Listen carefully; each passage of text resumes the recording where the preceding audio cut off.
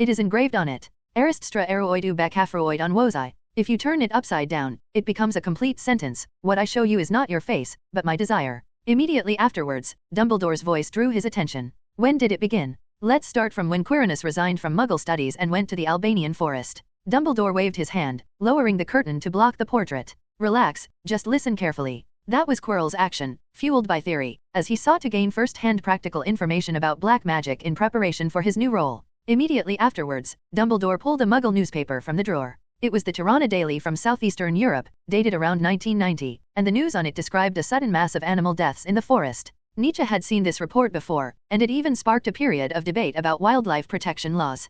Quirinus was originally an expert in Muggle studies, so he naturally saw the news. He planned to go there to deal with some dark creatures or life-draining dark wizards. So he was threatened at that time. Nietzsche reacted quickly. That's right, and that person is just as you deduced a dark wizard from the last war, far more dangerous than an ordinary dark wizard. In the wizarding world, the only ones more feared and loathed than dark wizards are the Death Eaters, as Ron Weasley described. They adhere to the tenet of absolute pure blood and hierarchy, so most of them are either purebloods or half-bloods of noble families. The Death Eaters were almost all Slytherins, which led to Slytherin's extremely poor reputation before Nietzsche arrived. As I said, we have no choice but to let fate push us forward, child. Dumbledore took off his glasses and wiped them with his sleeve. And Quirinus is no different from those animals now. The old man lowered his head, his eyelashes trembling slightly, but he still did not show any signs of weakness. It was as if he had seen too much in his life, to the point that Nietzsche felt a slight indifference, a self-protective mechanism, a brief escape, when faced with helplessness. Hagrid is an honest man. He's just showing off to me how many great people he knows among his elders.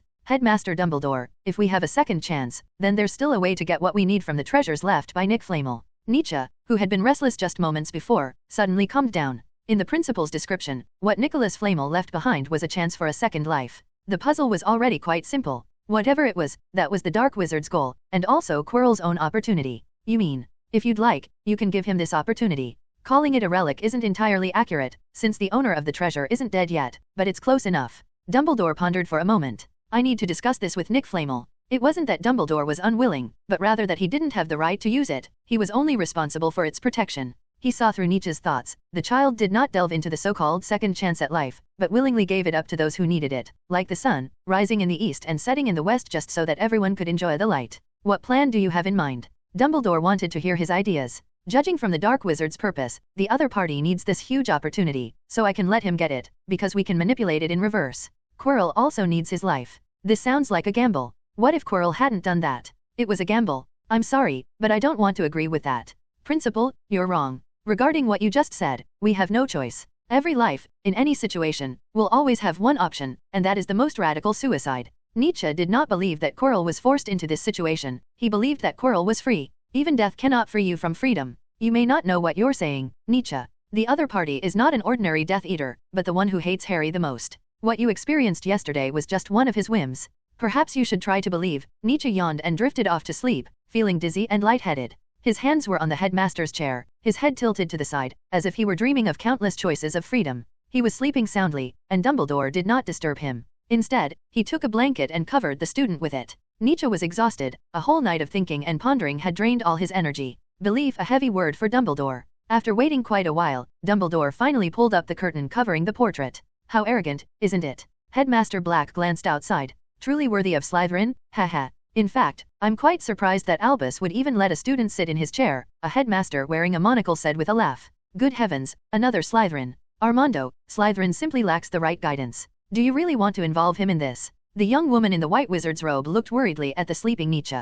He has done enough, at least you can confirm his identity now. The principal spoke in hushed tones, even Principal Blake, who had just had a sullen face. It seemed they had only been trying to scare the student. After all, now they could only dart around in the portraits and find their own amusement. But he doesn't want to give up on others, you know. Dumbledore's expression was complicated as he rubbed his crooked nose. He has already surpassed many people, and I must say, his plan is very tempting to me. No, you can't let a child face that kind of guy. This is my choice, my freedom, and Nietzsche's freedom. We insist on doing so. Phineas was the most irritable. He angrily pounded on the armrest and sat there cursing at Dumbledore. You old geezer, you clearly can't stand to see Slytherin doing well. We finally have a genius, and you want to send him to his death, or rather, send him to meet a heartless madman. Wait a minute, don't you always say that madman is actually pretty good? Armando interjected. Phineas Black was immediately rendered speechless. Dumbledore picked up the empty water glass from the table, smiled helplessly, refilled it, and then took out a bottle of dreamless sleep. Hey everyone, welcome to our channel, and thank you for your support. If there's a favorite novel on the channel and you want the next part, you're just one step away. Become a Patreon member and I can make it depending on your tier. Thank you for your attention. Potion from the side and dripped a few drops into it. After finishing his drink, he sat on the sofa behind Nietzsche and closed his eyes to rest. Today is Sunday, no classes. Professor Snape sat in the empty classroom for a long time, but Nietzsche didn't come. So he simply closed the door, hugged his lame leg, and started making healing potions by himself. It wasn't Nietzsche who knocked on the potions classroom door again, but Professor Quirrell, who was wrapped in a headscarf. Hermione couldn't find Nietzsche in the library either, so she had to search for information about Nicholas Flamel all by herself. I don't want to watch anymore, I feel like throwing up. At least we can't let Nietzsche do everything by himself. Harry, go and get me the history of modern magic and outstanding wizards. In the Slytherin common room, several upperclassmen who had been punished by Snape were thinking of secretly settling scores with Nietzsche, but they waited for a long time and he did not return, and there was no one in the dormitory. Theodore sent Hubble with a few men to tour the castle, intending to remind Nietzsche to be careful on his return. On the day he wasn't at Hogwarts, everyone seemed busy, but they all felt like something was missing. No one expected that the person they were anxiously waiting for was now sitting in the principal's office, sleeping without a conscience. Thanks to Principal Dumbledore for the sleeping potion. At least Nietzsche didn't have to drag his tired body back to his dormitory to deal with those inferior people. A mere 8,000 words, not worth mentioning? After that, I'll just follow the plot and occasionally add some filler to relax. By the way, I'll prepare for the book group after I finish writing the first book. Chapter 49. So the little snakes reassessed everything. Sorry for the wait, everyone. It's perfectly normal to have a mirror in the principal's office, but who would have a mirror that's 2 meters or even taller, and that's usually wrapped in gauze? Even so, it couldn't conceal the golden border with its intricate patterns and the claw-shaped supporting feet. Nietzsche didn't stretch and wake up from his chair until almost dinner time. His hair was messy and his clothes were askew from his sleeping movements. He decided to borrow the mirror. Aristella Aru Ai Tubk for Ru8 Ang Vox. A positive translation is a long list of names, while a negative translation is a warning. When he actually looked in the mirror, he realized it wasn't a hoax, because Nietzsche didn't see his own reflection, or rather, he didn't see a single person. The background has also changed, from a circular room to a street. This is the mirror of Arist. I don't know who made it or in which century it was created. Dumbledore sat on the sofa, looking at him blankly. It can reflect a person's deepest desires. Is it a predetermined outcome? Unfortunately, that's not the case. Nietzsche thought it was something like time travel, seeing what his future self would look like, but it was clearly not. Judging from Dumbledore's description, it seems more like a fantasy toy allowing people to see their most powerful desires being fulfilled and to indulge in fantasy world to escape reality. What did you see? Dumbledore seemed not to have recovered from the dreamless sleeping potion, and sank into the sofa.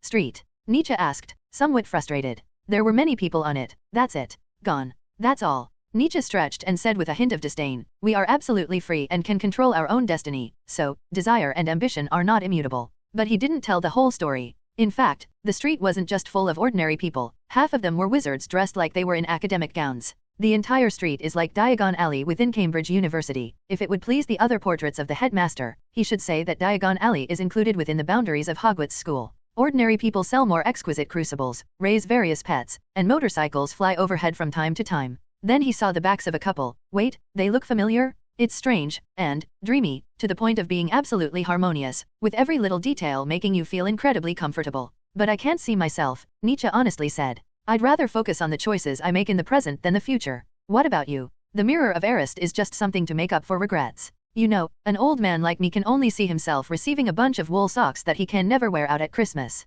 Dumbledore then added, however, it's not good to dwell on the past all the time, so I'm going to move it out of the office. Oh, I thought Professor McGonagall, you know what I mean. Nietzsche turned around and winked playfully. Wool socks represent family affection. Perhaps Dumbledore is lamenting that no one cares for him or loves him, and that he can only sit alone at school on Christmas. It wasn't until Nietzsche left the headmaster's office that Dumbledore came to his senses, chuckled to himself, and muttered a few words in German like little bastard. The weather is getting colder now. The outdoors at Hogwarts was filled with white. It looked like it had been snowing all day. The snowflakes were large, but that was normal, since Christmas was just over 30 days away. No matter how biting the wind was outside, it couldn't penetrate Hogwarts Castle. After finishing Monday morning's classes, the young wizards immediately crowded into the places in the castle with fireplaces: the Great Hall, the Common Room, and the library. Of course, one could also be like the Weasley twins, being taken to the office to sit for violating school rules. Be careful, I heard those shameless upperclassmen are planning to make a move on you when you leave school. Theodore was focused on the chessboard. In the magical world where entertainment is scarce, the only things that can help students relax are Gobstone and Wizard's chess.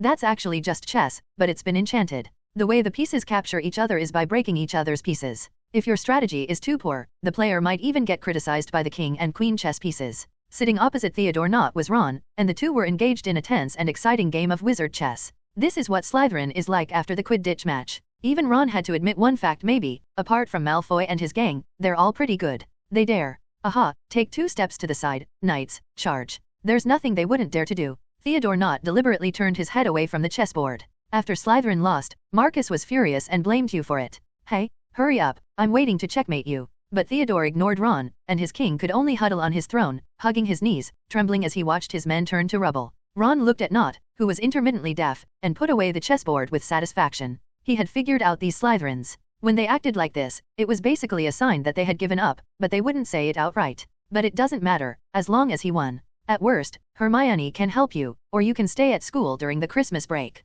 Looking at Ron's familiar response, one might mistake Knott for a Hufflepuff. Ever since that Quidditch incident, many Gryffindors have witnessed Percy Weasley and Nietzsche shaking hands. That's the Weasley family. You know how much they and the Slytherins don't get along. Don't try to drag me down with you. Why don't you go help him yourself? Hermione sat at the head of the long table, with the others on either side of her. I don't want to go home covered in injuries. Then give me back my things later. Don't even think about it. How many more times do you want to go to the principal's office, Nietzsche?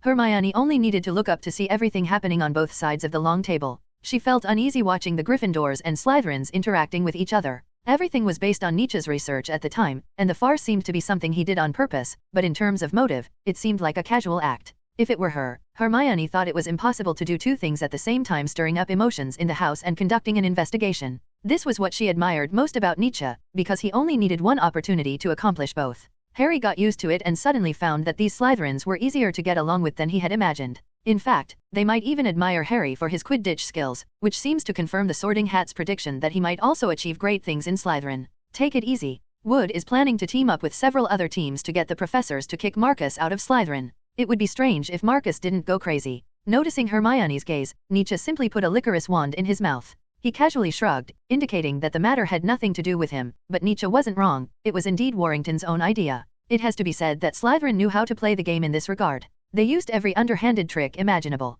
But Hermione's warning was not wrong either, because Slytherin's treachery had not changed, it had simply become a kind of righteous treachery under Nietzsche's influence. It evokes a sense of déjà vu, like a legitimate plundering ship and the British Navy beating up the Spanish fleet. He deserved it. Ron waved his fist, his eyes searching for the next wizard chess challenger. If you ask me, this guy who only wins by cheating should have been, what was that muggle guy's name again? Get out of the game? Knott reminded him. Oh right, that's right. If Quidditch didn't have so few substitutes, there should have been a rule to send someone off the field long ago. It's called a red card during a match, but now it should be called a lifetime ban, said Dean Thomas of Gryffindor. Looking at his excited classmates, Nietzsche was momentarily dazed. He casually pulled Knott aside and asked in a low voice, "Don't tell me this has nothing to do with Warrington." Of course, this is a great opportunity. Now everyone sees how Marcus won. Knott nudged him with his shoulder and grinned slyly. We know, we'll never play the game with pureblood rules. Nietzsche Holmes, hiss. At first, the little snakes of Slytherin didn't quite understand. But Warrington later proved this statement with his actions.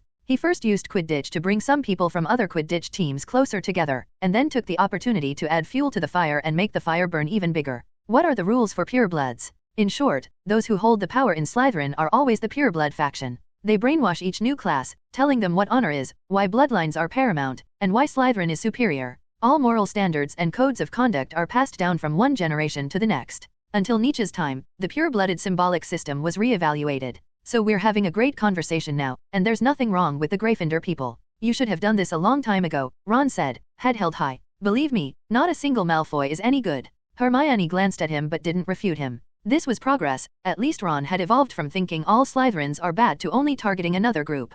At least he was willing to play chess with Slytherins. Although he also enjoyed the thrill of winning against the Slytherin students. Enjoy it, at least you don't have to be so petty. Nietzsche patted Knott on the shoulder and said with a smile, maybe it won't be long before Harry, you won't have to worry about being deliberately bumped into by someone. In the auditorium that serves as a study room, they have become a real sight to behold. Even the Ravenclaw students were taken aback. It was the first time they'd seen Slytherins and Gryffindors sit together for more than 5 minutes without any conflict. No, there was some. Ron Weasley and Slytherin would always have a war of words before playing chess. They called it momentum. So, are you still planning to go back for Christmas? Harry Potter smiled broadly. He had just finished chatting with a little snake about Quidditch. Of course I have to go back. I hope those people won't block my way. His face was fuller than when Nietzsche first met him, and his hair was shorter, making him look very energetic. When he heard the Slytherin people talking about those expensive flying brooms, his emerald green eyes were filled with curiosity. For him, perhaps his real campus life has only just begun. Chapter 50 Christmas Nightmare, Part 1. By mid-December, everyone was looking forward to the holiday. As Christmas approaches, the school appears even more magnificent. The cold wind blowing through the corridors makes the potted fir trees along the walls sway back and forth, causing considerable trouble for students during class. These decorations were all dug up by Hagrid from the Forbidden Forest and then moved to the school. Draco's mood worsened day by day. Seeing the hostile and disgusted looks in the eyes of the half-bloods and muggles was even more painful than being mocked by Harry. He would rather watch Slytherin lose again. Marcus planned to go all out again. He intended to make his move when Nietzsche left the campus and waited for the Super Express at Hogsmeade Station. "Don't worry, I guarantee you won't be expelled.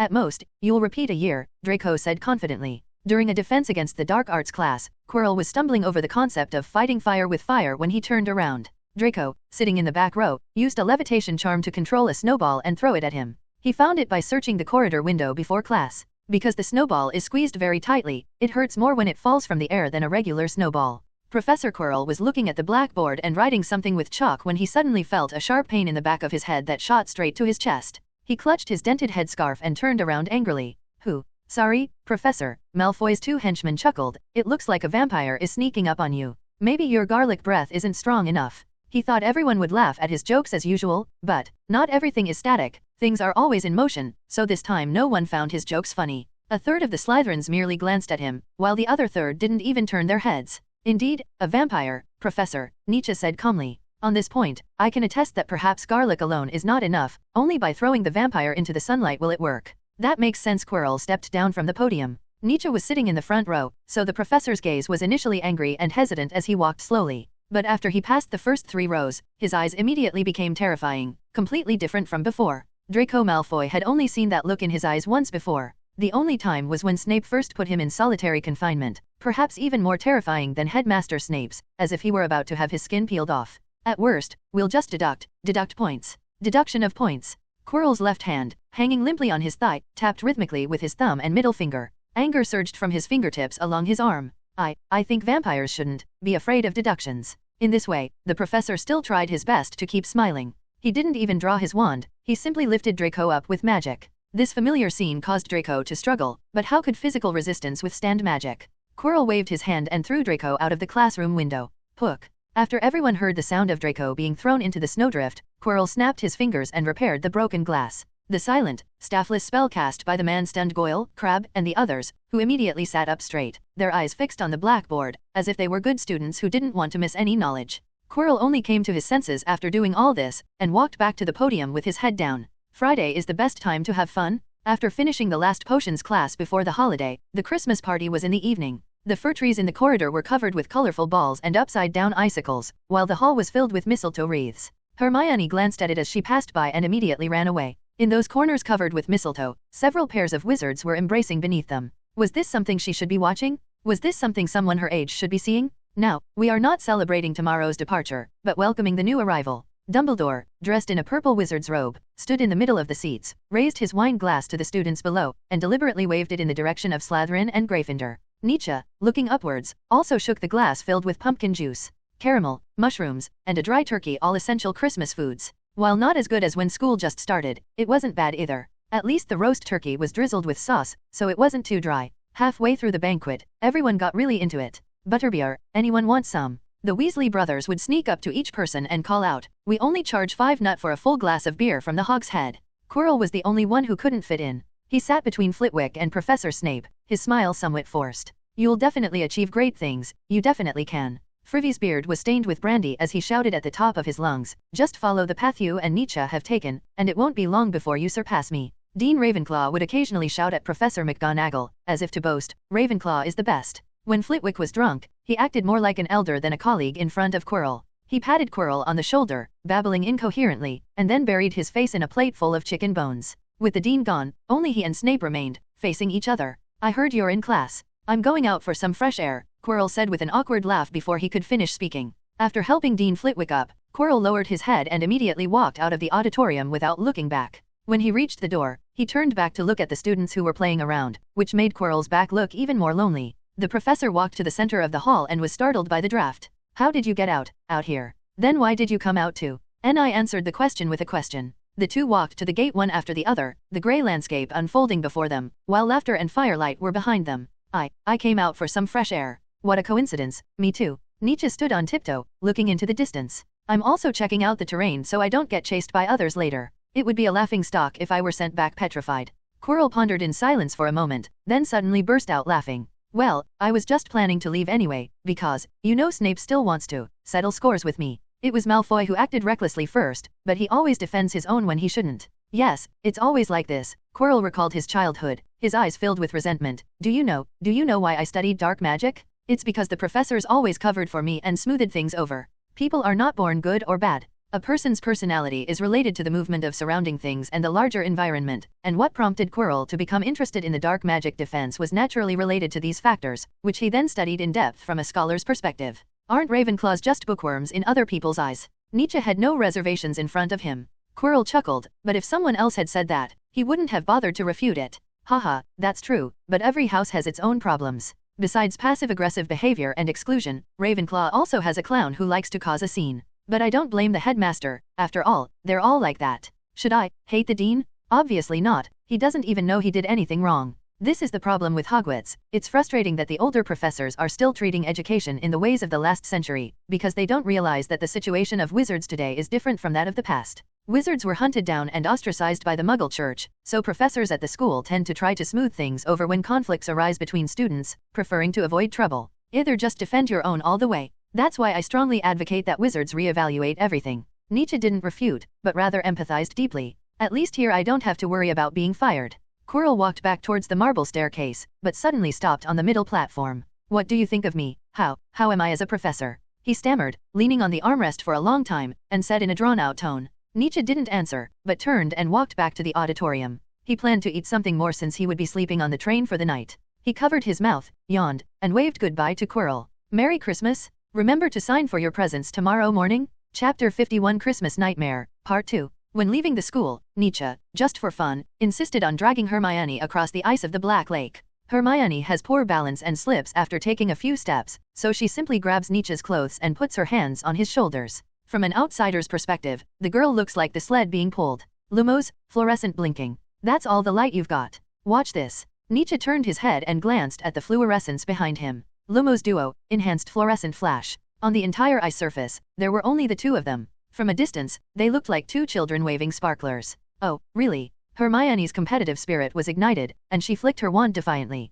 Lumos Massima, superluminous. Humph, sorry, I'm 1 point ahead in charms class. Hermione smiled when she noticed that Nietzsche hadn't made a move for a long time. Are you kidding me? Does she spend all her time in the library just to sleep on the table like those little lions? To be fair, the atmosphere in the library is indeed very conducive to falling asleep. It's quiet, and there's the natural white noise of turning pages, so it's no wonder that many Gryffindors and Hufflepuffs get sleepy just sitting there. Do you know what wizards need to be careful about when casting the illumination charm? Don't accidentally light your wand. Hermione could practically recite everything Professor Flitwick said in class. Why? Don't actually burn your wand just to show off. For wizards, in that dark age, light was such a rare thing. So the wizard's creation of this spell came from soul, which led to the creation of higher-level spells. Hermione thought about it and realized she hadn't heard Professor Flitwick say anything about the illumination charm. Could it be that I missed Professor Binz's key points? Or did he tell you this privately? Of course not. How would McGonagall, the charms and transfiguration professor's favorite, know about Quirrell and my research? Nietzsche cleared his throat, taking a deep breath. Lumos solemn, daylight. In fact, language itself is a kind of symbol. When people utter a word, their subconscious immediately makes associations, and this is the connection between wizards and language. In the center of the Black Lake, a burst of silvery sunlight suddenly appeared, dispelling the surrounding darkness and making the withered ivy in the depths of darkness clearly visible. This light even dispelled the cold. At the microscopic level, molecules begin to rub against each other under the influence of magic, causing the energy of light to manifest as heat. Sorry, I should be ahead in charms class too. No, that doesn't count. At most, it should be defense against the dark arts plus 1 point. Hermione squinted, the sudden flash of white light making her startle. Nearly an hour passed before the station lights finally appeared, as the two were playfully bickering. The Hogwarts Express stopped at Hogsmeade Station, and orange lights shone from the windows, casting orange squares onto the white snow. Nietzsche noticed the footprints along the edge of the platform, and several of them were heading towards the edge with the toes of their shoes pointing towards the woods outside the platform, rather than towards the train doors.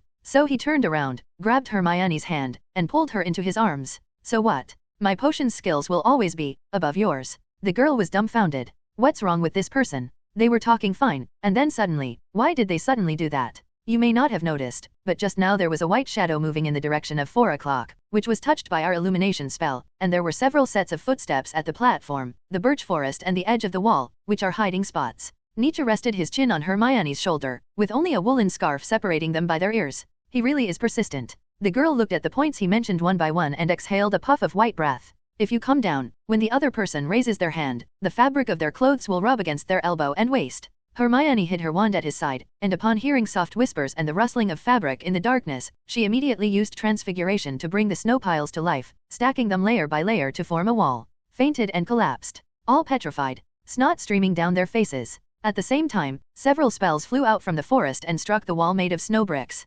Nietzsche, on the other hand, was like a World War II veteran, hiding in a trench made of snowdrifts. Facing the enemy's attack, he only hurriedly stuffed a licorice stick into his mouth and looked up at the starry sky. And now? Hermione asked, brushing the snowflakes that had splashed onto her curly hair. Lower yourself down, and lie down with me for a while now. Nietzsche pulled down the scarf around her neck, pretending to be casual, and said, I insist on doing so, and all you can do is wait. Wait to die? My God, what a perfect plan. Hermione tried to retaliate, but as soon as she showed her face, a red spell flew over and blasted a large hole in the snow. Ever since she sat next to Nietzsche, a series of events had been non-stop, and this was even more true when she arrived at Hogwarts. She thought she could curb Nietzsche's behavior, but she never expected that things would be completely out of her control. That's great. Hopefully, when she goes back, her parents won't see Hermione missing an arm or a leg on Christmas Day. You're dead, I swear. Marcus's voice came from the front of the platform. He sounded very angry. It's all because of you, Nietzsche? I don't care if I have to repeat another year. Then let's give it a try, you idiot.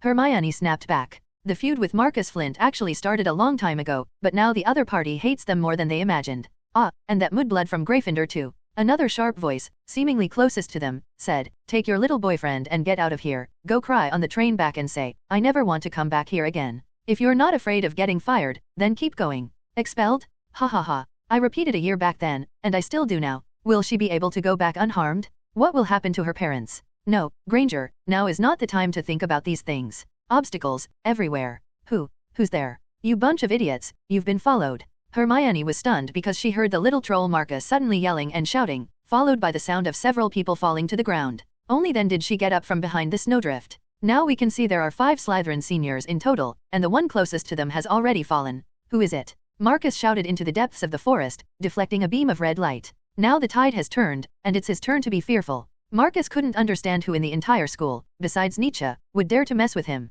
He didn't take those lower-year students seriously at all, and the only one he had a clear grudge against was C. Warrington. He roared as he hurled an attack into the shadows. Warrington, I know it was you who did this. The other person's body appeared out of thin air, dodging Marcus's spell. Hermione recognized it as the disillusionment charm. Along with Warrington appeared several upperclassmen, some of whom were faces Nietzsche had never seen before. Immediately afterwards, a dozen or so students quickly stepped out of the steaming express train and stood at a distance. Dry Percy, you really are with him after all. Terence Higgs, I don't think I was planning to take your seeker position. Ha ha ha, are you going to betray me too? Huh. Terence was a gentle-looking wizard who merely smiled at Marcus's furious rant. If Captain Warrington was replaced back then, it's only a matter of time before I am too. To be honest, I'm already quite unhappy with the way you've secured victory for Slytherin. Nietzsche nodded to Hermione and was the first to emerge from the snowdrift trench. After the Slytherin match, he heard from Warrington about the Seeker, who had been quite unhappy during the match and had not resorted to tricks, adhering strictly to the rules and not seeking to cheat. So when Marcus knocked Harry off balance, he didn't immediately seize the golden snitch.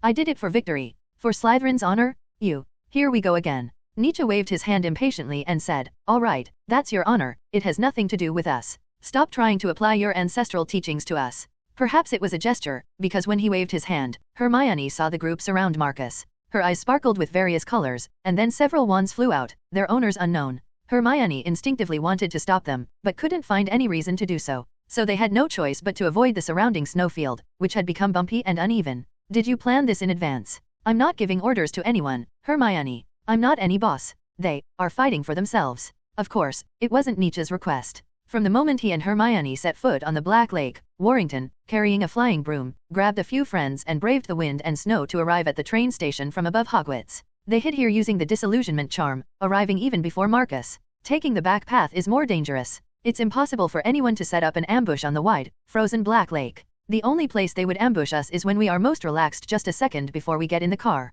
Hermione couldn't believe that if Nietzsche hadn't noticed the white mist's projection on the snow and the footprints, the curse would have struck from behind the moment she stepped onto the train. This is equivalent to being surrounded by thugs at the alley entrance right after graduating from elementary school. Ugadium Leviosa. Nietzsche keenly noticed that a Slytherin wanted to attack Hermione, so he used the levitation charm to make her float. The levitation curse. No, according to Quirrell, this should be an advanced strangulation curse. He turned to Hermione and said, "You go up first, I just want to ask you something." "Okay, remember the train's departure time. You only have 20 minutes. Hermione shook her head helplessly, turned and walked halfway, then turned back to look at him seriously and said, "We're different from them. Remember your limits." The crowd automatically made way for Hermione, who put her hands in her pockets and boarded the train. Without the protection of the ironclad charm, the wizard was helpless against Nietzsche's levitation charm, just like an ordinary person encountering a dark wizard. To prevent the spell from being cast without a staff, both of his arms were twisted and dislocated. Because the person couldn't open their mouth, their screams could only circulate in their throat. I've said before that I won't stop you from staying in your own little circle and playing your own power games and underhanded tactics. But it's a different story if you keep standing in our way. You want to destroy Slytherin, you want to destroy it. Marcus struggled to break free of the ropes binding him. Nietzsche spat out a piece of licorice root, making a sucking sound like he was teasing a dog. Flint, when the new era arrives, the last man will stay in his own land and at most spend some galleons. If he blocks the way, he will be mercilessly crushed by the wheels of history. By the way, you don't know what a will is. How can this be considered ruining Slytherin? Nietzsche made it better. The person who was hung up was the one who was first knocked down. Yes, it was the wizard who called Hermione a mudblood. He suddenly felt his arms go free, hanging limply at his sides. Then, it felt as if a tightening rope was being pulled over his throat, and fear shot from his eyes. He'll die. He'll just be hanged like that. If you contract it just a little more, the larynx will break. What do you want? Money? A voice in Slytherin? A prefect? Nietzsche suddenly smiled, lowered his right hand, and released Slytherin, who was floating in the air. The treatment lasted about 3 days, and the psychological recovery took about 6 months.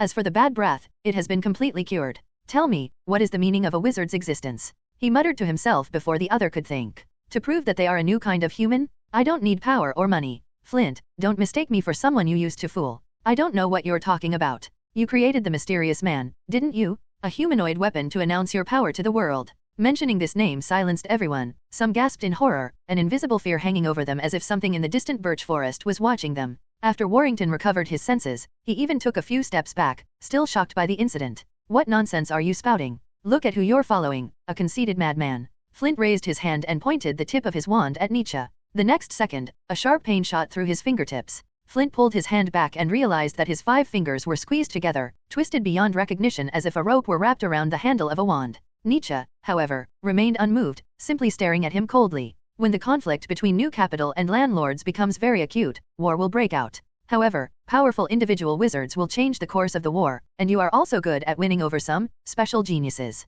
Purebloods don't care who wins or loses, all you need to do is leave an unhealable wound in the magical world. Sherlock's words reminded Nietzsche that the situation of wizards was different from that of the outside world. Their long-term isolation had led them to develop a complacent attitude. After witnessing the sorrow and pain brought by war, they did not rush towards the enemy in anger, but instead chose reconciliation. This weakness is precisely the reason why the purebloods still exist. In other words, wizards possess the ability to change the course of events, yet they are nearsighted. Is this true? Warrington wanted to forget what he had heard earlier that day. Who knows? Nietzsche tilted his head. At least he won't be captain next year, Captain Warrington. It's strange, why are dark wizards trying to disrupt the balance between the British government and the wizarding world lately? He boarded the train without looking back, entered Hermione's carriage, and gazed through the window at the crowd gathering again, lost in thought. Flint was right about one thing: Warrington and his ilk wanted to find someone to follow and admire, but Nietzsche refused. He didn't want to become like that. Worship is not a good driving force. He wants them to be fully committed, so he must let them know that they are actually doing it for themselves, and not that they see everything as a means of surrender.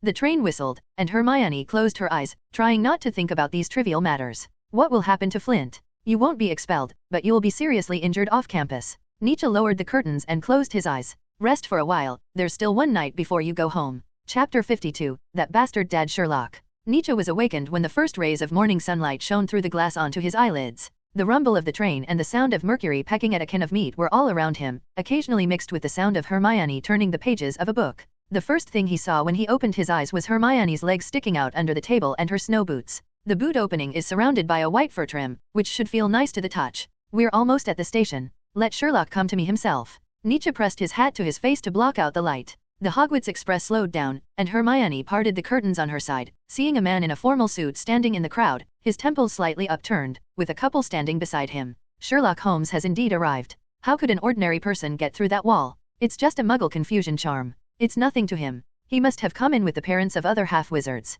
Nietzsche wished he could die in this carriage so he wouldn't have to work overtime. Okay, I thought my parents could come in too, Hermione said, sounding a little disappointed. Who wouldn't want to see their parents standing in front of them at the train station, opening their arms to welcome them after just 3 months at school? But she quickly realized why. The Grangers were dentists, a typical middle-class family in Britain, and the middle class is often the most conservative. They were worried about breaking the rules of the wizards. On the platform, Watson noticed that many people kept glancing in their direction, so he would occasionally straighten his collar and then roll up his sleeves to check his watch. Finally, Holmes couldn't hold back any longer, so as soon as the train doors opened, he said, "They're not country bumpkins, Watson, they just never interact with the outside world. I was just checking the time." He felt uneasy, so he added, "Besides, didn't you notice the curious looks from the wizards around us when we went to Gringotts to exchange money? Those wizards didn't even know much about paper money and coins, while the goblins were used to seeing these things." After a while, the group finally saw Nietzsche and Hermione getting off the train. Watson instinctively stepped forward to lift their luggage, while Sherlock put his arm around them.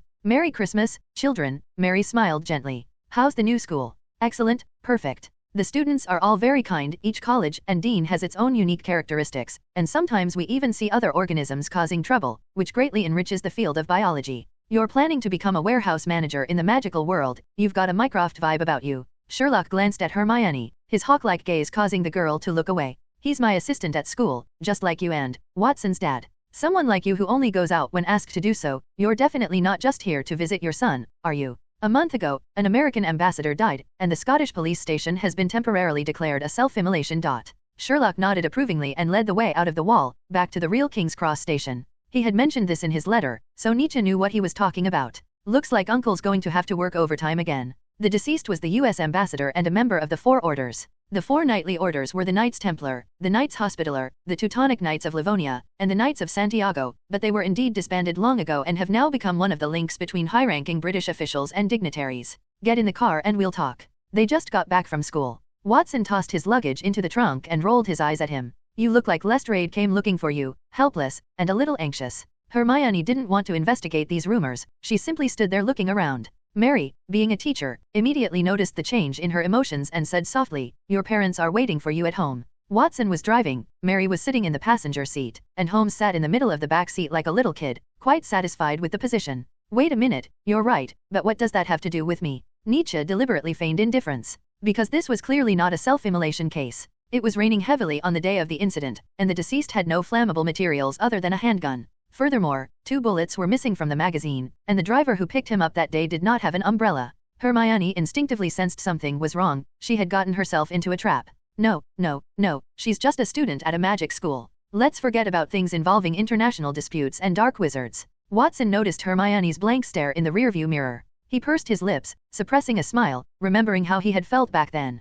The deceased must have been soaked before being burned. What kind of spell can summon flames? Nietzsche frowned, deep in thought. "Hermione, isn't your charms class the best? Don't give me that." Hermione turned her head away. "It seems even Professor Flitwick's favorite student doesn't know. I'll go back and check again. There are many spells that can summon flames, such as the fire spell and the Lily of the Valley fire spell that can burn underwater. If the corpse is well preserved, then we can rule out the fiend fire spell. You would know this if you had read a little beforehand." Watson shook his head slightly. It seemed that McGregor hadn't managed to stay calm in the end. "That's normal, considering how young she is. It's not that we can ignore it in the future, but over time we'll get used to the Holmes family's roundabout provocations." Watson continued. Following her words, the internal organs were completely carbonized, but the clothes on the body's exterior were preserved better than the skin, so the ignition point was inside the deceased's body. No one wanted to believe that a person's body could suddenly catch fire. They preferred to believe that the clothes were put on after Ambassador Standish had been completely burned to death, while the body was still hot. The problem is that this is completely unnecessary, and there's even the worry of leaving clues on the clothes. There is no crime in this world that is so perfect that it leaves no trace. Since it does not conform to the behavioral norms of ordinary people, then I need the 2 of you. Would you like to go out and relax during the holidays? Sherlock suddenly said to Hermione. "I think she wants to spend time with her parents." "We've arrived." Hua Shang parked the car at the edge of the residential area. Hermione dragged her luggage numbly, crossing the wooden houses one after another, and finally arrived at the land belonging to the Granger family. When she saw her mother standing under the eaves, she immediately forgot about what had just happened. Hermione's heart melted when she saw her mother wearing gloves and standing at the door, gazing into the distance. Nietzsche watched silently as Hermione opened the gate to the yard and rushed into her mother's arms. He remained silent until the car stopped on Baker Street, his index finger rhythmically tapping on the doorknob. Everything outside the window appeared in his eyes and then quickly disappeared. Malfoy, Flint, Greengrass, and Parkinson, that's all for now. Have Uncle Mycroft check if these family names appear in historical documents, the more detailed the better. They're from the magical world. Families that believe in wizarding supremacy and bloodline theory will only benefit if the British government and the Ministry of Magic become hostile because of these cases. Besides, he rubbed his brow wearily. Nietzsche's negative emotions only surfaced after Hermione left. You can use your Cambridge University graduate status to keep an eye on some people at Oxford University, some of whom can correspond with wizards. The letters containing the ingredients for the potions that Sherlock found at the beginning were sent by the wizard to some of them, and the locations and identities of the dead were told to the dark wizard by them. Sherlock let out a long sigh of relief, his vision suddenly clearing as he finally used his Nietzsche fan to blow away the fog before him. By the way, Merry Christmas, I received your gift. Nietzsche had been preparing this great gift for 3 months, and it was finally delivered to him just now. Chapter 53, The Bustling Baker Street 221B. Merry Christmas, Mrs. Hudson, you too, little Nietzsche.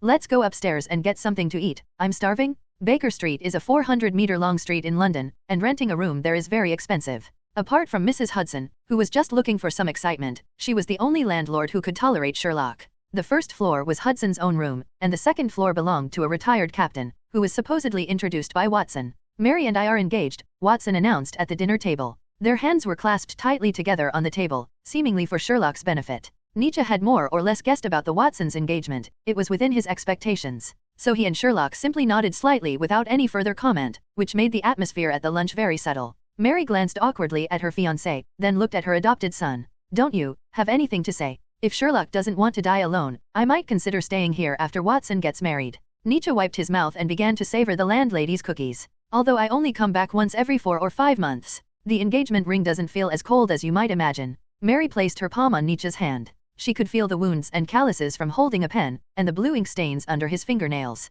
She was an independent yet gentle woman. To be honest, Watson did need a safe haven to rest, his life had been dangerous enough in the first half. You can live with us. Mary took this very seriously. But Nietzsche first glanced at Sherlock, who was bowing his head and remaining silent, and then thought for a moment before answering. He is currently investigating a case involving wizards, and I am worried that there might be a dark wizard. If anything happens to him, at least I can be there to see him off in his final moments. Mary's smile gradually froze. Wait a minute, shouldn't the detective be protected in this situation? Sherlock retorted expressionlessly. The other party is a dark wizard who comes and goes without a trace, and I am just a student. Nietzsche rolled his eyes and imitated Snape's expression, so in this matter, at most I will leave you with a whole corpse. The topic naturally shifted between the two. There are some things that only Shylock can understand, not that he can empathize with Nietzsche, but that only he knows Nietzsche's mind. Mary was somewhat disappointed. Nietzsche's answer was unexpected. Logically, Nietzsche should have been very excited, because for an adopted child, being able to truly live with their parents is a happy thing. Why? Oh my God, what will I do after Watson leaves?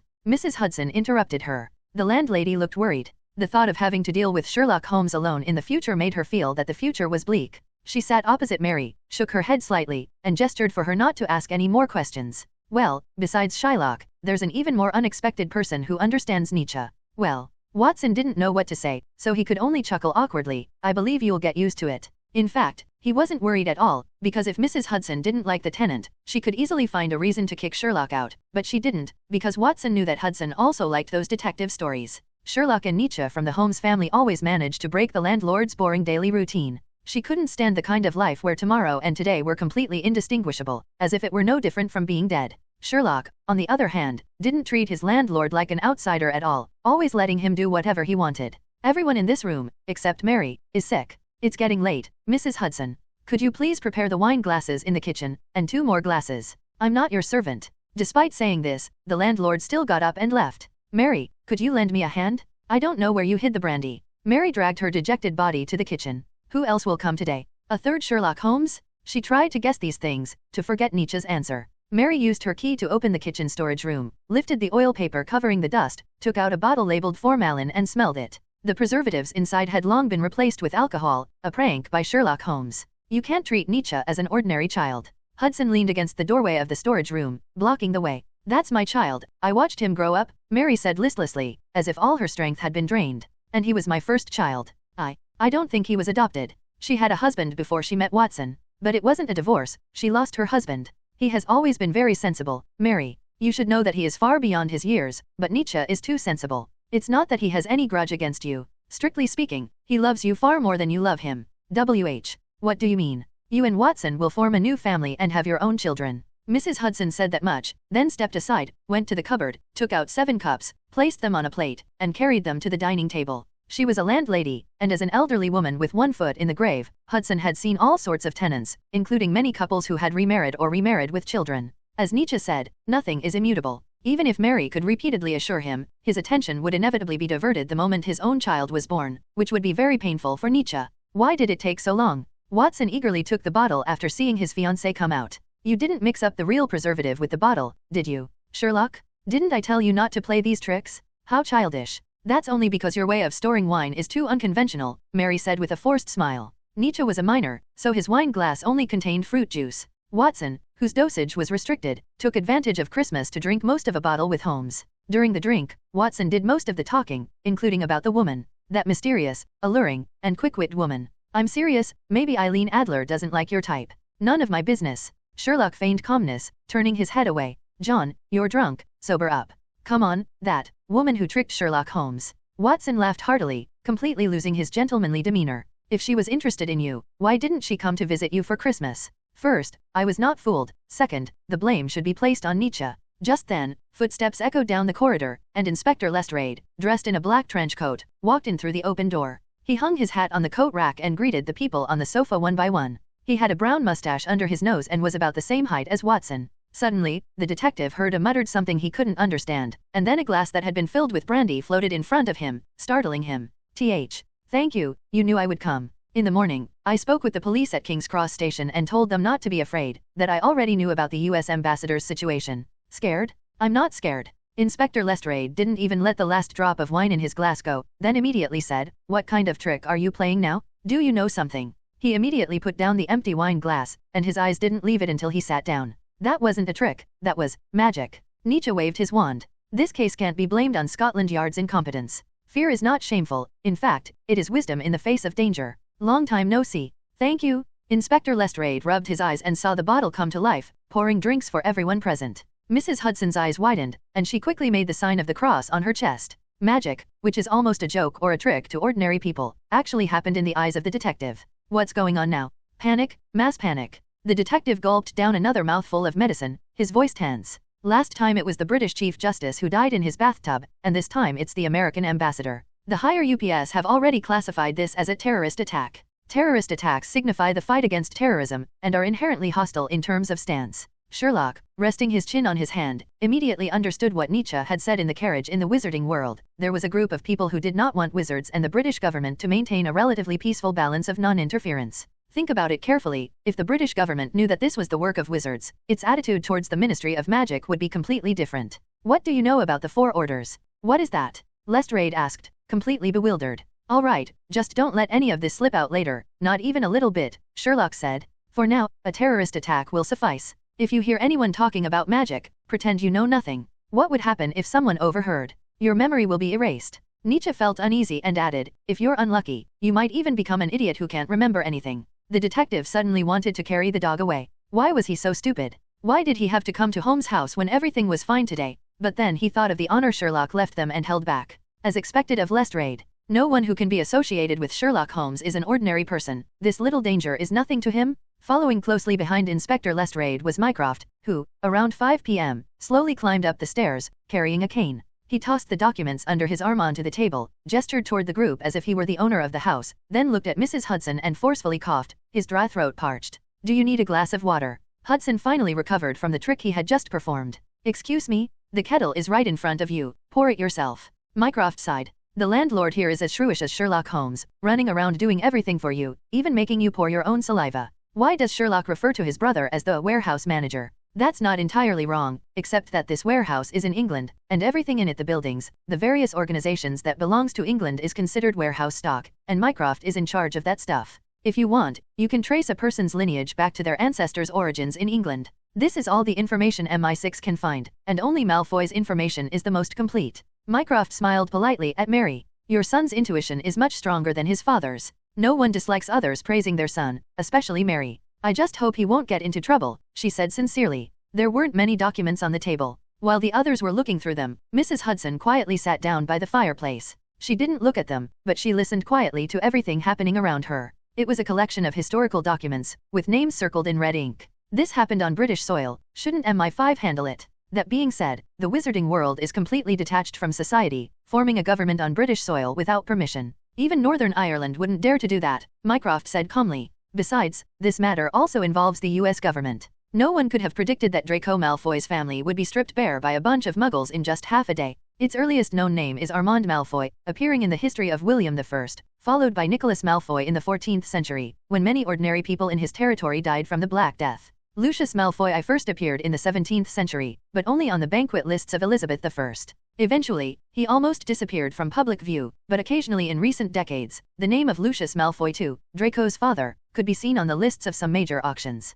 Parkinson and Flint are very rare, and they appear almost occasionally alongside the Malfoy family. The materials also mention early British currency and land ownership, which began to slowly disappear before the Industrial Revolution. The Law of Secrecy of the International Confederation of Wizards was enacted in 1692 to prevent the existence of wizards from being known to ordinary people, hence this decree, Nietzsche said. And in the later stages of the Industrial Revolution, there were very few landowners in the land relations. The enactment of the secrecy law serves as a dividing line. Since then, information about wizards has become increasingly scarce. Regarding the early land consolidation issue, it is clear that Malfoy cashed out all of it beforehand, converting it into gold. The wealth he gained from England secured his status in the wizarding world, which subsequently led to his becoming a pure-blood wizard. In other words, Malfoy himself was a mixed-race man. Uncle, could you make a copy for me later, just in case? Nietzsche grinned from ear to ear. Could we plant a listening device? Watson had a wicked idea. Since the murderer is connected to them, we can sneak up on them when they attend other banquets. No, wizarding magic would completely interfere with information.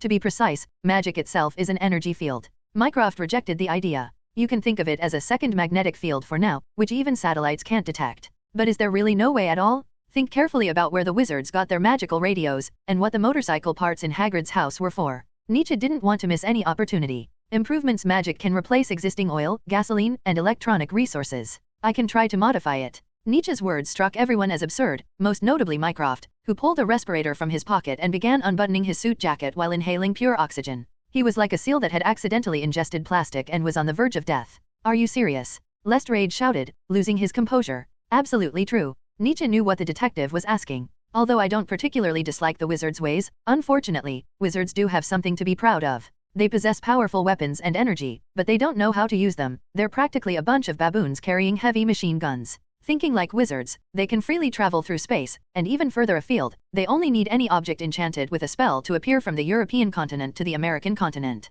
Mycroft became serious. Clearly, the British government must not be led astray and antagonize the wizards. Whether out of humanitarian considerations or from the government's perspective. I don't understand. It's just, why do they go to such lengths to make the two sides hostile? Under Mary's gaze, Watson pulled out a notebook and wrote down the key points of the conversation. Well, it seems her husband hasn't changed his habit of living with Sherlock at all. In Watson's view, wouldn't the purebloods be better able to plan their interests if the two sides cooperated? His idea was correct, but not rigorous enough, because Watson's idea was always that of an ordinary person, so the purebloods' perspective was always that of a wealthy boss, the mastermind behind the scenes. Not entirely correct. You've overlooked one condition: magic cannot be monopolized, every wizard has it. So the purebloods' motivation is control. Once the outside world communicates with the wizards, the wealth will definitely not belong to them alone. Their way of thinking is stuck before the 18th century. It's the old world landlord mentality. Bingo. Nietzsche clinked glasses with Sherlock. Once the three Sherlock Holmeses were assembled, everything came to light. Nothing could stop Sherlock, Nietzsche, and Mycroft. For those dark wizards, it was an honor.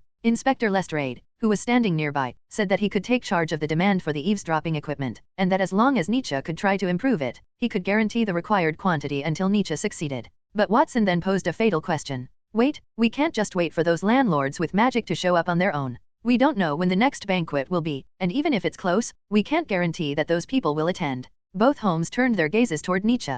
Here, he is the only wizard who has access to those people. Nietzsche looked at the worried Mary and didn't know how to start. What should he say? Could it be that he had actually made enemies with those purebloods at school long ago, and they were hoping he would be hit and killed by an out-of-control flying broom as soon as he stepped out of the door, and even planted listening devices near them? Nietzsche slapped his head in frustration. If I had known, I wouldn't have kicked Draco out of the dorm. An enemy. Malfoy, wait. I know a few wizards who, although pure-blooded, are mortal enemies of those landlords, are pro-muggle, and their fathers work for the Ministry of Magic. Perhaps they are a good candidate. In the Weasley family, Ron often talks about the conflict between his father and Malfoy. Okay, Ronnie, thank you so much, and thank you to your two brothers. Your father will surely love this Christmas present. I'll call Hermione later, she's the head of the first year in Gryffindor. Haha, the Malfoy family, huh? They won't go to jail even if they leave fingerprints on the murder wand, right? They always have an alibi, right? No problem, it's time for a little muggle shock. You, suppress the panic, you two are responsible for the murderer, and I'm responsible for stabilizing the relationship between the magical world and the government.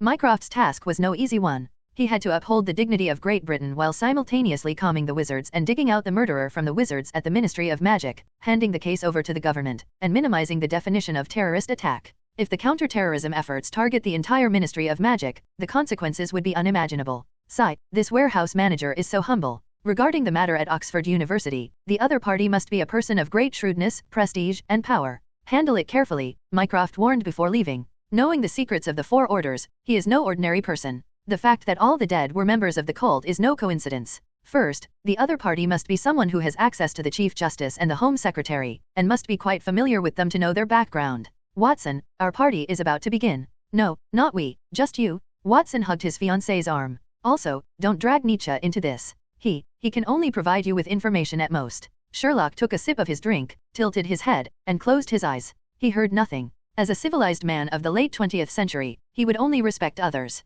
If Nietzsche wanted to participate, he would naturally respect them as well. Tomorrow, Eileen will make her grand entrance, lol.jig. Chapter 55. That woman. Hermione received a call from Nietzsche on Christmas Eve, but she didn't immediately agree. Although she knew Ron would agree to Nietzsche's request, Hermione, driven by a sense of worldly morality, didn't think it was a good thing. Secretly planting listening devices in someone else's house just sounded. Hermione lay on the floor, thinking all night but still unable to make up her mind. She was still somewhat hesitant. Good morning, Mean. Good morning, Dad. Mom, could you get me the pudding? The next day, Hermione, with her hair still wet and wearing pink star-patterned pajamas, plopped down next to her father, crossing her legs, completely lacking any ladylike manners. Wendell Granger sipped his Earl Grey tea, enjoying the warmth of the heater and his daughter's company while watching the morning news on television. Why don't you use some magic to make the pudding fly into your mouth, you lazy bones? Monica Granger started nagging as she watched her daughter clinging to the sofa like a snotty little bug. Students under the age of 17 are not allowed to use magic outside of school. Hermione suddenly thought of Nietzsche. Oh no, he definitely doesn't know the laws of the wizarding world. Hopefully, he didn't break the law by performing magic for his family yesterday, which was Christmas Day. Nietzsche, why didn't you say so sooner? The morning news on TV was about the murder of the U.S. ambassador. Not only Stan Dis, but also our Thomas Ross, the Chief Justice, was assassinated not long ago. After consultation with the president, we determined that these were deliberate murders, not accidents. Sir? You mean a terrorist attack? Shouted reporters outside the venue, holding up their old cameras. Not entirely correct. So what about the safety of the British public? Is there any evidence that the perpetrator won't launch a large-scale attack? The UK and the US will establish a temporary counter-terrorism force. This temporary emergency counter-terrorism force will be under the Counter-Terrorism Command Group of the Special Operations Department. After discussions within the cabinet, their leader will be Inspector Lestrade, who will be temporarily transferred to the position. However, the official in charge of external affairs did not reveal much, only repeatedly offering advice and warnings. The scene shifts to a sallow-faced, thin detective with shifty eyes. His black shawl is covered in white snowflakes, making his already short stature appear even more robust in this weather. But the reporters did not look down on him because of his height. This is Scotland Yard's top detective, who has solved countless cases and has been a famous detective for a long time. Sometimes, you're quite safe at school, but now it's really. Mr. Granger carefully tested the temperature of the black tea with the tip of his tongue. Hopefully, we won't have a second mortar incident here. He was referring to the attack on the Prime Minister's residence by Northern Irish military mortars 2 years ago. Hermione stared blankly at the television program, which seemed to encompass all the absurdities happening in the world. She wondered, if she had rejected Nietzsche's proposal, would an ordinary person have been able to catch the Dark Wizard? I'm afraid it will be difficult. If the Black Wizard is not caught, will the British government classify him as a potential terrorist? Hermione, with her keen political sense, sensed danger. Whether out of selfishness or a sense of righteousness, she could no longer refuse Nietzsche's advice. In a grander narrative, any morality was futile. Yes, the magical world. She didn't have time to go upstairs to change out of her pajamas, and just threw on a black trench coat before heading out. I suddenly remembered something. I need to go out for a bit. Where are you going? Are you coming back for lunch? Mrs. Granger shouted. It won't be long. Hermione pulled her collar tighter and rubbed her hands together as she walked out of the residential area. It would take about half an hour to walk from here to Baker Street, and with the bad weather and the difficult snow, it would probably take even longer. So Hermione ultimately chose to take the straight path. It cuts directly between Charing Cross and Holborn Street. She used to never dare to walk through alleys, as they were usually hideouts for thugs and street gangs. However, perhaps due to the weather, the usually bustling streets were now deserted, with only a few elderly beggars huddled against the graffiti-covered walls. Miss Tianyu. Just then, Hermione saw a woman with an umbrella and a mink collar bend down and casually toss several pounds in front of them, one side bearing the name of Queen Elizabeth II and the other the name of the inventor George. This woman seems to have a kind heart, but I don't understand why such a wealthy young lady would walk through such a back alley. Hermione wanted to continue on her way, but suddenly several middle-aged men stood up from the group of beggars. They all had some scars on their faces and put one hand in their pockets. Could you give us some money, sweetheart? They slowly surrounded the woman with ill intent, their voices trembling with coldness. You've already given it to those old men, so please have pity on us. The man facing the wealthy young lady noticed Hermione behind her but paid her no attention. Oh dear, they're too old to move, can't you healthy people go to work on your own? Consider it pitiful, but if you'd like, we can also show our robust side. Then I'm really lucky. The woman appeared somewhat shy and frightened. Want to take action? If she intervenes, she might receive a warning from the Ministry of Magic the next day, but if she doesn't, she can only watch innocent people be bullied. For Hermione, this is a trolley problem. She suddenly began to loathe the way the Ministry of Magic controlled wizards. I'll call the police. Hermione shouted, mustering her courage. You little brat, I don't have time to mess around with you. One of the burly men pulled a small knife out of his pocket and brandished it at Hermione. Now you can choose to get lost, or we're not willing to do any extra work. Hermione could guess that this extra income was some kind of criminal activity, kidnapping and extortion. But just as the other man impatiently tried to distract her, the woman flicked her right hand and grabbed the baton that had slipped from her sleeve. She first raised her knee and struck the man in front of her in his most vulnerable spot, then swung the baton backward. The person who had just been threatening Hermione immediately shut up. What came out of his mouth was not just a scream, but also saliva with teeth and blood streaks, which was particularly eye-catching in the snow. The woman stepped on the dagger that had fallen to the ground. Now, don't move. As the woman swung the stick, she also unsheathed the blade hidden inside. She turned around, ripped open another person's clothes, twisted them open, and pinned him against the wall. I told you I was lucky today. It turned out to be a retractable dagger. She pressed the blade against the man's throat with one hand while pulling out his wallet from inside his clothes. Faced with this imminent threat, the man immediately raised his hands with the smoothness of a seasoned veteran, clearly having been treated to judicial milk tea by the police many times. His face was filled with regret and pain. I never expected it to be such a thorny thorn, not even a rose with thorns. Get out. Hermione watched as the two thugs tumbled and crawled away. When the woman turned around, Hermione realized how beautiful she was. The woman simply brushed off some unseen dust and looked at Hermione with a sweet smile again.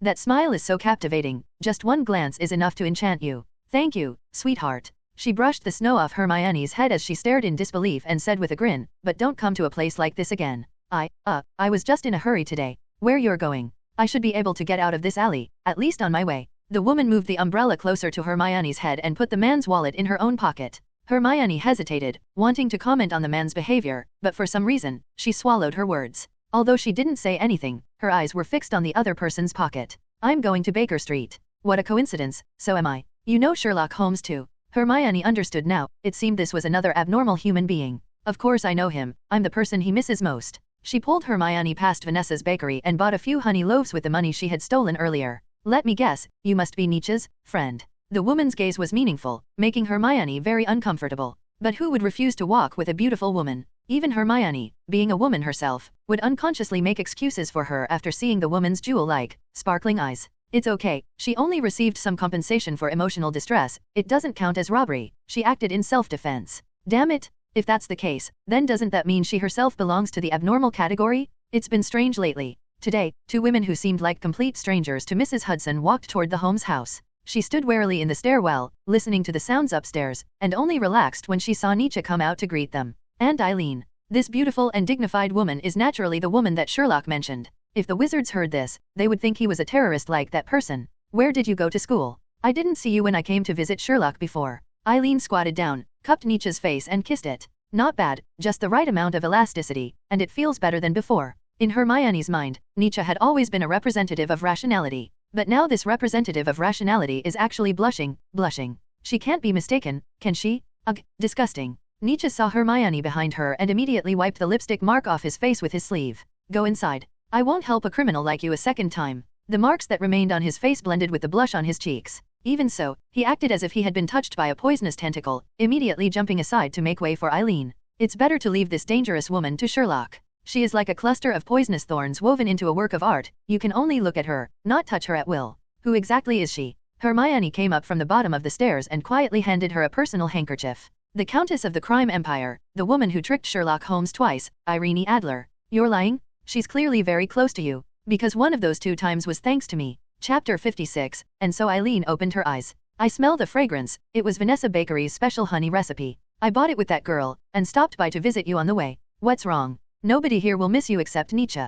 Just making sure you're safe. After all, if someone wants to kill me, you won't be able to escape either. From the moment they entered, the atmosphere in the room was tense. Sherlock and Irene sat on either side of the fireplace, while Nietzsche watched the show with a bottle of caramel cookies, not wanting to miss a single second. Nietzsche even wanted to wait for Watson to return and then broadcast the story again. Let me see. Aha, it's fresh off the press. Eileen pulled a letter from the table. She had come so suddenly that Nietzsche hadn't even had time to clean it up. The Ministry of Magic has learned that you used the levitation charm at home at 11 a.m. yesterday. According to Section 13 of the Statute of Secrets, any activity that could attract the attention of non-magical members is a violation. First warning, second. Then they will be expelled. Hermione's worst fears came true, but Nietzsche, the person involved, was completely oblivious, happily swinging his legs like an ordinary child with crumbs all over his mouth. Eileen was very surprised and stopped cutting the honey bread. Wizard, isn't it fascinating? Sherlock stared intently at her hand holding the bread knife. Now you know what kind of trouble you've gotten yourself into. Your position in it is very dangerous.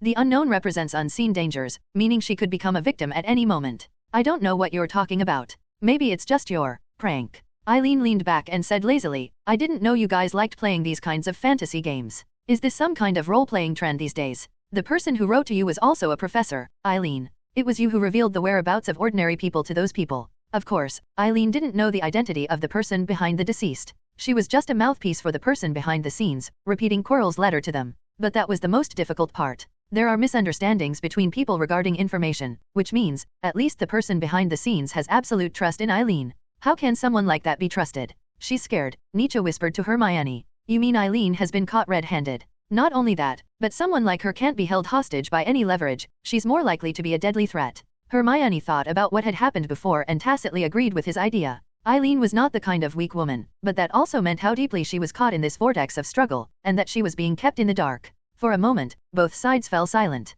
Don't joke around, wizards and stuff like that. Eileen suddenly chuckled. Do you want me to be fired to prove it? Nietzsche retorted. Why couldn't you have come with me yesterday? Of course, if Hermione is willing to receive a warning letter, then I might let you see me again. Hermione nudged him with her elbow and said coldly, I told you, that's the last time I'll make an exception. Thus, Holmes gained the upper hand. Despite being at the forefront of the storm, Eileen showed no fear. She looked at Nietzsche, took a few deep breaths, and quickly adapted to the changes, recalling the recent news. She quickly realized what was happening, and the knife with the breadcrumb stuck in it stopped at her lips. You have 2 choices. One is to leave, which is what you're best at, to disappear from England without a trace. The other is to go to Scotland Yard and be placed in protective custody. Sherlock, filled with the joy of victory, began to savor his surprise gift. But after seeing Sherlock swallow it, Eileen sighed, pursed her lips, and smiled again. Seeing her change, Sherlock quickly realized something was wrong. As soon as he got up, he felt a dizzy feeling of lightheadedness. He tilted his head, forced his eyes open, and fell forward after taking only a few steps. Be careful. Ellie seemed to have planned everything in advance. She got up and hugged his head. The action was extremely intimate. You, Sherlock looked at Hermione and mumbled like a drunkard, you didn't go in with her. She was a shy child, waiting for me outside the bakery. Holmes, you too come with me. Why can't you trust me like Nietzsche did? It happened so suddenly. Hermione stared at the half-eaten honey bread on her plate, then glanced at the caramel cookies Nietzsche was holding. Before she fainted, she really wanted to grab this woman by the collar and demand an explanation. What kind of mutual trust do you, Eileen Adler, and Nietzsche have? That's right. 9 out of 10 of the things that Eileen brought over were drugged, and the remaining one was in a Schrodinger's cat state of being unconscious or not being unconscious due to prolonged vigilance and suspicion. Come with me, Eileen said, her voice tinged with concern. Don't even think about it, just grab her. But Nietzsche did nothing before Sherlock closed his eyes. He simply sat quietly in his chair. This woman had everyone wrapped around her little finger. She didn't believe the Ministry of Magic's warning letter at all. It was clearly an act. After struggling to lift Sherlock back onto the sofa, she walked over with elegant steps. Eileen reached out and pressed down on Nietzsche's sleeve. Darling, I taught you your moves. She deliberately squeezed it, grasping the wand through her clothes. You don't want to be expelled from that magic school, so just wait for them to wake up. Are you planning to go see the professor? Nietzsche trusted her, of course, so he believed that Eileen was indeed just stopping by for a visit. I can't get away right now, but of course, if you'd like, I can take you with me. Eileen pinched his cheek with her other hand and whispered in his ear, Merry Christmas. This time is different from before. If you want to live, you can't get involved. Nietzsche blushed and pushed her head away. A weakness, a fatal weakness, so I had to do it. Eileen is gone. Every time she came, she left a deep impression on everyone present. She was frivolous but not dissolute, and the joy, sadness, and surprise she showed were indistinguishable from reality. Perhaps, as Eileen said, only a deep and genuine trust like Nietzsche's could truly put her at ease. When Hermione woke up, she found herself lying in a bed. She instinctively touched herself and, finding nothing wrong, began to look around the rather small bedroom. On the bedside table were a collection of poems and The Stranger, while on the desk were scattered draft papers, some containing research on spells, and others containing sketches drawn with a pen. Apart from a bed and a desk for resting, there was nothing else. Awake. Perhaps hearing the noise, Nietzsche poked his head out from under the door. You didn't even warn me. I was just trying to teach you a lesson, so you won't let your guard down next time you see Eileen. Nietzsche caught the pillow that was thrown at him and continued, by the way, do you drool in your sleep? What do you mean by learning from mistakes? Who knew that everyone who came into contact with Sherlock Holmes was so dangerous? Mr. Watson was right after all. The name Sherlock Holmes is practically synonymous with trouble. Wherever he goes, trouble follows? No, but I have a habit. Please say, I'm used to drooling after waking up. Hermione vowed that she would get her revenge, at least. Wait, Aaron Adler would be a good role model. Just look at Mr. Holmes, they started scheming against each other from the moment they met. Good, Hermione has learned her lesson. I wonder if you, dear readers, are satisfied with Eileen's first appearance, hee hee. Chapter 57 Weasley's Mission. After that casual visit, Eileen never appeared again, like a gentle breeze carrying the scent of flowers. After spending a few days preparing at home after the Christmas holidays, Nietzsche, carrying a warning letter from the Ministry of Magic, set off with Hermione to return to Hogwarts. Many people seemed happy after the holiday started, and even Draco Malfoy temporarily forgot about the minor frictions and unpleasantness. Aside from Marcus, perhaps someone went too far the night before he left school, causing him to walk with a limp now, which, combined with his gloomy face, makes him a carbon copy of Snape. However, there is still a difference in their IQs. Ron, after discussing it with Hermione, we've decided to give you an important mission. One day after the start of the school year, Nietzsche threw several black boxes onto the Slytherin table in the Great Hall. These are all listening devices that Lestrade acquired, each about 3 centimeters wide. Ron and Harry, no longer as reserved as before, ignored the disgusted looks from some of the older Slytherins and sat down next to Nietzsche. What is this muggle stuff? Ron had never seen anything like it before, and cautiously probed it with his finger. If it's a Christmas present, this doesn't even look as good as the muggle coin Harry gave me. Hermione cleared her throat, composed herself, and said, the bugging device, didn't you say your father liked to cause trouble for Malfoys, so, that's not called causing trouble. Ron started nitpicking. My dad has always wanted to send his bunch of Death Eaters to Azkaban. By the way, you might not know, that's the prison specifically for dark wizards. According to Hermione, it was as if the Weasleys were deliberately picking a fight. Influenced by his uncle, an elder in his family, Ron developed a sense of justice. He was extremely resistant to Death Eaters and dark wizards, wishing that they would be punished by law and then drained dry by the Dementors of Azkaban. You and Nietzsche are usually hanging out in the library at this time. Why are you bringing this up with me for no reason today? Ron said, hands on his hips, clearly sensitive to Hermione's arrival. Although his vocabulary was a bit rough, it was very vivid. This thing allows your father to hear everything the Malfoys do at any time, Nietzsche said, pushing the black box forward. So, to be precise, we're looking for your father to help us out. Just this little thing? Muggle. I remember now. I saw it in a movie when I sneaked into the living room to watch TV at night while Vernon was asleep. Harry slapped his forehead, quite surprised. Ron, this thing is really suitable for dealing with them. With Harry's assurance, Ron gradually showed delight and picked up a black box to play with. Muggle, huh? This thing can monitor someone's every move. Ron thought about what his father had said and realized that his father wasn't joking. Muggles can always achieve magic in non-magical ways. But wizards' magic can interfere with signals, so we need to make improvements, Hermione said calmly. Ron's behavior was not beyond her expectations, because he would not directly refuse, whether it was his anger towards the Death Eaters or his Gryffindor-style mischief. No problem. George and Fred like playing with these things. Ron stuffed the remaining boxes into his pocket, glancing in Draco's direction and letting out a sly laugh. They won't refuse. Leave it to me. This is truly strange. Nietzsche noticed Ron's change. He spoke of his brothers with much more confidence than before. You see, Ron used a wand and wore clothes that were hand-me-downs from his brothers, which made him seem somewhat humble, since he wasn't exactly the kind of funny guy who could make people laugh. Ron wasted no time and immediately abandoned Harry to search for George and Fred. This is a great opportunity to finally stand up for yourself. Let's go. George and Fred alone won't do. Nietzsche said goodbye to Theodore and headed outside. Harry was puzzled. If George and Fred, who can invent those skip-school candies and canary cookies, can't do it, then who can? Are you trying to drag Professor Quirrell into this too? Hagrid. Hagrid? Him. Harry was shocked. None of his desserts are safe to eat. After Harry followed Hermione and the others to the stone hut at the edge of the Forbidden Forest, they saw Hagrid using a shovel to push aside the thick snow, creating a path wide enough for the three of them to walk side by side. Hagrid, who had just finished cleaning up, looked up and saw 3 black dots that had suddenly appeared in the snow. What brings you here? He took off his gloves, rubbed his rough hands on his moleskin coat to wipe away the sweat. And I nudged Harry next to him with his elbow. We want to ask you for a favor, Harry said honestly. Haha, if I can help. Hagrid had just opened the door when Toothpick ran out for some fresh air. Come in, it's warm inside, as long as you're not breaking school rules, Harry. This honest and kind-hearted giant wizard, who could maintain such a character after experiencing the darkest of times, was already enough to earn Nietzsche's admiration. Sometimes he really thought Hagrid and Mrs. Hudson were quite a good match. One is meticulous in his work despite being rough around the edges, while the other is thoughtful and perceptive. Perhaps because few people usually come here, many things are placed in a mess, and Nietzsche caught a glimpse of those metal parts again. So, what do you want from me, coming all the way from the castle? Hagrid squatted on a wooden stump. Make something, transform an ordinary person's tool into a magical object, Nietzsche said bluntly. Don't be so quick to refuse, Hagrid. This isn't something we're doing for fun, it concerns the lives of many people. Harry's eyes widened. What's going on? Someone who has trouble even watching TV has no idea what's happening in the outside world. I'm sorry, modifying Muggle items without permission is against the rules. Hagrid was startled by Nietzsche's words. But we haven't broken any school rules. Besides, you actually have your own magically modified cars, don't you? Hermione grasped the one that had slipped from her sleeve, causing the parts hanging from the rafters to float over. Brake parts, springs, pedals, they were all polished until they shone brightly by Hager. All right, keep your voice down.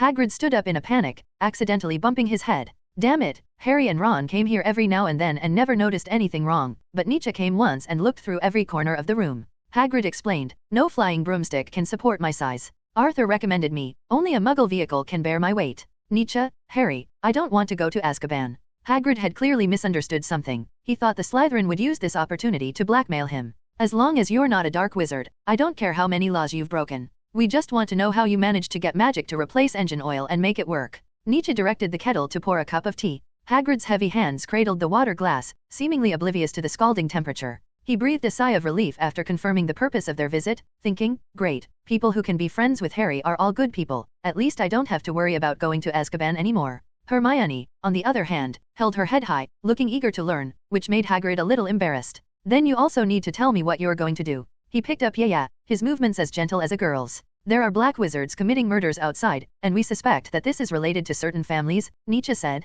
Ron's father should know something about this. If you don't believe me, you can ask him. Ron's father is Arthur Weasley, whom Hagrid just mentioned, now working in the Ministry of Magic's Department for the Prevention of the Abuse of Muggle Items, a position Ron himself describes as incredibly boring. Nietzsche senses an opportunity. He's a rare talent in the wizarding world. Hagrid didn't know how to explain it at the moment. He's fine with doing heavy work or feeding magical creatures, but asking him to give lectures, well, forget it. Well, actually wizards can use spells to replace some of the properties of Muggle items, thus creating a kind of. Hagrid racked his brains to explain the process of making magical items. It's roughly like a cycle, like an hourglass. Although he spoke in a very general way, Nietzsche was still understandable. The flying broomstick can move because of the breaking spell, which uses different spells to complete the original plug-in functions of the motorcycle, enabling it to complete the magical cycle, while the Muggle stuff is the basic model for the experiment. The cushioning springs, combined with shock-absorbing elements, can even provide better shock absorption than the original. Nietzsche then saw the future. Then Ron, along with his 2 brothers, came over after questioning Theodore Nott of Slytherin.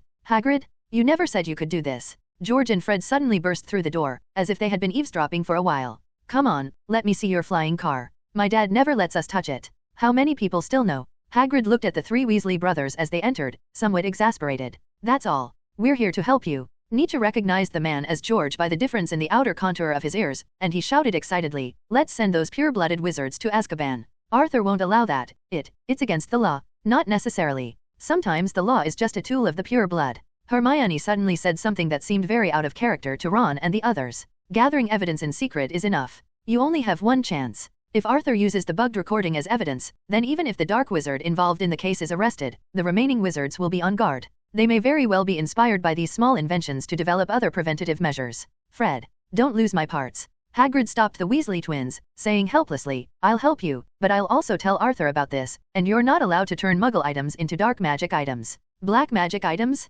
That thing is a complete waste of a wizard's talent. Hagrid said he would tell Arthur the whole story, and Nietzsche didn't stop him, which was a good thing, especially since the magical listening device was originally intended for Arthur Weasley, the Ministry of Magic's Inspector General. Ron's father responded quickly, replying the very next day. The letter read, I am aware of the Muggles' murder. I happen to be visiting Hogwarts this Saturday to discuss the matter with Dumbledore and to pay my respects to you all. Molly's nagging about Muggle items is driving me crazy, so please don't spread it around. I wasn't making magical items, I was just researching how Muggles can live without magic. This is also a form of tacit agreement. Then let's get started and get everything in Mr. Weasley's hands by Saturday. Hermione sat at the Gryffindor table, smiling as she gave the order. Chapter 58, The Search for Greatness and Freedom in Quirrell. There was more bad news for Harry before Saturday. Snape became the Quidditch referee. So now, because of Quidditch training, he has even less time to spend with his friends. In the past, Ron would have been annoyed by this, but now he has found something to do helping George and Fred out. After Nietzsche returned to school, he naturally had to attend Quirrell's tutoring class not long afterward.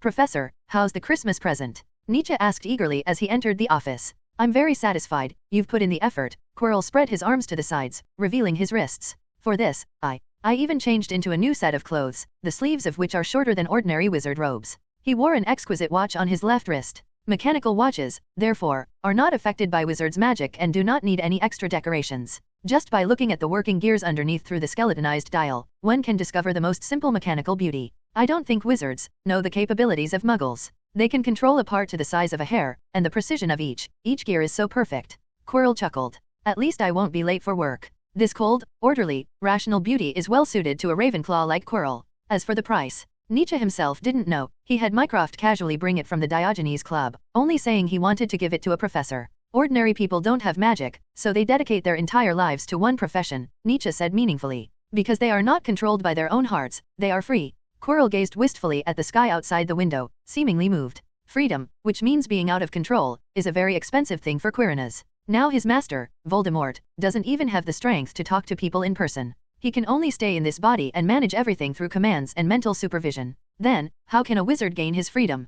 Quirrell asked wistfully. Or rather, how can he escape this hopeless situation, being controlled by Voldemort because he wants respect, and wanting to regain his freedom because of the answers that have always been at his fingertips? But he had to maintain his composure. Wizards have always been free, they just choose to close their eyes, Nietzsche said in a tentative tone. Look at our research, this is powerful proof. What black magic? Standard spells act directly on objects, and it is this principle that makes them so convenient. Oh, Quirrell said with interest, another branch besides black magic. Nietzsche never fought a battle unprepared, he confidently stated. I finished reading The Most Poisonous Magic. The core of black magic is that we wizards need to transmit malice to others. We want people to die, we want people to be controlled by us, we want people to be stung by wasps. But what truly embodies the essence of magic is the standard spell. We use magic to create light and heat. We use magic to move objects elsewhere. It is magic that makes us wizards, not emotions. The most difficult magic to learn today is transfiguration. Because it involves the wizard's imagination and perception of things, what prevents the transformation spell from being further improved is the wizard himself, not the subject itself.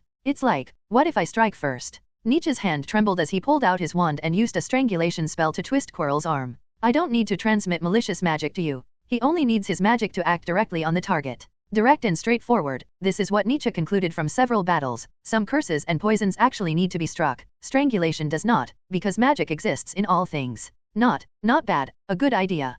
Quirrell snapped his fingers with his other hand, cancelling out the magic acting on him. You see, that's magic? It exists in everything. Nietzsche casually summoned a quill pen. The use of the summoning charm probably goes beyond just retrieving things, doesn't it? Quirrell listened intently, his eyes fixed on the student before him. Those quill pens, parchment paper, and ink bottles were like planets, slowly revolving around Nietzsche, each maintaining a relative distance. You remind me of a professor I met while traveling, and Muggles called that course, Quirrell stammered with a laugh, asteroid dynamics. Oxio is one of the oldest spells used by wizards. When a Muggle's possessions suddenly fall out of reach, they can only be replaced or bought again, but a wizard can simply concentrate and make something he remembers fly to him. I'm sorry, I haven't studied astronomy yet, Nietzsche said awkwardly when he noticed the professor looking at him. If I remember correctly, we mentioned a word in that class, singularity. Quirrell smiled. From a Muggle's perspective, we are connecting the anchored object to the gravitational singularity of magic. There are still things Nietzsche didn't know. Quirrell seemed quite pleased with his ideas and was showing off the knowledge he had gained with his age. As a Ravenclaw, he was too enthusiastic about every kind of fantasy about magic. Of course, this is only from a Muggle's perspective. And magic is indeed, as Nietzsche said, it is formless, without a fixed shape or volume. That afternoon, Nietzsche was given a lesson on asteroid dynamics by a professor of defense against the dark arts. It sounded so. No wonder Quirrell was ostracized by other wizards when he was young. A genius who transcended his time was perfectly embodied in him. Professor, what is your ideal? Nietzsche asked, looking at the professor who was radiant but looked weak. Nietzsche would never allow Quirrell to disappear, a wizard who defies the unspoken rules of wizarding society and is willing to listen to the voices of the outside world, just to satisfy the selfish desires of the dark wizard behind the scenes. But he alone is not enough. I'm the kind of person who don't have any grand ideals, I just want to be able to make my own decisions and walk my own path. Quirrell coughed twice, lowered his head, and blinked his slightly moist eyes. He wanted to make a choice, to become what Nietzsche called a free wizard. No one can control him, he doesn't want to live in constant fear. Anyone? No, Professor, that's a great ideal. Nietzsche took a sip of black tea and clenched his stiff fingers. No one can force us to do anything, every step we take is our own choice. Quirrell looked up in surprise, and a plan began to take shape in his mind. Chapter 59, The Honest Man of the Weasley Family. It was strange that after Christmas, Snape didn't force Nietzsche to learn how to refine potions. The only time I called him over was on a Saturday night. Perhaps because Slytherin suddenly lost a good chaser, Snape's face became even more sour. After all, other teams, Vice Principal McGonagall, and Mrs. Hodge publicly stated Marcus Flint's various misdeeds on the field, which forced Snape to temporarily substitute Marcus under pressure. But, what does this have to do with Nietzsche?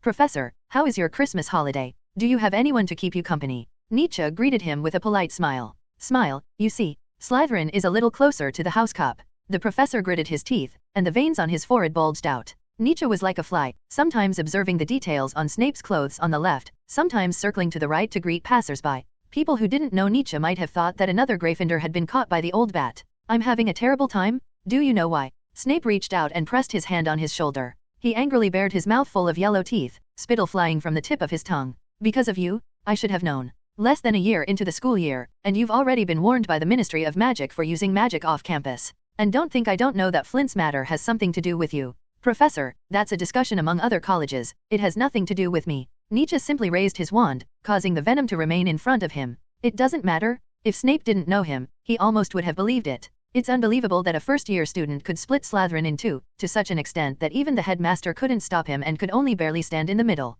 And that Warrington guy, he actually dared to team up with 3 other Quidditch teams to put pressure on the professor. You should be sorted into Gryffindor. Snape gritted his teeth in anger. He couldn't deduct points from his own students, so what could he do? After calming down, he continued, also, I'm warning you, don't get too close to Quirrell. That was my plan with Headmaster Dumbledore.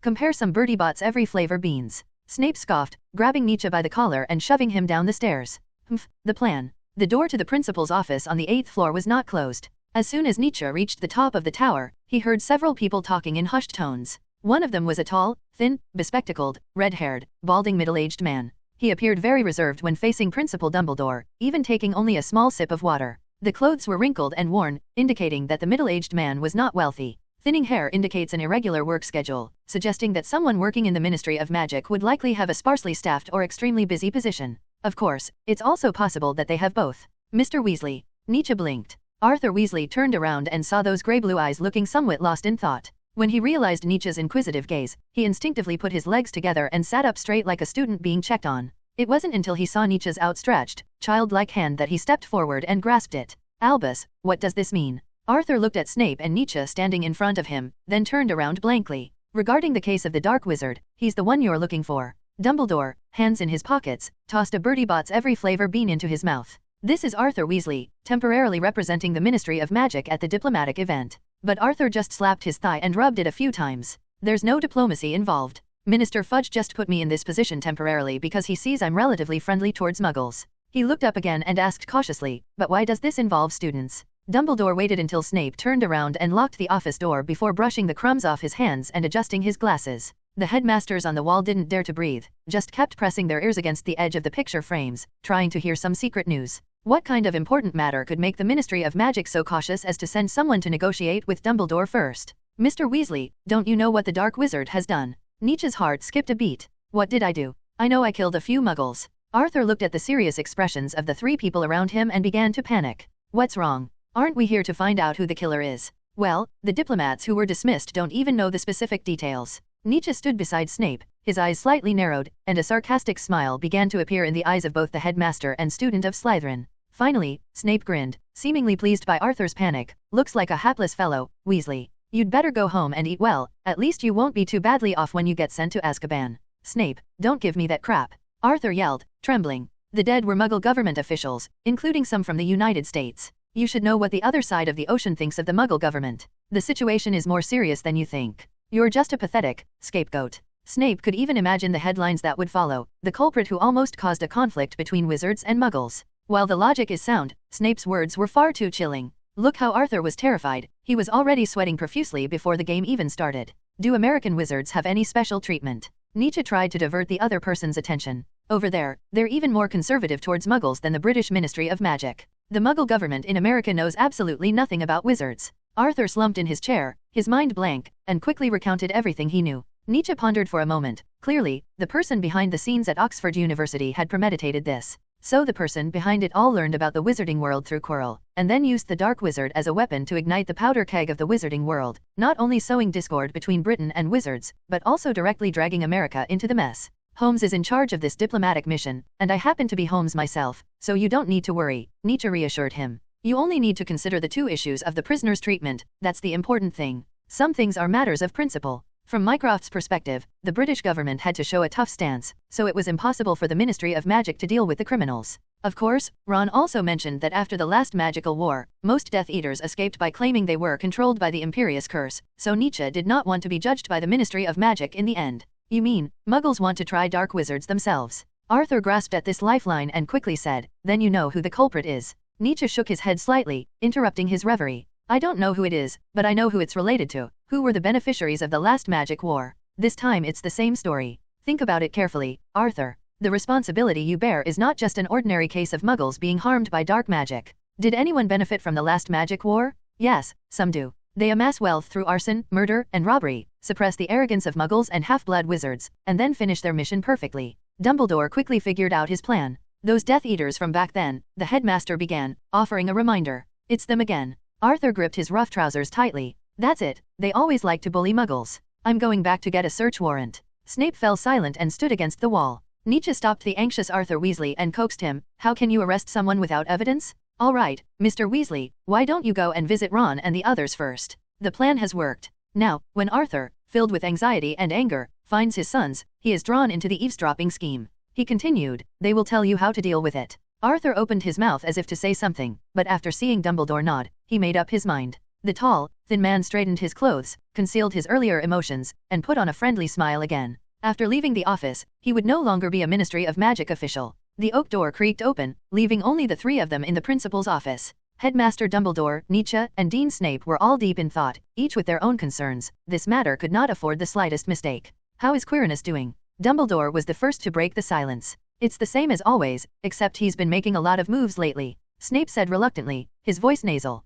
I should mention that Nietzsche, the famous figure in Slytherin, has been getting a little too close to him. He didn't know what Dumbledore's plans were, but the important thing was not to involve certain people. Professor, if you would like, I can give you a gift like this next Christmas, Nietzsche suddenly interjected. With that detective brain of yours, how come you didn't see anything? Snape scoffed. You think I'd be jealous of a Muggle? What a joke. Did I say you were jealous? Nietzsche could swear that if wizards had the chance to transfer houses, Snape would have loved to be sent to another house, then have his points severely deducted, and be forced to manually clean piles of cauldrons in the basement. Unfortunately, there are no what-ifs. What exactly are you trying to say, Severus? Dumbledore was also somewhat puzzled. Did you drink too much dragon whiskey this morning? What I want is stop playing games. Snape waved away the bowl of snacks on the table. Didn't you tell Nietzsche about what happened to Quirrell? A curse? Dark magic. Nietzsche noticed the principal's gaze and immediately looked away. He discovered that Headmaster Snape and Headmaster Dumbledore had an unusually bad relationship, so Nietzsche decided to follow Hermione's example and play dead. We've discussed this thoroughly, and the conclusion is, Quirinus can be helped. Dumbledore paused for a moment, then continued, and your task is to ensure he completes his mission successfully. This is the solution that the greatest wizard of our time and the most self-proclaimed clever wizard came up with together. Snape nodded and said, perfect. A thief breaks into a homeowner's house and doesn't get caught. Instead, the homeowner has to open the safe himself and even watch the thief take the valuables. He wished he could use a magic wand to pull out all the wonderful ideas in their minds. However, Headmaster Dumbledore didn't seem to care about Snape's sarcasm at all. Perhaps he was used to it, but more likely it was because only in this office would he reveal these emotions, even if they were unpleasant. Snape issued his final warning. You sure? I'm quite certain, Dumbledore said with absolute certainty. Based on Quirinus's recent condition, I'm certain he won't last much longer, and you know who put him in charge. Nietzsche knew it was a form of curse. The headmaster had said it was some kind of parasitic method, meaning that his conversation with Quirrell was likely being monitored.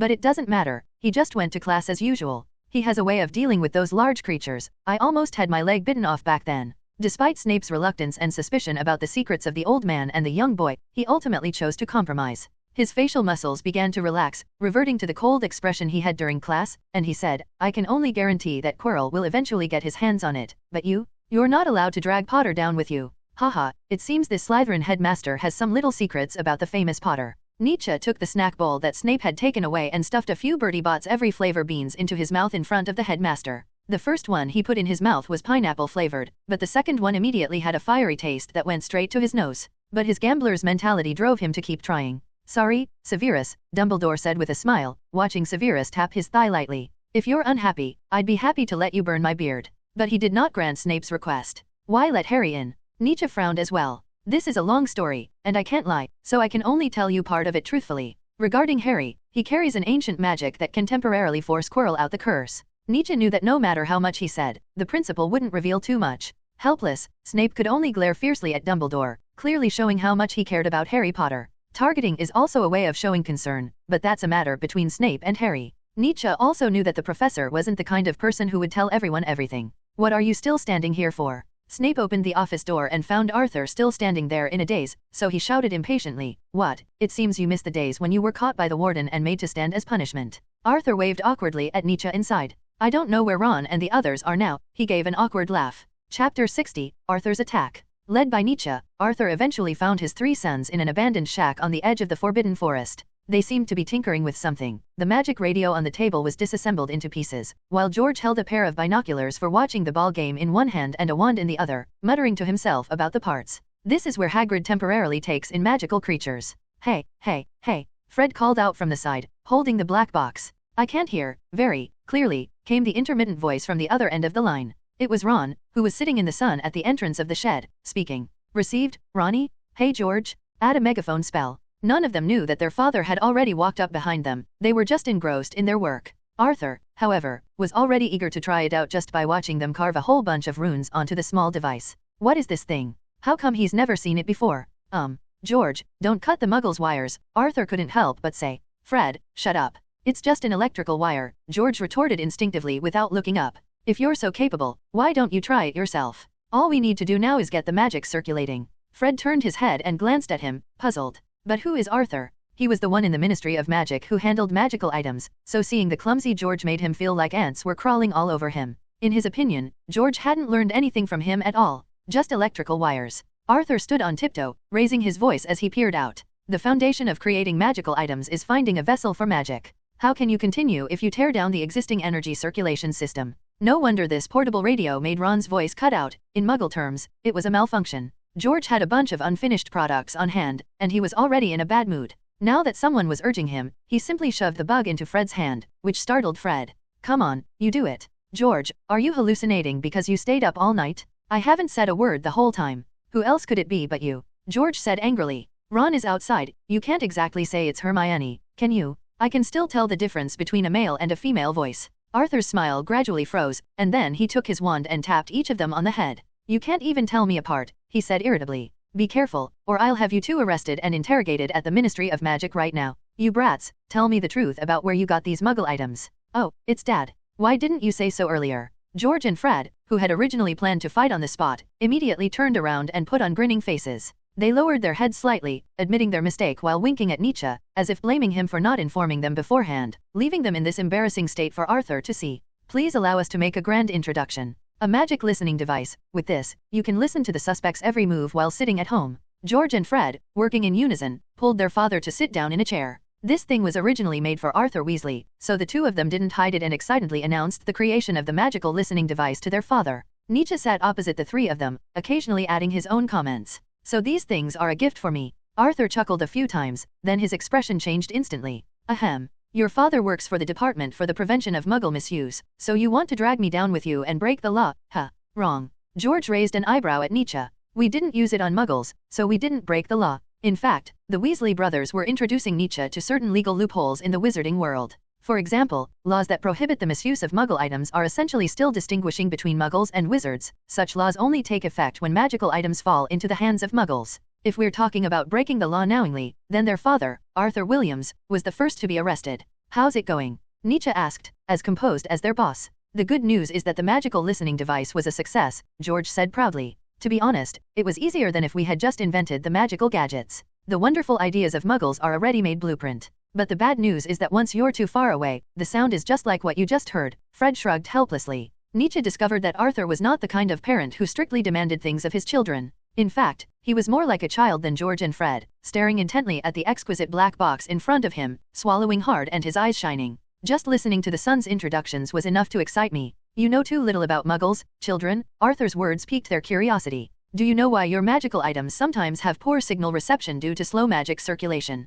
George and Fred shook their heads. Their father was the expert in this area. He said, electricity is magic controlled by muggles, and these copper wires are channels. You can't break a hole in the channels, it will cause, a lot of incongruity. I see. George erased the talisman and redivided the corresponding areas. His approach was sound, the only flaw was that he hadn't figured out the function of each muggle item. He didn't know what the wires did, so he simply ignored them, resulting in some loops or even series connections. Under Arthur's guidance, George quickly corrected his mistake. Mr. Weasley, if you ever need anything related to your hobbies in the future, you can come to me. Nietzsche looked at him intently. But at the same time, his impression of the Ministry of Magic worsened, as if it were a matter of putting Oppenheimer in law, Newton in priesthood, and George Stephenson in train service. The Ministry of Magic truly inherited the advantages of Great Britain using what's useful to the fullest. Really? Arthur grinned. That's great. The old Ford at home was a junk I secretly bought from a muggle. It took me a lot of time just to refurbish it. When it comes to anything related to muggles, Arthur immediately puts everything else out of his mind. At that moment, Hermione strode in from outside. Her hair was tied with a ribbon and was much smoother, no longer as fluffy and messy as it was in class. She held on to her jacaranda wool shawl with both hands. He was holding an old book in his hands, which looked quite old. I've found information about Nicholas Flamel. Chair, fly here. Standing under the wooden shed, she unhesitatingly pulled out her wand and summoned Nietzsche to her side. The chair tilted backward, carrying Nietzsche rapidly backward. Hagrid mentioned that Dumbledore's friends included Nick Flamel and others, most of whom were old wizards, so she borrowed a book from the library about wizards from the last century. I first found Dumbledore's biography in Outstanding Wizards of Modern Times, which mentioned his achievements in alchemy with Nicholas Flamel, so I thought, in that case, I'll go and look through some books about alchemy. Sure enough, the book about alchemical achievements mentions Nicholas Flamel the most. He is the only creator of the Philosopher's Stone. By narrowing down the possibilities little by little through related clues, that's what Hermione learned from Nietzsche Holmes. If Quirrell is the one who wanted to steal the Philosopher's Stone, then he's going to die. Hermione paced anxiously back and forth in front of Nietzsche, muttering to herself, why didn't Dumbledore save him? Nietzsche's eyes followed her every step, swaying back and forth until they were sore. Because Professor Quirrell isn't the only one who wants it, Headmaster Dumbledore will save him. Who else? Hermione asked eagerly. The Albanian dark wizards. According to Headmaster Dumbledore's speculation, Professor Quirrell might be in a parasitic state, like those animals. By the way, is Harry still observing Snape?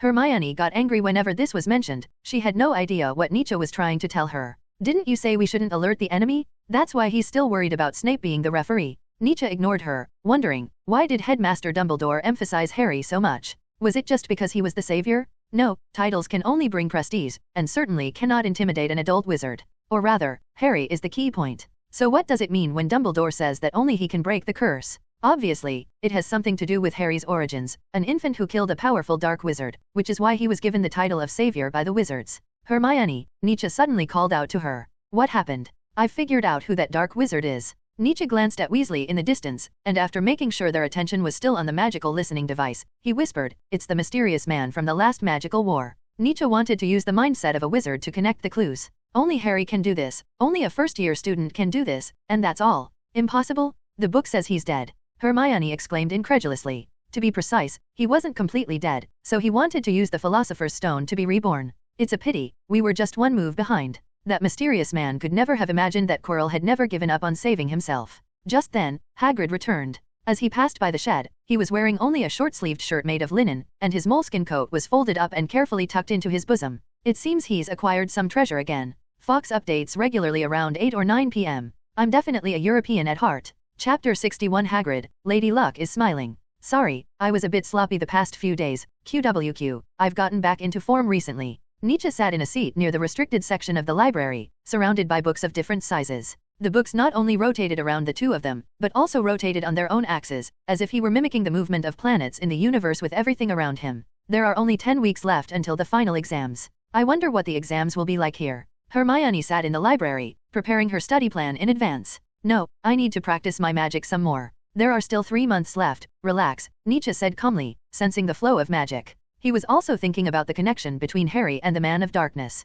Perhaps because winter has passed, there are many more wizards strolling in groups along the path by the Black Lake. Recalling Hagrid's excited appearance yesterday afternoon, it is likely that he has secretly hidden some contraband again. Based on Hagrid's interests, even Hermione could guess that it must be about some kind of dangerous magical creature. Everyone was enjoying the afternoon without classes. Under a dead tree by the Black Lake, she saw Draco Malfoy and Pansy holding hands through the window next to them. If the mysterious man is really not dead, then I suggest you'd better not get involved in this mess. Hermione stared blankly at the little figure downstairs. In her view, Nietzsche had already done enough. From collecting information about the magical world at the beginning to the theft of the Philosopher's Stone, he seemed to be in endless trouble. This is not the best option. Nietzsche put a drop of eye drops into his dry eyes. This is no longer something you can interfere with. Hermione raised her wand, stopping the movement of the surrounding books. That's mystic, this isn't some petty squabble between you and Malfoy. Hermione grabbed Nietzsche's sleeve, drawing his attention to her. When her sleepy gaze met the warning look, the former began to waver. Nietzsche knew she was worried that she would become a tool for the mysterious man to create panic. However, he currently prefers to help Quirrell. Don't worry, my backer is Headmaster Dumbledore. Nietzsche forced a calm smile. I'm just reminding you. Hermione couldn't argue with him, so she had to give up, but she still kept a watchful eye on things. The last few rows of bookshelves suddenly shook, and many books fell to the ground from the middle. The person who caused this behavior that enraged Mrs. Pants was not Nietzsche, but rather a rare visitor to the library, Rupert Hager. He turned sideways and first looked to both sides of the aisle. When he realized that Mrs. Pants had not yet arrived, he immediately lay down on the ground and carefully picked up the books on the ground with his index finger and thumb. But then he no longer needed to worry because the books all returned to their original state on their own. Thank you, I just wanted to find some books to read. Hagrid followed the incantation and spotted Hermione. The library aisles are too narrow for me. He held the book he intended to borrow, tucking it into his chest with his arm. What kind of book are you looking for? Hermione asked kindly. No need for you to bother, I can do it myself. Hagrid stepped out from between the bookshelves, but after taking only 2 steps, he lowered his head and turned back. I'm worried I'll knock the bookshelves over. It seems that Hagrid is quite aware of his own body size. He seemed helpless, knowing that if the books fell and the pages became wrinkled, Mrs. Pants would be furious and kick him out. Let me guess, it must be related to magical creatures. Hermione raised her right arm, and dozens of related books flew out from the designated area. This is the most complete collection, and there's also a separately compiled encyclopedia of magical creatures. Dozens of book covers slid past Haig. Thanks. This is exactly what I wanted. He happily pulled out a few books from the pile. The sharp-eyed Nietzsche discovered that what Hagrid needed were a classification of Irish dragons, the Dragon Seeker's Guide, and the Dragon Egg Hatching Manual, all of which were knowledge about fire-breathing dragons. This, combined with Hagrid's concealment that day, led him to realize that Hogwarts never employs idlers, not even the forest keeper. Before Hagrid could even express his gratitude, several more people followed him down the aisle. Harry, Ron, and Neville could hardly ignore Hagrid's enormous size. Hagrid, when are you going to take us to see your dragon eggs? Harry glanced at the other man's books, then put his hands behind his back and leaned forward. Hagrid, who had just been looking grateful, immediately became alert upon hearing the familiar voice. I don't understand what you're talking about, Harry. This is the first time I've seen you come to the library. Ron looked at him suspiciously. Did you suddenly decide to brush up on your knowledge of dragons? Come on, you've said before that you wanted a dragon. Keep your voice down. Hagrid looked around. I've never raised a dragon before. As he spoke, his eyes were filled with longing. In Hagrid's mind, any wizard who was interested in magical creatures would inevitably have dealings with dragons. But it's forbidden to breed dragons privately, Hermione interrupted his reverie. Don't be such a spoilsport. Ron exclaimed excitedly, tugging at Hagrid. Maybe Hagrid just wants to hatch the dragon, and then send it back into the wild before it reaches adulthood. Hagrid remained unmoved, which made Ron hesitate. You don't really want to raise a fire dragon, do you? Hagrid hid the books in his pocket and ignored him. Stubborn as he was, no one could change Hagrid's mind unless Dumbledore asked him to. He just walked back with his head down. To say I'm not interested would be a lie. How could anyone not be interested in a dragon? It's an important creature that runs throughout European folklore? Nietzsche. Hermione pouted, somewhat displeased with his absent-minded look. Aren't you curious about dragons? Nietzsche slammed the book shut and struggled to his feet. Whatever, I'm not interested. That's strange. Those storytellers might have made some mistakes in their descriptions of dragons. He muttered to himself, deliberately speaking to Hermione. Oh well, you're not interested anyway. Half an hour later, Nietzsche and his 5 companions followed him to the edge of the Forbidden Forest. Yes, Hermione did come, but just as Nietzsche said, she only came to observe the dragon. From the outside, all the windows of the house were completely blocked off. Outside, the air was just beginning to feel damp and chilly, while inside it was the heat of summer. The fire in the fireplace burned brighter than it would have been in winter, and between the embers and firewood lay a black egg. Where did you get this? Neville loosened his tie and used it as a tissue to wipe the sweat from his face. Just yesterday, I won it playing cards with someone in the Hogsmeade pub. Hagrid pulled a bottle of liquor from the cupboard and bit off the cork with his teeth. Honestly, that guy was definitely a smuggler. Smuggling dragon eggs is illegal, so the other party used them as a wager and lost to Hagrid. Then you just got hundreds of galleons for free, Hermes exclaimed, marveling at his good fortune. That's not necessarily true. There aren't many people willing to buy this kind of thing, and the dark wizards in Nocturne Alley don't like being targeted by the Ministry of Magic. Hagrid's face turned red from choking on his liquor. If you can't find a seller, it's worthless. Unlike other dark magic items, dragon eggs offer very little benefit. It is indeed very valuable and expensive, but to hatch a fire dragon, not to mention the effort and cost involved, even the fire dragon blood obtained afterwards is not something that many wizards would bother with. Nietzsche took off his wizard's robe, squatted down in front of the fireplace, and examined the dragon egg up close. Do you know that person? He noticed that the dragon egg's surface had a rough texture like charred wood, and its color was charcoal black. How could I possibly know a stranger? The Hogshead has all sorts of people, Hagrid added. You third years will have the opportunity to go to Hogsmeade, but I don't recommend it. Hagrid explained to them that the Hogshead pub was mostly frequented by idle wizards, and also by thieves and burglars. Unless you have exceptional skills, you'll only be someone people have their eyes on there. But for Harry, this meant another new thing to worry about. What if Hagrid's secret got out, and he'd have to move to the Seaview cottage in Azkaban? Do you think it's possible that someone did this on purpose? Harry moved closer to Nietzsche and leaned in to ask. There are too many unstable factors. Even if someone did it on purpose, there is no evidence. A bottle of compound decoction can easily change a person's height, appearance, and voice. Nietzsche shook his head slightly, feeling somewhat wary as well. Hagrid, however, sensed no danger whatsoever. He simply hummed a tune and poked at the firewood in the stove with an iron hook. Chapter 62, How to Train Your Dragon. A few days later, Mercury first flew to the Gryffindor table, and then flew to Nietzsche's shoulder with a note in its beak. That was the message Hagrid had sent them. It was about to be born. Hermione only has herbology class on Tuesday mornings, while Nietzsche has charms and defense against the dark arts classes, so he'll have to be the last one there. Hopefully Hagrid's dragon is waiting for him in its egg. For Nietzsche, witnessing the birth of a life was a fortunate thing. After finishing the last lesson on dark magic defense, Professor Flitwick, who was heading back to his office, bumped into Quirrell, who was just leaving the building. Nietzsche, who was following closely behind, noticed that the two were having a pleasant conversation. However, Quirrell was thinner than before, but when he saw the students in the corridor, he still stood on tiptoe and waved his arms high to greet them. The Slytherins passing by nodded respectfully to Professor Quirrell. There are only a few months left until the end. By the way, are you still planning to continue teaching? Professor Flitwick asked with a smile, holding his water glass. We'll see. Quirrell leaned against the stone wall of the corridor. What are you saying? There aren't many people applying for the defense against the dark arts professor position these days. The old headmaster looked at his physique and felt a pang of sorrow. Sigh, but you can recover first. Quirrell pulled his clothes tighter and forced a smile. Seeing him like this, Professor Flitwick couldn't help but wonder about the school's legends. Who knows, maybe that person really did put down a curse. Someone else will always take over my job. They weren't all scoundrels, were they? Flitwick said angrily. You have no idea what kind of people submitted applications to the principal back then. Even that guy who used to love to brag wanted to come. Quirrell looked quite surprised when he heard this, but he just laughed with the dean. Then he spotted Nietzsche, and beckoned to him, causing Nietzsche's clothes to fly into his hand, pulling their owner along. Maybe he can take over and continue teaching me the knowledge I haven't finished teaching. Professor, it's been a long time since you've had a tutoring session with me, Nietzsche said with a forced smile, his tone slightly reproachful. I have nothing more to teach you, so please let me go. Quirrell laughed and patted his head. You can also do research with the dean in the future. He really liked my Christmas present. This gift was naturally his research on the nature of standard spells. Nietzsche wished time could stand still as the two of them chatted and laughed in the crowd. He lowered his profile, kept his head down, and listened to them talk about their youth. Flitwick was helpless about this.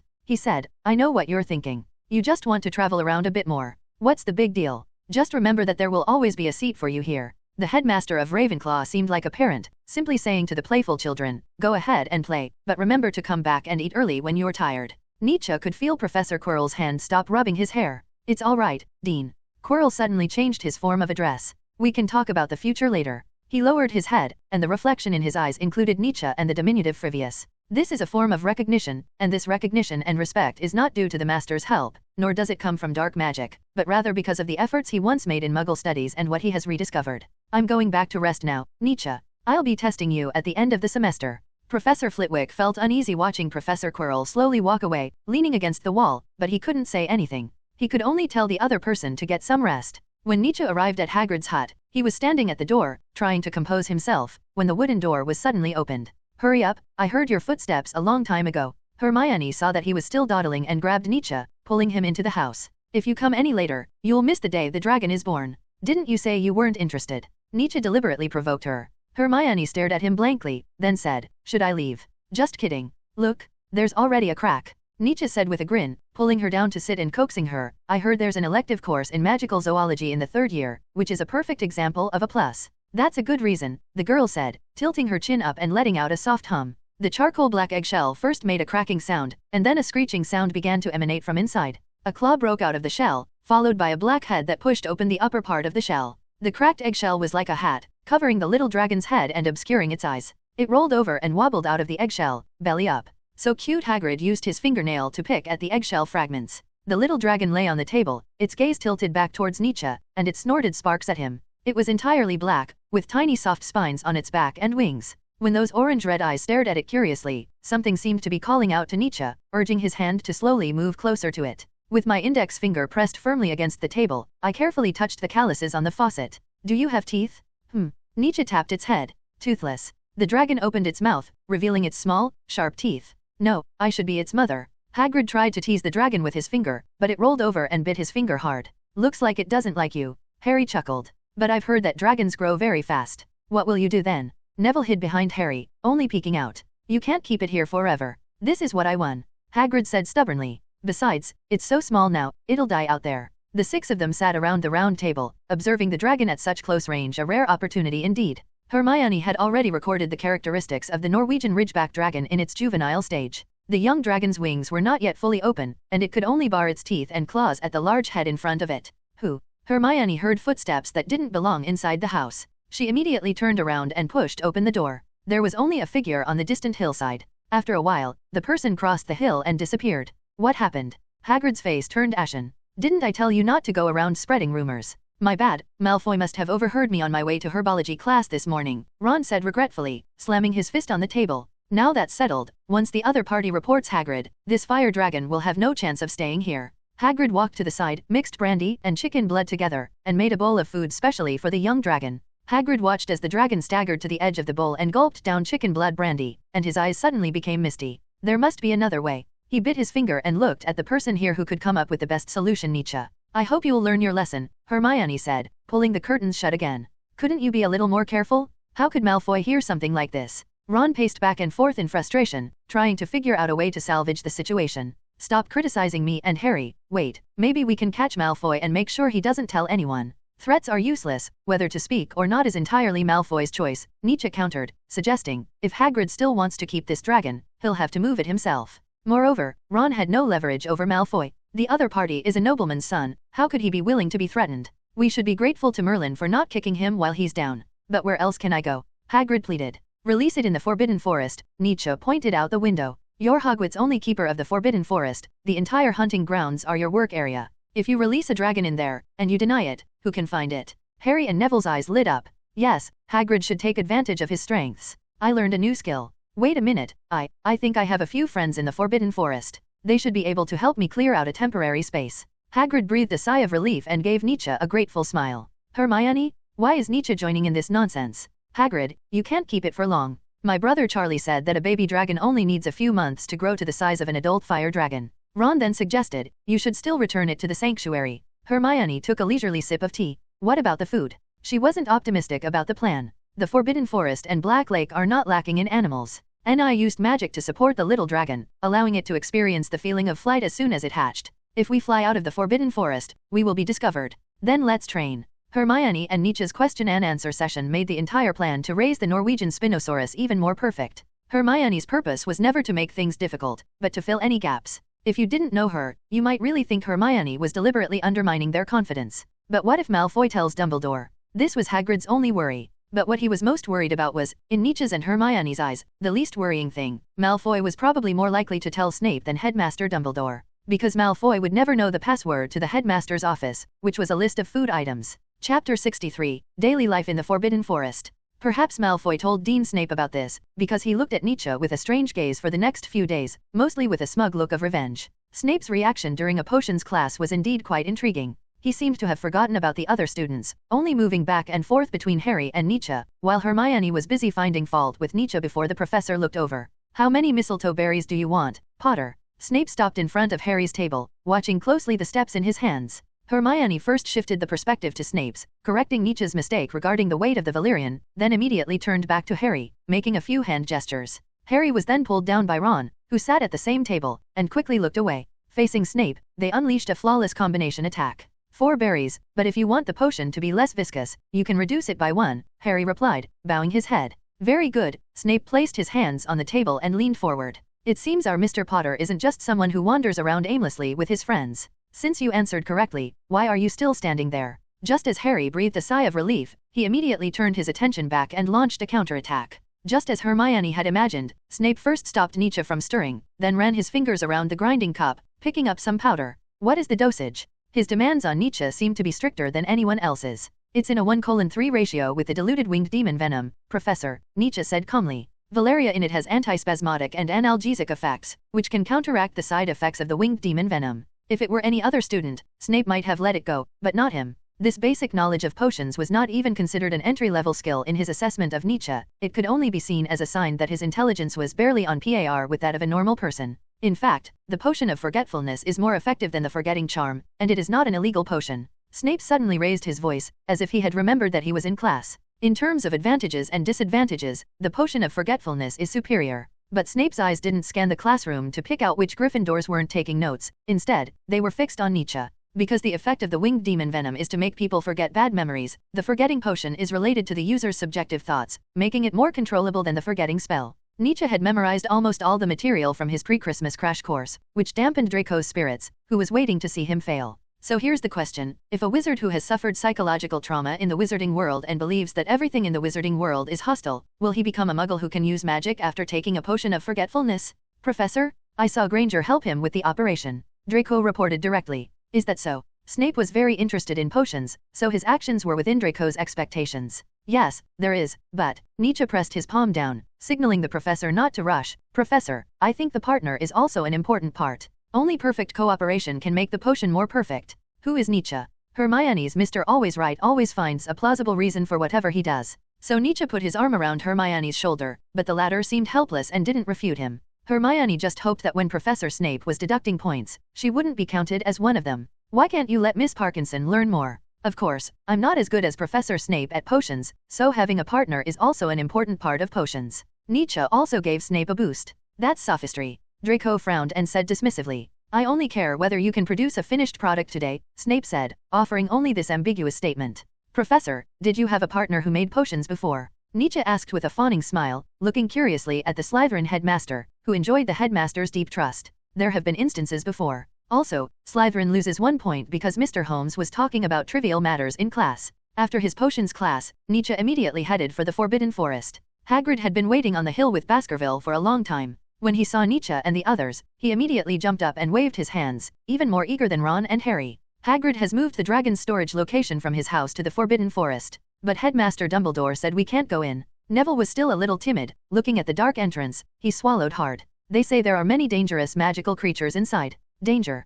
Hagrid waved his hand dismissively. That's all a wizarding misunderstanding. They're actually quite cute. Hagrid's duty is to be responsible for security outside the castle, and the Forbidden Forest is naturally part of his work area. After hearing Neville recount the magical creatures the Weasley brothers encountered, Nietzsche felt that the headmaster was truly responsible in his personnel management, because the Forbidden Forest could be considered the richest place in Hogwarts. If Hagrid weren't so honest and simple, he could make a fortune of galleons just by selling potion ingredients. Stay close, my friends aren't very friendly. Hagrid led the way, carrying the lantern that would never go out. The Forbidden Forest was damp, with only occasional slivers of light filtering through the leaves. As you walked a little further in, you could see thick, bare tree roots exposed on the ground. Ron even tripped over the fog and fell, getting covered in mud. Nietzsche, on the other hand, drew his cane and used his sword to cut down the branches blocking his path. As Hermione walked through a clump of bushes, she suddenly felt something brush past her calf and run away. She stumbled backward, knocking Nietzsche over from behind. Hearing the commotion, Toothpick roared as he charged into the bushes. As the leaves fell, a plump, round, blue bird was chased out and then vanished with a bang right in front of Hermione.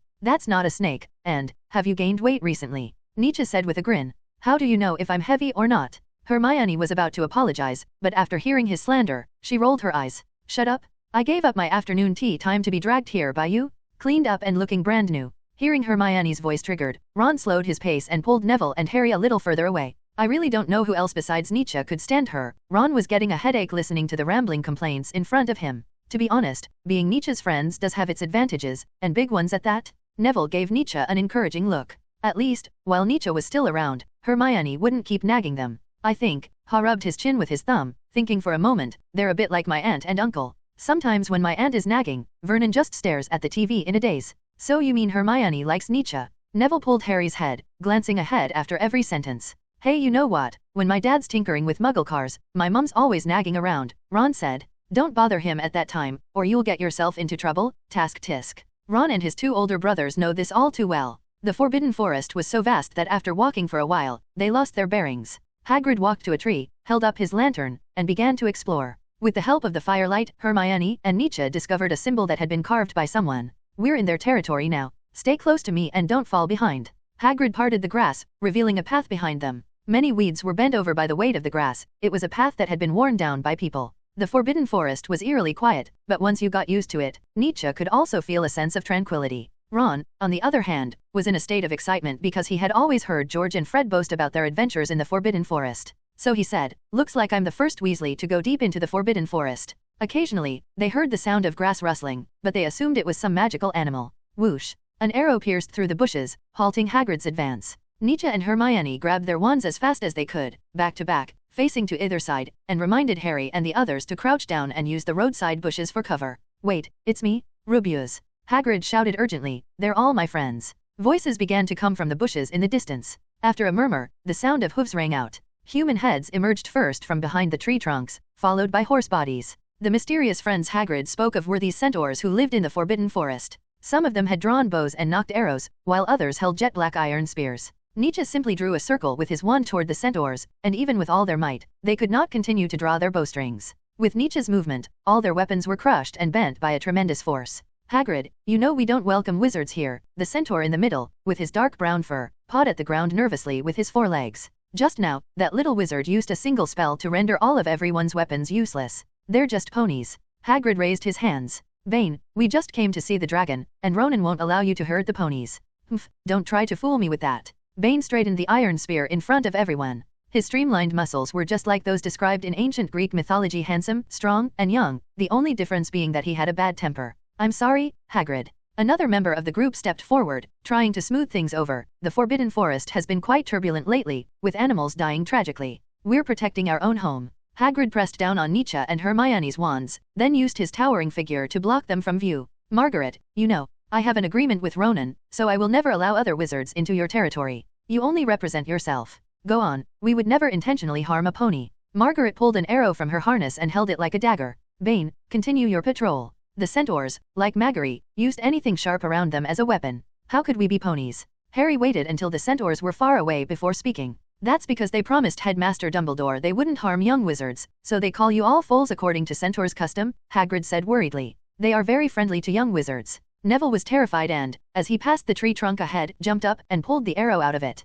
Friendly? Is this some kind of greeting gift? He then swung the arrow, leaving a mark on the wood. If you want, you can certainly keep it, and as you all heard, this is only a temporary problem. Apart from Bane, that guy has always had a terrible temper. Soon, not long after passing the centaur patrol, they discovered a tent made of wood, leaves, and vines. The passageway of the centaur tribe was traversed by a stream flowing from the Black Lake, which converged into a lake in the center of the flat land. There, they saw many female centaurs, their bodies covered only by leaves, scooping water with wooden ladles. The sounds of playful laughter and the babbling of the stream drew the attention of Ron, Harry, and Neville. Natural clothing. Even Nietzsche was not immune. Don't forget, you've come to visit the dragon. Hermione pulled off her shawl and covered Nietzsche's head, obscuring his eyes. I know, I'm just observing the lives of the centaurs, Nietzsche stubbornly explained. Don't you think the centaurs seem to have become one with nature? For them, this might be a kind of fashion. He felt that Hermione must have misunderstood. After all, I was observing living beings, so I couldn't use a wizard's perspective to look at centaurs, although they were all pretty good. That's just a grass skirt. That's all. Hermione said. Actually, this is for the sake of you young wizards. Even clothes woven from nature can become an obstacle to our natural connection with nature. An elderly centaur stepped forward and greeted Hagrid kindly. It had reddish-brown fur, and its long beard was tied up. It was holding a huge stone basin in its hands. The little dragon that Hagrid was worried about had grown to twice its original size since it hatched. It had rubbed white marks on the stone basin with its claws, and every time it burped, it would exhale a small flame from its mouth. The centaur would always laugh heartily and tilt his head back to shield his beard from the fire. Ronan? This is, good heavens, I don't even know how to thank you. Hagrid quickly took the dragon. I initially thought you'd refuse, after all, it's a dragon. But no matter how much we hate it, it's still part of nature. Ronan seemed very composed. By the way, I heard from Bane and Margaret that a lot has happened in the Forbidden Forest lately, so I'll start keeping an eye on things. Hagrid stepped aside and introduced the children to them. I'll look after these kids when I'm not available. Hermione froze as soon as she pulled off Nietzsche's shawl. What does that mean? Wait a minute.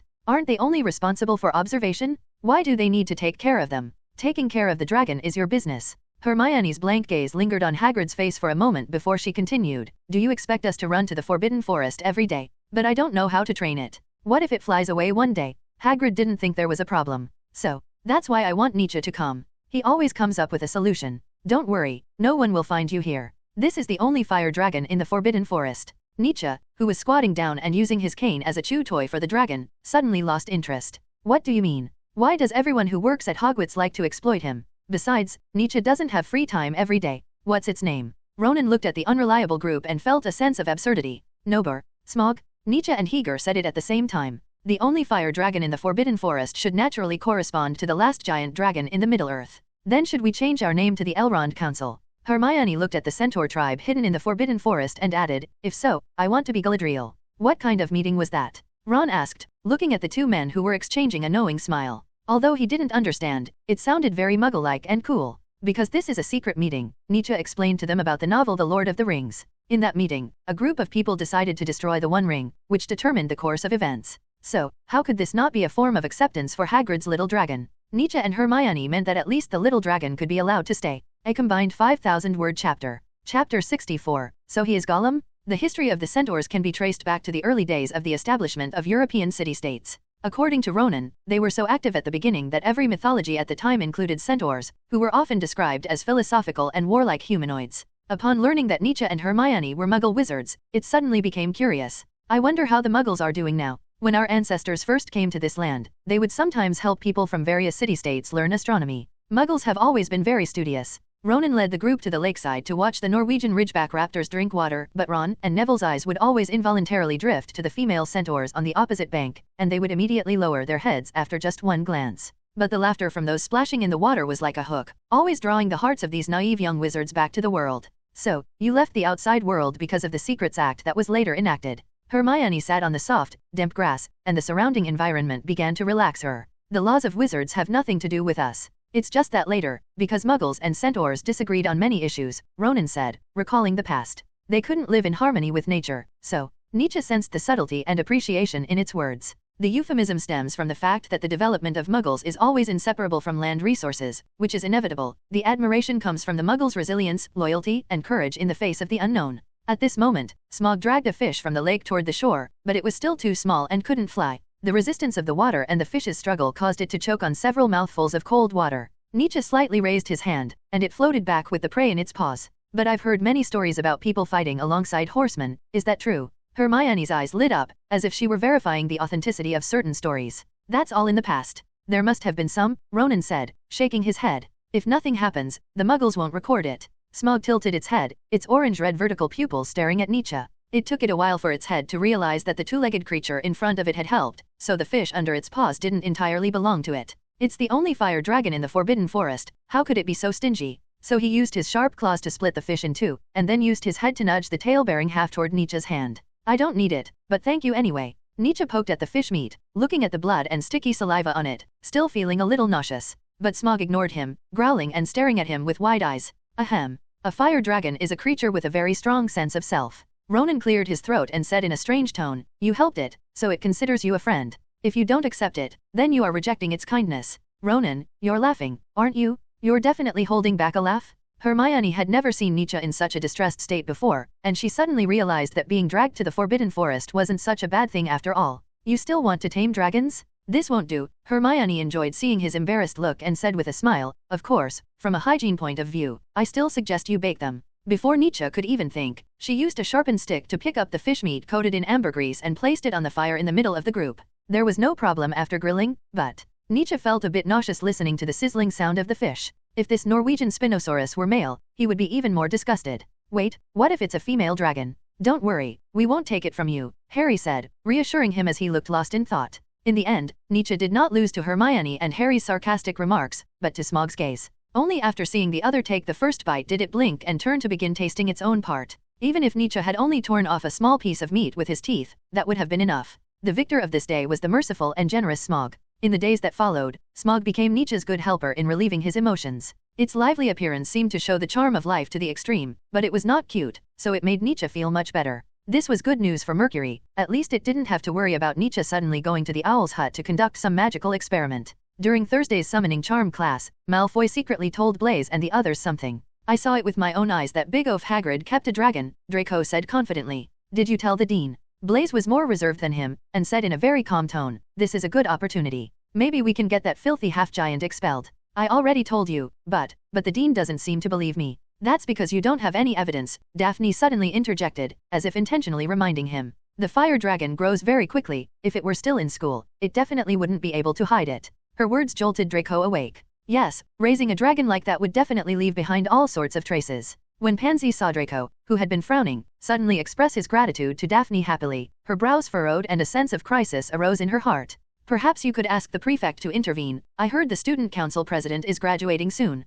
Pansy turned to the side, cutting off their conversation and drawing Draco's attention back to her. The most intense competition for student council president is between Percy of Gryffindor and Lucienne of Slytherin, both of whom are favored by their respective heads of household, while Ravenclaw and Hufflepuff are simply not interested. If Lucienne catches Hagrid raising a dragon without permission, it will be a top-notch achievement, securing his position as the next student council president. That's right. That's a great idea. Draco and the others discussed the plan. After finishing her next flight lesson, Daphne covered her face with a thin scarf and hurried to the fifth-floor library. In the quiet study atmosphere, she observed everyone who passed by as she walked in. With final exams approaching, there were quite a few Slytherins among them, but they weren't sitting together as usual, suggesting that something was beginning to crumble within Slytherin. Finally, she saw Nietzsche Holmes in a seat right next to the library window. Tear that thing down, nobody here will notice you, Nietzsche said lazily as he wrote his paper, The Widespread Application of Standard Spells. Even if there's only a very small chance, I can't afford to gamble. Daphne lowered her voice and sat down in the chair opposite him. So what made you take such a risk to come here? It couldn't have been just for chatting, could it? Daphne recounted everything about the charms class without holding anything back, and Nietzsche believed she couldn't possibly keep anything from her. It seems you've chosen to bet on both sides, which is cheating. Nietzsche stopped writing with his quill and finally looked up to face the other man directly. You're reminding Malfoy over there, and now you want to take credit from me. Don't be silly, you're a smart person. I'm helping you solve problems in advance and reduce risks. Daphne corrected him. In fact, according to her logic, she was helping Nietzsche get rid of Draco, this persistent venomous snake, as soon as possible. The longer it dragged on, the more detrimental it would be to the dragon incident. The future represents uncertainty, and plans will only change due to various uncertainties. This first-year Muggle wizard in front of me changed other people's impressions of Slytherin by starting all alone and through various events, and even won over Warrington and struck out Marcus. Sometimes, she couldn't tell whether Nietzsche deliberately created those events or simply went with the flow. Aren't you worried I might sow discord? Nietzsche tucked a sheet of parchment filled with his papers into the book, his fingers interlaced on the cover. I only need to subtly hint to Draco. You wouldn't. Daphne had never thought of it that way. You're not that kind of person. Although Daphne still adhered to certain rules, she couldn't help but begin to have some doubts about the changes in Slytherin. All right, thank you for your suggestion. I'll keep an eye on Lucienne and Gollum. Nietzsche seemed to be in a good mood. Even Daphne, who was of noble birth, couldn't find any fault with his interpersonal skills. Gurgle? Daphne did not understand the nickname he gave Malfoy. As soon as she left, Nietzsche immediately pulled out a book about spells from the bookshelf and found the tracking and countermeasures commonly used by wizards. Wizards often use the disappearance charm to ensure their location remains hidden. A master of this spell can achieve a level of invisibility. Remember, this doesn't make you disappear. When get out of class ended the next day, Nietzsche casually took his equipment from the potions classroom. Bane, he shouted at the gruff centaur as he stuffed firewood under the crucible. What's up? If there are any winged demons in the Forbidden Forest, could you bring me a few? Nietzsche glanced at his watch, wondering how long it would be before Hermione arrived. Centaurs are not your subordinates, little foal. Bane stumped on a blue stone with his hoof, annoyed. Ronan allows you to come and go freely, isn't that enough to satisfy your greedy hearts? Nietzsche did not back down because of the other party's temper. He simply took a small step back and showed his empty hands. I've heard about what happened in the Forbidden Forest recently. If you're willing to get some winged maggot venom, I can make enough potions of oblivion. He silently thanked Professor Snape for his potions skills. Now it was Bane's turn to be confused. He had heard of some of the wizard's strange and wonderful potions, but what did that have to do with patrolling? The venom of the winged demon has a forgetting effect. You can infuse the potion into the skin of the intruders. This way, if you encounter poaching wizards, you can better drive them away. We can choose to kill anyone who illegally enters centaur territory. Our ladders can crush their spines, Vane said. Are poachers Batman? Yes, that's right, but what if they go through the Ministry of Magic's legal procedures? Nietzsche explained. Among this patrol group, there were at least some centaurs who knew the pros and cons, so Margaret stepped forward and pulled the confused Bane aside. He suddenly felt that they should consider how to deal with the wizard who was disrupting the balance of nature. Killing is definitely not an option. This little pony makes a good point. Bane, if someone dies, those guys at the Ministry of Magic will choose to expel him, and Margaret's hooves trotted out. This is Hogwarts. They didn't want to involve the school principal either. Therefore, Nietzsche's statement is not without merit. They need a proper way to drive away poachers. No, that poacher. I've never seen anyone like him. Bane roared angrily. He kills the animals but doesn't eat them, as if it's just for fun. He seemed determined to use ruthless methods to impose sanctions. The problem is that the areas where centaurs live are planned by the Ministry of Magic, and they have to listen to those glib wizards. We are centaurs. Bane, we are not banshees or vampires, people who are defined as human simply because they can talk, Margaret urged. We cannot let our tribe be scorned because of impulsiveness. Bane, with his fiery temper, glanced at Nietzsche, and his initially pounding chest finally deflated. It walked over slowly, hesitated for a moment, and then asked in what it thought was the calmest tone about the dosage of the winged demon venom. It seemed that Bane would also listen to his companion's advice. Any place marked by the centaurs is safe, so I'll go to the winged demon's lair to catch some. Bane wasn't sure of the exact amount, and pulled out an empty water bottle hanging on his body, saying, "Will filling this up be enough?" Nietzsche, on the other hand, was overjoyed. How much? The more the better, of course. Judging from the centaur's horn-shaped wine jug, it must contain at least 1 pint, or about 400 milliliters.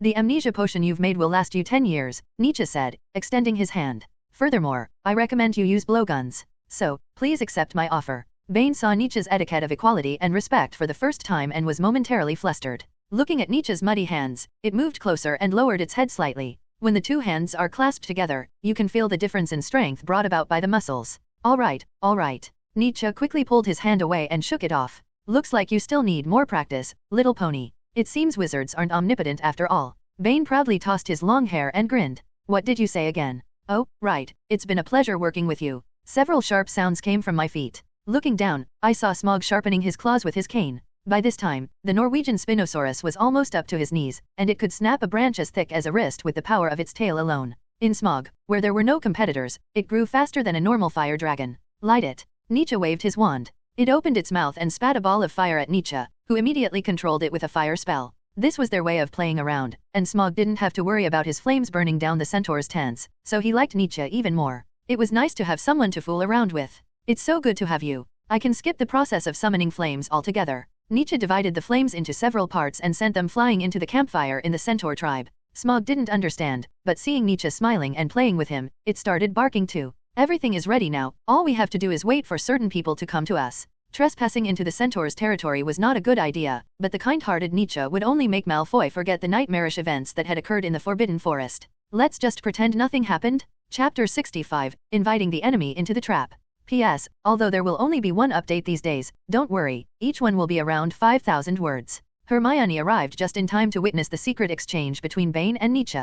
She had initially assumed the horn-shaped bottle contained wine brewed by the centaurs themselves, but when the lid was lifted, the thick, dark liquid inside pulled Hermione's thoughts back to potions class. That's clearly the venom of a winged demon. Could you come and lend a hand? Nietzsche sat on a wooden stump and snapped his fingers at the crucible. It's the fire dragon spell? Smog leaped forward and spat a ball of scorching dragon fire at the match beneath the cauldron. Afterward, he smugly wagged his tail and flicked it back and forth at Nietzsche. So you're finally willing to practice your clumsy potions. Hermione sat down next to him. To make those crucibles and glasses more precise, Nietzsche manually drew markings on them. Yes, I can finally understand the old bat's admiration for potions. Nietzsche dripped 2 drops of diluted winged demon venom into a cauldron filled with lake water. Leaves no trace, more convenient. Humph. We caught some food from Black Lake, Neville said, walking over with a string of freshwater fish. He carefully crouched down, placed the items on the ground, and then used a branch to gently push the fish towards Smog's mouth, as Neville didn't want to be bitten by the dragon. But this is only a small treat for Smog, whose appetite is now about the same as Hagrid's. However, it doesn't need to worry here. At least until it can go out to hunt animals on its own, the centaurs always bring Smog a whole deer or dozens of rabbits after each patrol. It definitely doesn't want to leave the Forbidden Forest anymore, Ron said cheerfully. Here, it has food and water, and a bunch of strong horsemen to take care of it, making it much more comfortable than the so-called Fire Dragon Reserve. Just then, a female centaur with brown hair and a grass crown came over carrying a large box of valerian, lavender, and sleep beans. These potion ingredients were readily available in the Forbidden Forest. These are the raw materials for the living hell potion. You plan to use sleeping pills and amnesia potions together. Hermione suddenly realized something was wrong. This is a newt-rated, potent sleeping pill. It can make people sleep like a dead pig. Nietzsche picked up a needle and drew some of the prepared potion. But the two potions cannot be mixed, so my current problem is not potion making. You mean, to separate the two potions so they can be injected sequentially? Hermione pondered for a moment. That's right, I want to add a section of vacuum band inside, but the syringe is too thin, so only transfiguration can meet my requirements. If it were someone else, Hermione might have agreed. She didn't immediately take the syringe with the feathers attached. Instead, she crossed her arms, stood upright, and questioned him warily. A reason, Hermione said calmly. The centaurs want to protect their territory, but my method is more humane. Nietzsche turned to the mayor who had just been carrying the goods, with a polite smile. I hope you will like this approach. Even the female centaurs, after years of running and working in the Forbidden Forest, have developed V-lines on their slender, bare waists. Sweat and dew slid down the muscle lines from below the chest to the hairline, and the leaves were perhaps some kind of herb, for they had a faint, pleasant fragrance. Sometimes we are really annoyed by uninvited wizards, so the centaur will remember your help. The centaur's clear voice reached Hermione's ears. It certainly sounds like they're doing a good deed. But Hermione knew that Nietzsche was probably trying to use this opportunity to achieve some other purpose. You see, this isn't what I wanted to do, Hermione. You're helping someone. Nietzsche's voice was like a succubus from the Bible, slowly pulling Hermione's mind into the abyss. Finally, she muttered helplessly, all right, I know, but you're not allowed to hide it on your person. Don't bring such a dangerous thing on your person. That was Hermione's best act of stubbornness. No problem, you're the only partner Headmaster Dumbledore has ever acknowledged. Nietzsche casually handed the blowgun needle to the other man and said sincerely, you know, I would never lie to you. What, lie or not? Hermione gritted her teeth, seized the opportunity to grab his left hand, and leaned forward slightly. At this distance, both of them could clearly feel each other's breath on their faces, but at least it was effective, because Hermione caught the embarrassment and fright on Nietzsche's face. Clearly, he can't remain calm about everything. Darling, do you think I would believe you? Hermione's voice trembled, making it sound uneven. At least I'm 90% honest. Nietzsche heard the sound of bubbles bursting in the crucible and said with a straight face, the potion will fail. Smog's flames are hotter than we usually can. He shifted his body, licking his teeth with his tongue. While stirring with the wand, he would glance around from time to time, each glance lasting no more than 3 seconds. Hermione, on the other hand, is like a victorious bird that has escaped a fight. She has finally grasped Nietzsche's weakness, but this method cannot be used often because she cannot let the other party get used to it, so she must always be careful with her words. Ron pulled Neville along to admire the centaurs, ostensibly to observe their habits, which surprised Hagrid somewhat. Harry was responsible for working with the other centaurs who returned from patrol to slice the meat with a knife, roasting some for himself that evening and leaving the rest for Smog. With Hermione's help, the Hellfire Potion and the Forgetfulness Potion were quickly prepared. Are you sure this will make those wizards leave? Bane picked up a syringe with his fingernail and examined it against his nose. It doesn't even look as good as our bows and arrows and iron spears. One of these is enough to knock out a small horned beast. Nietzsche casually rubbed the remaining powder from the grinding process onto the dragon's wings. Smog, roar, coma, amnesia. A single combo is enough to make an intruder forget something forever. The centaurs didn't need to worry about their territory being invaded, and they could also avoid being expelled by the Ministry of Magic for harming wizards. After a long period of understanding, Nietzsche learned about the centaurs' proud and rigid character. Because they do not acknowledge themselves as humans alongside those dark creatures, they are classified as magical creatures by the Ministry of Magic. Magical creatures that harm wizards should be punished. Forgetting something while unconscious goes unnoticed, it's all like a dream. Nietzsche explained the potion's remarkable effects, as easily as forgetting a dream you've ever had. You don't have to take any responsibility at all, and it comes with after-sales service. The other party has completely forgotten about the whole thing, so naturally there's no complaint. After a brief discussion, Bane immediately had the other centaurs responsible for hunting change into blowpipes, and the ammunition belts were simply clipped to their chests, making their old jungle hunter demeanor even more striking. Draco, of course, was unaware of the changes that had occurred in the Forbidden Forest.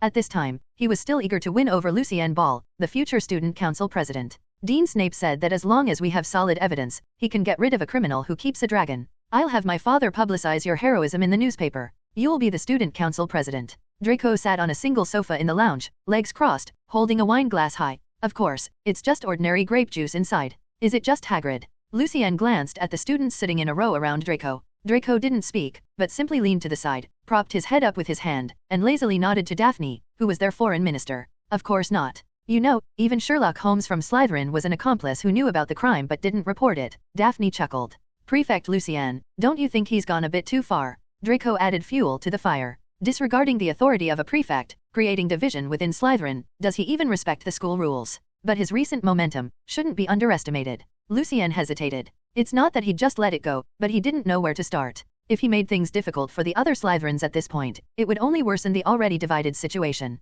In a sense, purebloods need mixed race and muggles to demonstrate their status. But what if the newspaper says the student who makes friends with criminals? Draco was quite confident about this. The Daily Prophet's reporters never turned down money. Your father? Lucien asked cautiously. That's right, I went back home for Christmas. My dad hates people like that, so he's very supportive of me. The shrewd Lucien immediately agreed. He knew that this matter was not just Draco's idea. It seemed that Malfoy wanted to take the opportunity to interfere in Hogwarts, preferably to replace Hagrid, the half-giant. Daphne watched the two people shaking hands and silently took a sip of pumpkin juice. It's intriguing, Nietzsche. How would you prepare for this? Finally, the time chosen by Prefect Lucien arrived. It was Sunday, and the Slytherin Quidditch team needed to practice, so Warrington would not have a chance to help Nietzsche. They're out. Gore, get over there. You're crowding me. Pansy stood by the fountain in the courtyard. She spotted Hermione Granger and Nietzsche coming out of a classroom on the second floor, so she quickly told Goyle to go find Draco and the others. But Pansy didn't back down. Instead, she gave Granger a sarcastic laugh. Hermione and Nietzsche didn't seem to have seen her, or rather, they couldn't see her at all. Pansy? Have they spotted you? Draco rushed over from the lounge, looking around. Of course not, that's a disillusionment charm. Pansy's voice came from in front of them. They've already gone down the courtyard stairs and are heading towards the Forbidden Forest. Great opportunity? Lucien, let's catch up. After the prefect applied the disillusionment charm to the others, Draco finally saw the fluffy-haired girl in front of him. Including Daphne, there were 6 of them. They kept a distance of about 5 meters from Nietzsche, a distance that ensured their footsteps wouldn't be heard, while also preventing the 2 of them from disappearing onto the lawn. Just as Goyle and Crabbe discovered Hagrid's hut, Draco stopped them. The dragon is definitely not hiding there now, don't go over there. He was discovered by Granger that day. Sure enough, Nietzsche and Hermione did not approach the house, but instead walked along the Black Lake to a dark path, where they found Harry Potter, who had met the other 2, standing on the hillside. Draco clenched his fist in excitement. But they went into the Forbidden Forest. Crabbe hesitated. Don't worry, as long as the disillusionment charm is still active, we won't be discovered. Let's not stray too far. Lucien ignored him and was the first to follow. Just find the place where they're hiding their fire dragons. When that time comes, all they need to do is lead the dean there. This was Draco and the others' first time entering the Forbidden Forest, so they gripped their wands tightly and took extremely slow steps. Just to be on the safe side, Lucien also cast a silencing spell on them. Quietus, whispering, ...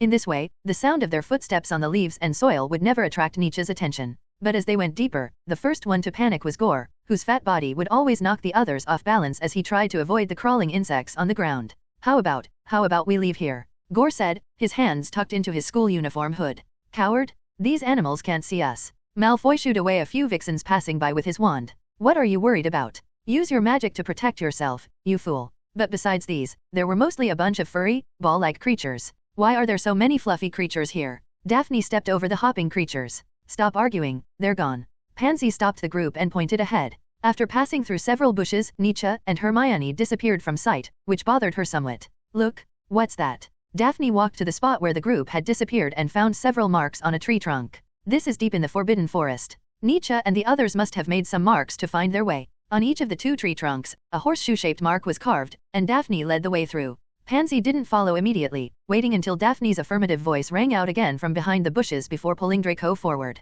Because the plants in the Forbidden Forest were growing taller and more lush, Daphne could find 2 marked tree trunks every so often. She would hold on to the gaps in the bark with her fingers and jump around on the roots. Draco still had a malicious smile on his face. When Hagrid gets fired, my dad will put that dragon away. How could that stupid giant keep something like that? Daphne didn't speak, but was uneasy about the quiet Forbidden Forest. Just as the group was feeling secretly pleased, the sound of horses' hooves suddenly rang out. Who's there? A loud shout rang out from the distant woods. Margaret, I smell a stranger. Surround this place with your men. Lucien immediately stopped and lowered his body. The sound of hooves grew closer, and as the surrounding bushes were parted, a strong centaur leaped out along with Pu Rongrong. As the black centaur approached, holding a blowpipe, Lucien instinctively covered his nose with his left hand, trying to hold his breath as much as possible, while his other hand trembled as he gripped his wand. Bane? I don't see anyone. The centaur turned his head and looked around a few times before shouting. Impossible, my nose can distinguish any kind of herb. Bane took a running start, jumped up onto the tree trunk, and said, that's not the smell of Nietzsche's ponies.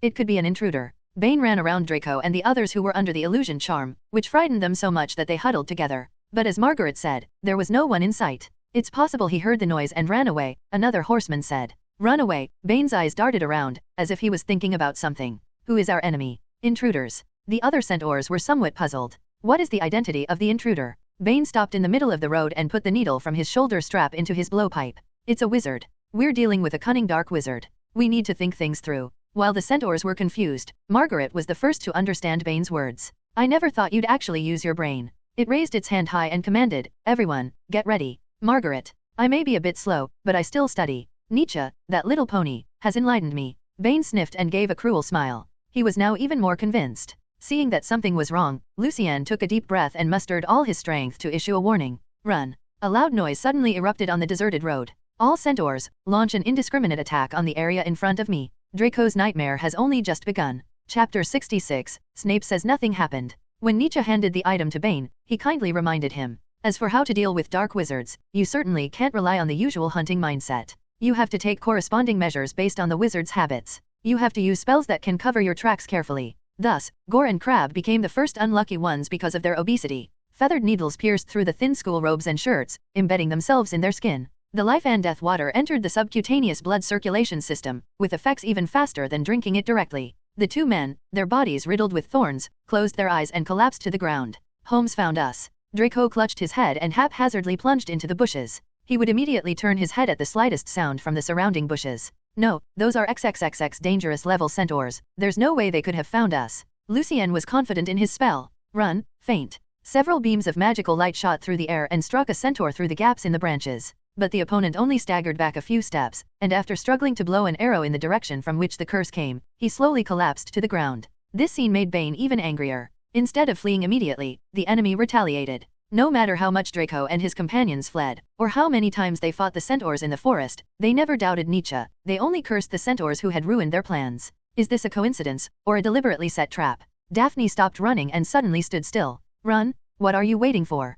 Pansy hissed. Parkinson, I know you've always disliked me, but how about I stay this time? Daphne looked at the centaur with nothing but disgust in her eyes. For the glory of purebloods, the Greengrass family has no deserters. Pansy found it hard to believe, and even felt a touch of emotion. So she really ran away. Daphne hid behind a tree, and once the disillusionment charm on her body gradually wore off, she knew that Lucien had already run far away. So she simply put her wand back in her waistband, raised her hands, and walked out. I surrender. Daphne's forehead beaded with sweat as she looked at the centaurs surrounding her. A little pony. Margaret cried out in surprise. Stop. Leave this to me. They went that way. Daphne dared not move, only turning her eyes to look in the direction Pansy had fled. I won't stop them, I just want to ask one thing. Have you heard of Nietzsche?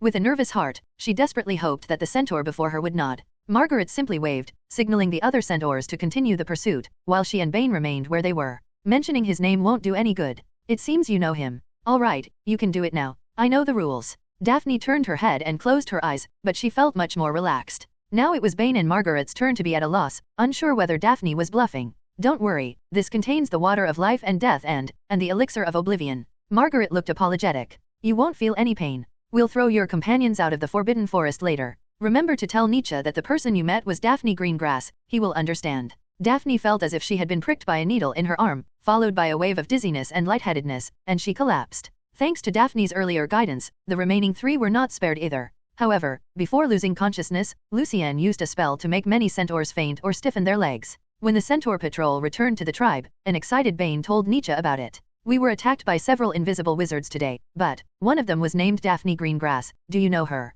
I know them, but we're not close. Nietzsche chuckled and changed the subject. Don't worry, they'll forget what happened today. By the way, let me help you deal with the lingering effects of the dark magic. Several centaurs have completely lost their ability to move. Some were unconscious, some were stiff, while the conscious ones had their forehooves twitching unconsciously, like a moon-obsessed beast bathed in moonlight. We can overcome this with herbs. After a few days of rest, the residual magic will dissipate, Bane said somewhat reluctantly, seemingly not wanting the wizard to see his people incapacitated. But would they be willing to do nothing? Nietzsche stroked the centaur's hair. Of course, if they were officials from the British Ministry of Magic, they might even take the opportunity to ask for a few days off. No mole, so here are some Ministry of Magic jokes that centaurs love to hear. This worked well on Bane. He laughed loudly and enjoyed comparing the Neanderthal's sense of responsibility to those in the Ministry of Magic. The little pony is right, Bane. We're not those lazy pigs in the Ministry of Magic. The tribe's patrol team cannot be short-staffed at this time. Those horsemen who had been lying on the ground and had recovered all shouted Nietzsche's name. Most of these poisonous and evil curses can be dispelled with common antidotes. In addition, Nietzsche's knowledge from Professor Quirrell meant that even complex dance step curses could be countered with freezing curses. Bane, you've finally made progress. Ronan walked up to them and suddenly said something inexplicable. Are you getting senile? Bane said gruffly. Didn't I improve before? Isn't it amazing? Collaboration always makes things go more perfectly. I can see your star in Centaurus shining brightly, and I'm so happy for you. The scene of the wizard breaking the spell on the centaur looked so harmonious and natural. But Bane glanced at it sideways and deliberately teased, were you stargazing with that lunatic Firenze again last night? Its prejudice against adult wizards is mostly significant. Even with the young wizard Hagrid brought, Bane could only speak to Nietzsche. They could appreciate each other. Bane admired Nietzsche's respect for life, while Nietzsche admired Bane's freedom, but they would maintain a comfortable distance from each other for a time. Secondly, I don't hate all wizards, I just hate their arrogance. Bane weighed the blowpipe in his hand and found that it worked quite well for wizards when combined with potions. It's as if centaurs never need wizards to define whether they are human. And what about him? Ronan asked, a hint of curiosity in his voice. I don't know. Hagrid likes us because of his love for magical creatures, while Dumbledore's kindness is more like compassion, Bane said seriously. But talking to him makes me feel like I'm not an animal. When the centaurs saw Nietzsche return to Hermione's side and tease the dragon, they noticed the calmness on Bane's face. When Draco woke up, he found that instead of the crystal chandelier and glass of his Slytherin bedroom, there was a white ceiling above him. He remembered that he was taking a nap in his dormitory. Lady Pomfrey passed by his bedside, bringing with her a pungent smell of potions. Awake. Snape stood by his bedside and said in a cold voice, Professor. Professor, Malfoy said blankly, rubbing his groggy head, how did I end up in the school infirmary? Chapter 67, Distinguished Guests in the Forbidden Forest. Quirk brought you here, who knows what you've been up to this time, never mind, I'm not interested. Snape looked at the people lying on the bed, asked a few more questions, and found that none of them remembered what had happened. He made a plan in mind, and when he turned to get the white essence, a smile appeared on his lips. The conversation ended there, and Malfoy and the prefects dared not utter a sound, for fear of angering the headmaster. Perhaps you've provoked Quirrell again, because of you, every Slytherin has had 20 points deducted. 20 points? Per person. Pansy couldn't help but exclaim. But we don't know what happened, Professor. It's possible that Quirrell attacked us. I expect you to show respect to the Professor, Miss Parkinson. Why can't you reflect on yourselves? Snape spoke in a drawn-out tone, then brewed some white savory essence and handed it to the 5 men to drink. But Quirrell just roughly threw Draco out of the classroom last time. Maybe he just doesn't like us, Pansy said, indignant on Draco's behalf. Enough. Snape raised his index finger, causing Pansy Parkinson's tongue to stick to her palate. Losing 100 points at once would make anyone angry, especially since the one who deducted the points was Professor Quirrell,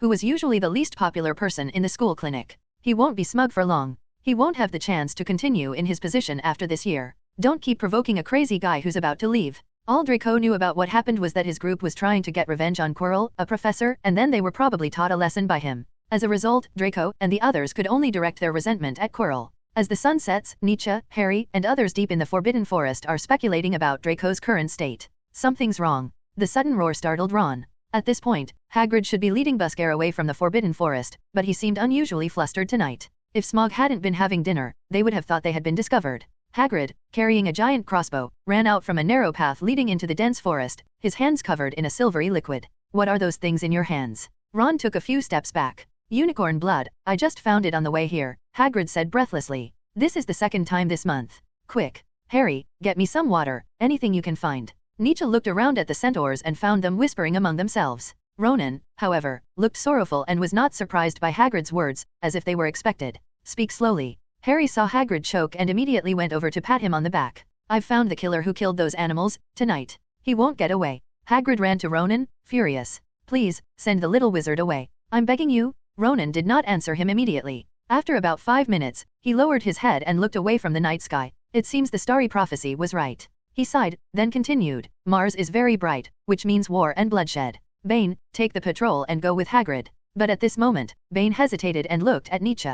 But they can't leave now, it said. I'm glad you've made a positive change, but on this matter I agree more with Firenze's astrology, Ronan said slowly. But it's the Potter's children who are most unsafe to stay here, and we can resist for the time being. Centaurs always speak in a mysterious way. Sometimes, Nietzsche genuinely wondered if Dumbledore's way of speaking was something he learned from them. It's just an intruder. What does that have to do with war and Harry Potter? Hermione stared at them blankly. Bane and Ronan didn't seem to want to reveal too much. As centaurs, they had always followed the natural selection, including their attitude towards prophecy unwavering belief. It's as if everything happens because of fate. Because the intruder is that person. A centaur with silver mane emerged from a solitary tent made of wooden frames and branches in the distance. Bane, I'm glad you've started to care about the people around you. Shut up, Firenze, Bane said, clearly annoyed. Hermione looked in the direction of the voice and saw sideburns and long platinum blonde hair shimmering in the moonlight. Judging from Ferencz's posture and tone, he seems more like a centaur sage from mythology, with eyes as beautiful as sapphires and streamlined, well-proportioned muscles. After seeing Hermione's slightly surprised look, Nietzsche moved closer to Bane. Is it always this, showy? He whispered. That's always been the case. Bane crossed his arms and nodded in agreement. But many of the female centaurs here fall for it. Ferenc nimbly waded across the stream and came to Harry's side, running his fingers through Harry's trimmed hair, where many centaurs once again saw the indelible scar on his forehead. This displeased Harry, who took a few steps back and looked at the other person warily. Hagrid and I are going to find the unicorn and that guy. You guys follow Ferenc and leave here. Bane patted Nietzsche on the shoulder and then called to the rest of his companions. Fortunately, thanks to Nietzsche's help, the entire patrol was unharmed. Ferenc led Harry, Ron, and the others away from the campfire a side path. Along the way, they were all filled with fear because of the centaur's words, especially Neville, who was more timid. What does this have to do with that person? Neville's voice was filled with uncontrollable fear. Because of the blood of the unicorn, child, killing a pure unicorn is a cruel thing. Although its blood can prolong life, it will also be cursed. Think about it, who would do such an inhuman thing? Ferencz's words were like an owl's claws, suddenly gripping Neville's heart. But isn't he dead? I don't think so, Mr. Potter. Although the news is shocking, it is true. Ferenc gestured for everyone to bow their heads, careful of the drooping branches. He is back. Each with their own thoughts, the group followed Ferenc and ran outside. Some were worried, some were afraid, and Hermione was naturally the former. She was just about to comfort Harry when she suddenly found him lying on the ground. Harry clutched his forehead in pain, feeling as if his head was on fire. I can feel it, I see green light. Ferenc wanted to turn around and grab Harry by the collar, putting him on his back, but as soon as he reached out, he heard something sliding on the fallen leaves, moving very fast, and rushing towards them. Nietzsche quickly understood the green light Harry was referring to. He, Avada Kedavra. Chapter 68, Do Not Go Gentle into a Good Night. It was precisely at this moment that Harry's wounds began to cause excruciating pain. When the pain reached a certain level, he couldn't even see what was happening in front of him. He could only vaguely see a few green lights flashing from the side, and then his feet suddenly dangled in the air. Take him and leave first. Neville suddenly shouted after seeing Harry being lifted onto the horse. Navy, now is not the time to play the hero. Ron bent over, trying to minimize the possibility of being exposed. Everyone understood what was happening from that fleeting green light. It wasn't the green spark curse, the incantation uttered from that horse throat was a true killing curse, certain death upon contact. Neville's legs trembled as he gripped his wand like a two-handed sword. When I was little, my uncle Algie almost drowned me at the Black Lake dock once in an attempt to make me generate magical energy, and another time I almost fell to my death from the balcony of my house. But that's nothing. If the mysterious man is indeed coming for Harry Potter, then he's willing to be truly brave just this once, even if it's the last time. Although he was indeed very afraid of death that was so close at hand. Rustle. Petrify them all. It's freezing cold. As soon as Neville heard the rustling of the bushes, his nerves were on edge, and he immediately began to rapidly unleash everything he had learned in that direction. But the curses made no sound after passing through the bushes. The Longbottom family, a child, huh? The owner of the voice seemed somewhat surprised. Come closer, let me see. You're just like your parents, always showing off. I suppose they've learned their lesson by now. Nietzsche discovered that Neville had suddenly broken down. His eyes were fixed on his surroundings, and with each blink, tears welled up in his eyes. Moonlight shone through the gaps in the leaves, illuminating Neville's face and revealing the streaks of water on his cheeks. Even so, Neville just bit his lip and didn't make a sound. Save some money. Hermione hid behind him and quietly handed the pistol to Nietzsche.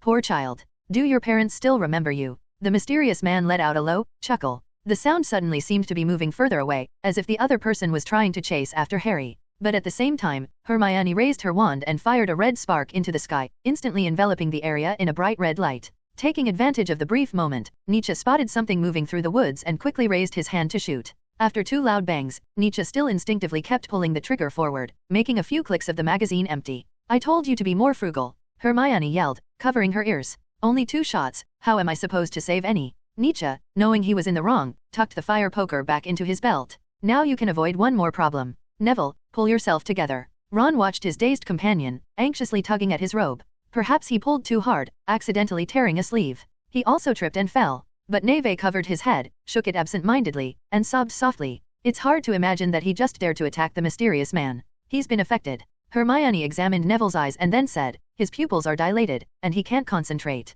It could be some kind of dark magic that can affect a person's mind. Ron, you stay here and protect him. Upon hearing the reassuring sound of horses' hooves in the distance, he immediately chased after them with Nietzsche. Upon seeing the staggering figure in black robes, the two simultaneously raised their wands, enveloping the mysterious man with magic imbued with determination and rage. The man was like a chicken and egg, struggling desperately in the ever-compressing space. Only he would take such a petty trick seriously. The mysterious man's cloak was ripped off. What is that? The area that should have been the whites of his eyes was completely filled with black, with only a small scarlet pupil in the center, which seemed to be the source of violence and hatred. The mysterious man bent his hand at an eerie angle and pointed it at the two of them. A flash of blood-red light appeared, and Hermione felt a sharp pain in her chest. She pressed hard on her chest, gasping for the cool air around her, hoping it would ease the pain, or not. No, if she didn't do that, she would forget to breathe because of the intense pain. Nietzsche had to free his left hand to catch the fallen Hermione. Unforgivable. Unforgivable curse. She uttered through clenched teeth, enduring the excruciating pain. Holmes, don't block my way. This is a warning. The mysterious man forcefully pushed aside the ever-compressing magic, his tone tinged with admiration. Shouldn't Slytherins help each other? He seemed quite pleased with Nietzsche's portrayal of Slytherin. The clash of magic destroyed the surrounding trees, the impact sent Nietzsche flying, and those closer to the mysterious man were reduced to wood chips. The magical power within a young wizard is vastly different from that of an adult wizard. So you're that guy who won't even let anyone mention your name, and you look a bit ugly. Do all the Death Eaters have to have their noses cut off if they join you? Nietzsche, lying on the ground, gestured a few times to his own face. This is the symbol of Slytherin, the mysterious man said irritably. As it spoke, a few drops of silvery white liquid fell to the ground. That was the blood of the unicorn. Then why don't you turn your head into a snake man? Nietzsche said deliberately in a contemptuous tone. If that's the case, I hope the founder of Gryffindor wasn't a sphinx. This indeed angered the mysterious man, who stumped hard on Nietzsche's chest. Again, his chest. Nietzsche had lost count of how many times his ribs had broken. He could now smell the stench of decay emanating from the other man. You're a master of spells, a genius. I actually thought highly of you from the start. The mysterious man suddenly laughed, turning his gaze to Hermione beside him. Was it because of this mudblood? I can tell Harry which way to go. Nietzsche's attention was diverted by the curse. No, it doesn't matter anymore. I have plenty of opportunities to kill him, and you're as annoying as a vixen, Holmes. You and I are very similar, really, so I'm going to help you face some reality. The mysterious person will not retaliate directly like an ordinary person. He enjoys making people feel pain and regret, so he likes to start with their weakest points. Crucio. Just like before, Nietzsche did not experience that excruciating pain, but Hermione's suppressed sobs and the sound of her convulsing body rubbing against the fallen leaves made him feel a pain that went deep into his bones. The mysterious man seemed to be showing off his best trick, and every syllable of the incantation was very clear. Heart-piercing bone gouging. Holmes, we wizards shouldn't suppress ourselves. You have to attend this class, Potter. I've never taken it so seriously before. Let me guess. Dumbledore must really like you, right? Is it because of your eyes?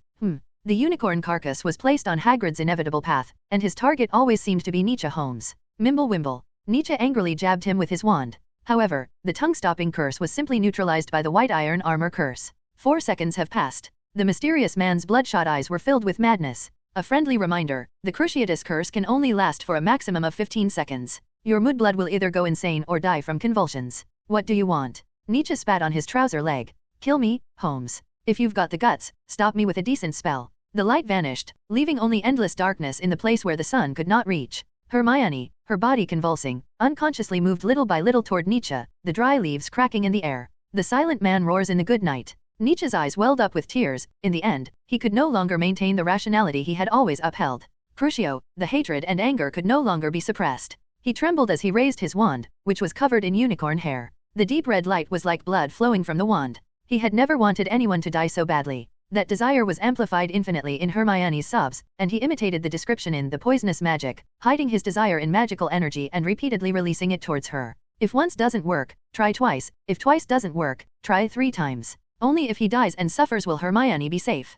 Can't you help me? Nietzsche stared intently at the wand in his hand, cursing, pleading, and scolding the inanimate object inside. Nietzsche vowed that he would not give in to Voldemort's wishes, and that he would never compromise. Crucio. He was roaring and howling. It angrily denounced the retreat of light. Chapter 69. Do not go gentle into a good night. Nietzsche used one of the 3 unforgivable curses under duress. Although he didn't know if it would have any effect, he could at least see the mysterious man's hand tremble and he staggered back 2 steps, stopping the spell casting. Nietzsche seemed to hear a crying sound in a daze. Perhaps it was a hallucination. Look, how similar you and I are, the mysterious voice continued leisurely, seemingly unaffected. We relied on ourselves to change those people's perceptions of us. Nietzsche quickly reached out and pulled Hermione, who was unconscious half a meter away, to his side. I never cared about what people thought of me. Nietzsche pulled a licorice stick from his pocket, chewed it, and said, I have never changed other people's opinions. They saw another hope for themselves. The other party looked in the direction of Hogwarts Castle, pondered for a moment, and did not intend to continue wasting the hard-won life force.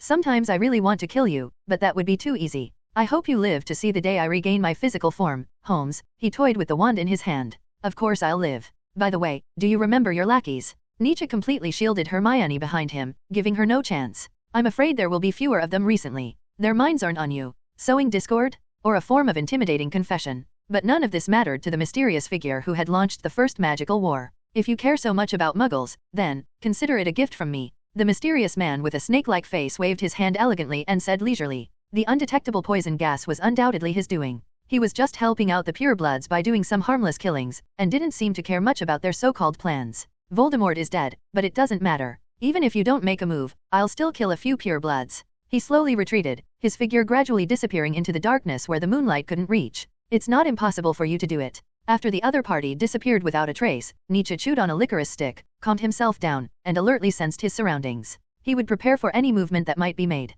If Voldemort were to take action himself, it would be a warning to others. But if Nietzsche and Muggles were to intervene, it would cause the pureblood families to band together for mutual support. In any case, it would suit Voldemort's wishes. There. Ron's anxious voice came from behind, followed by the sound of horses' hooves. When the rest of the group arrived, they could only see Nietzsche standing in the moonlight, his face covered in mud and blood, wearing only a thin shirt, with Hermione Granger covered at his feet in a wizard's robe. Everything around him was destroyed, which meant that Nietzsche had a direct confrontation with that person. Ronan's face was filled with sorrow. Nietzsche? Hermione? Quick! Give them a hand and get them to the castle. Hagrid came running over, carrying a dead unicorn. How is it? Is Granger, that beast even spares children? But Bane hesitated for only a moment before stopping Hagrid. Leave it to me, he said. You few, keep watch around the perimeter. After selecting a few centaurs, Bane picked up Nietzsche around the waist, then placed the unconscious Hermione on top of him. His strong arms carried the two young wizards with ease. I'm a wounded person, do you know how badly she's hurt? Nietzsche complained.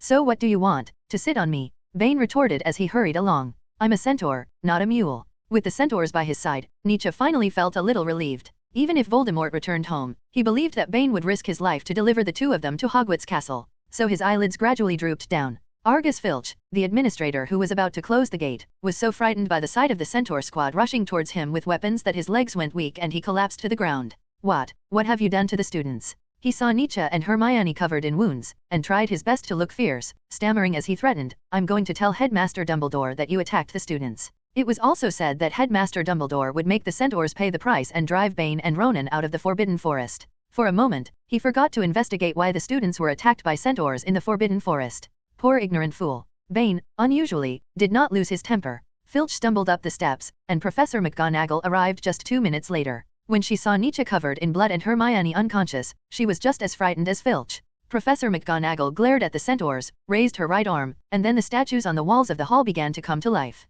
The tall knight statues that were originally used for decoration in the hall all stared at Bane at the door. We meant no harm. Bane quickly took a few steps back, explaining under immense pressure, they were attacked by dark wizards on their way back from the Forbidden Forest. We promised Headmaster Dumbledore. The Stone Knights did not respond, but simply leaned on their great swords and halberds, looking down at them like gods. I hope so. Professor McGonagall pulled Nietzsche and Hermione aside and looked them over. Hermione Granger, in particular, was the most severely injured, and McGonagall could sense the chilling curse and hatred emanating from her through the aura of magic. The Cruciatus Curse. She picked up Hermione with heartache and immediately took her to the school clinic. Nietzsche slept very uncomfortably, as he could always hear some kind of muttering echoing in the deepest part of his consciousness, which contained his disgust and hatred, some of which were directed at certain rules, and some of which were directed at the wizard himself. The first thing he did after waking up was to pull back the curtains, but all he saw was Neville chewing bubble gum. Where's Hermione? Nietzsche propped up his pillow and sat up. She's been transferred to St. Mungo's Hospital for Magical Arts.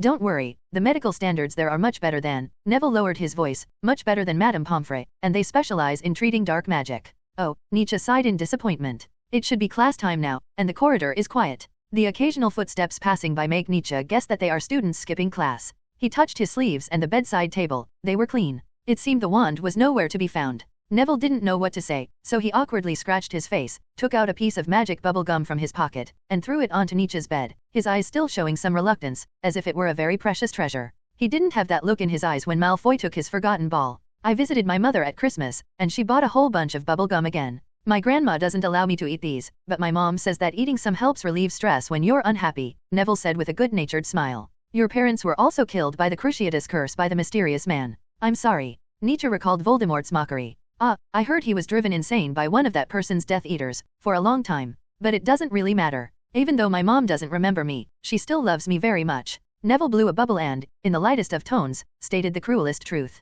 His parents were tortured so badly for resisting the mysterious man that they forgot many things, including their own son. I'm sorry, I don't know how, I just suddenly, Neville didn't know how to describe himself last night. His mind was blank, filled with those tragic memories. It's all right. Nietzsche shook his head, not blaming him. But I just don't know why, I forgot what I was doing. Ron could have helped you. And then there's another person lying there. Nietzsche blew a bubble, then waved his hand and closed the curtain again. I'll sleep a little longer, and wake me if Hermione comes back. Neville was stunned. He opened his mouth, but in the end, he didn't choose to continue blaming himself. By the way, I saw Dumbledore take your wand away, saying, your wand has changed a little. Okay, you should rest too. Ni buried her head in a pillow. Chapter 70, A Day Trip to St. Mungo. While Madame Pomfrey was preparing the potion, Nietzsche secretly left the school clinic, clutching the note the headmaster had placed on his bedside table. Licorice wand following the password on the note, he walked into the corridor behind the stone beast. On Dumbledore's desk, there was only a lone wand placed in the middle. It looks no different from others. Black walnut wood, 14 inches long, with unicorn hair, crafted by Ollivander, nothing special. Its owner was Nietzsche Holmes. You've come already. Dumbledore sighed, looking at the student who entered. If Madame Pomfrey finds out you left without permission, don't say I sent you. It's almost healed. Nietzsche looked around and noticed that the mirror of Arist was gone. In reality, he was quite uneasy. After all, the fact that the headmaster had suddenly taken his wand meant that he had discovered something, which meant that Headmaster Dumbledore might already know about the unforgivable curse. Nietzsche sat down calmly, searching for some excuse in his mind. There's been a slight change in the core of your wand, Dumbledore said calmly, handing the item back to him. Looking up from the tip of the staff, one can see that the white unicorn hair inside is gone. No, Nietzsche used the illumination charm on his wand and found that the core was still there. Upon closer inspection, he realized that the unicorn hair had simply turned black as a Thestral's hair. Perhaps it's just a change in color, Nietzsche said. I asked Ollivander, and he has never encountered this situation since he started using unicorn hair as the core of his staff. Of course, many times it is just the core that breaks, but that is not a change that occurs on its own. Nietzsche's magic wand has become so black-cored. Dumbledore's blue eyes, hidden behind his half-moon spectacles, couldn't help but show some worry and fear. He took out his wand with its distinct joints, waved it, and then the tip of Nietzsche's wand emitted a dark red light. The flashback charm, which the Ministry of Magic typically uses to detect spells recently used by a suspect, Dumbledore explained.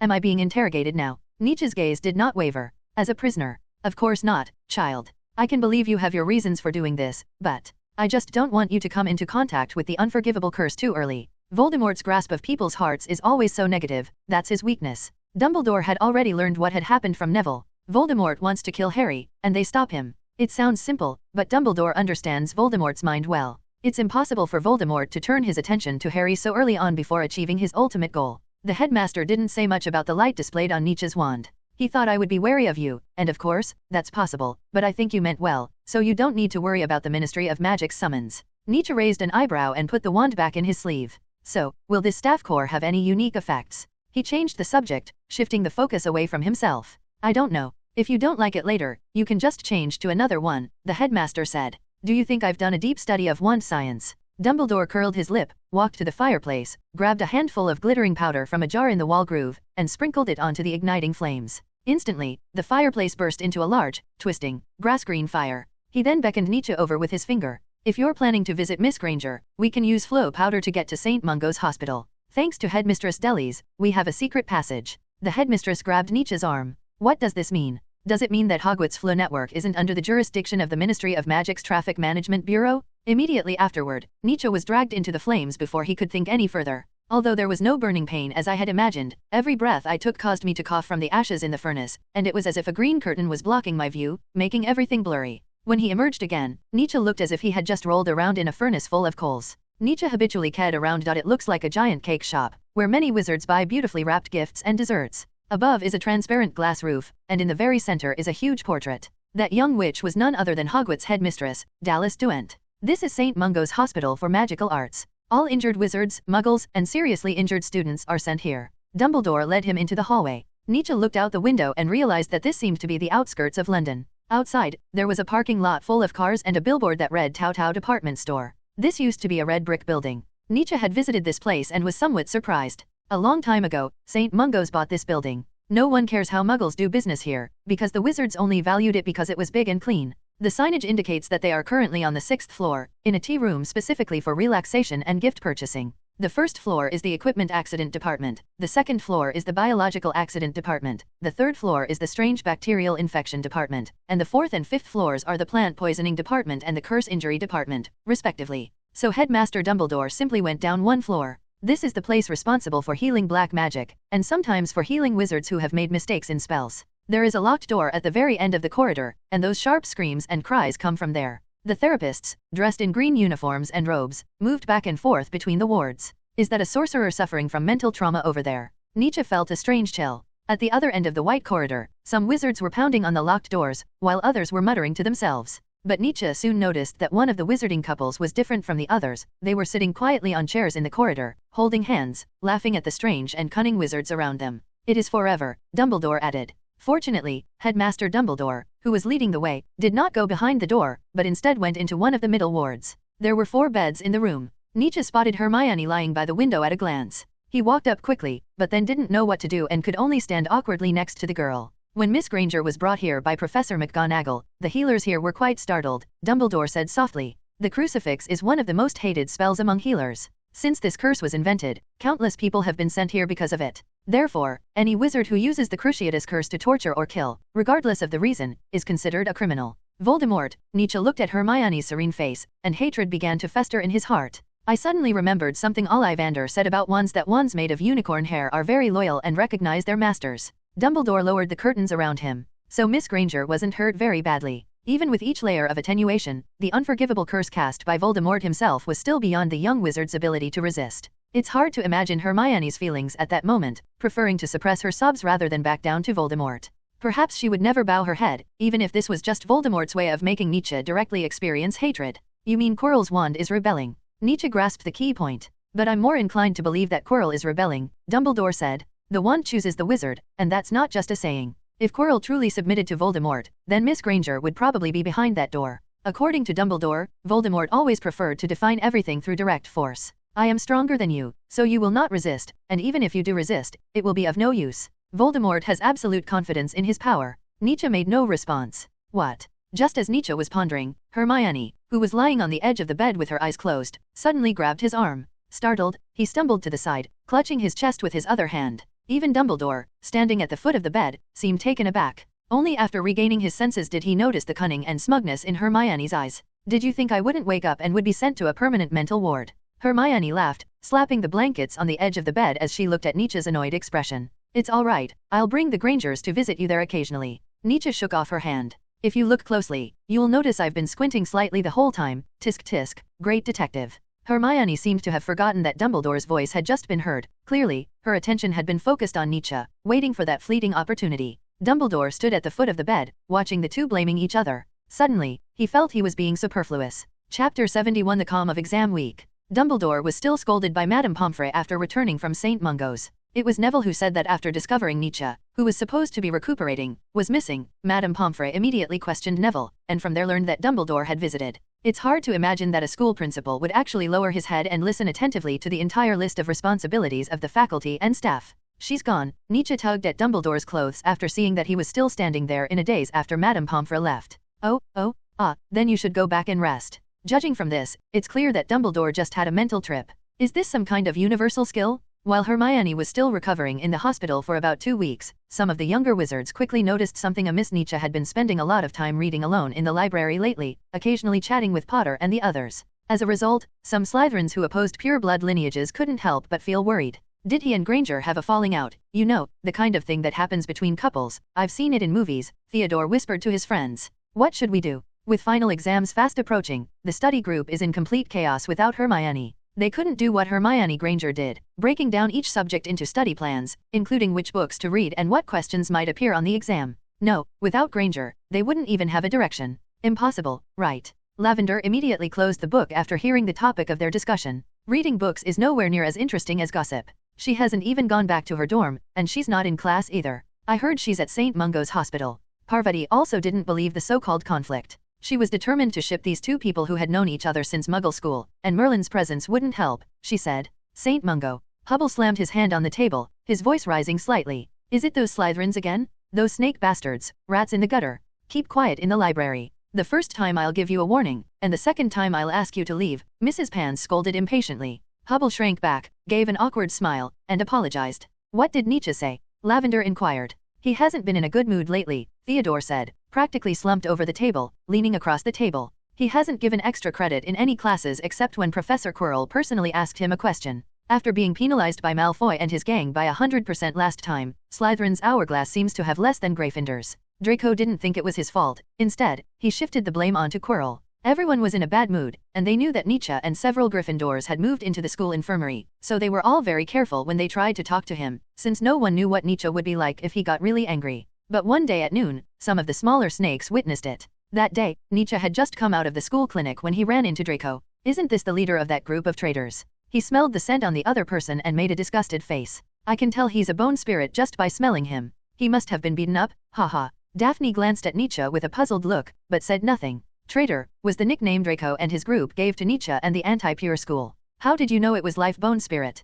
Well, let me guess, you must have eaten quite a lot of it. Nietzsche didn't even want to look at him anymore and turned to leave. Where's Granger? Aren't you that Muggle still receiving treatment at St. Mungo's? Huh. Draco didn't want to miss any opportunity to mock him. Serves him right. He overheard this conversation from the Gryffindors during potions class. Although I don't know why, I just feel very happy and enjoy it, which is exactly what Nietzsche hated the most. Nietzsche stopped at the steps of the second-floor corridor, his back to them. Just as Draco was wildly speculating about the reason, he suddenly couldn't speak. His face gradually turned red, and he began to scratch his neck with both hands. He looked like he had something stuck in his throat and couldn't breathe.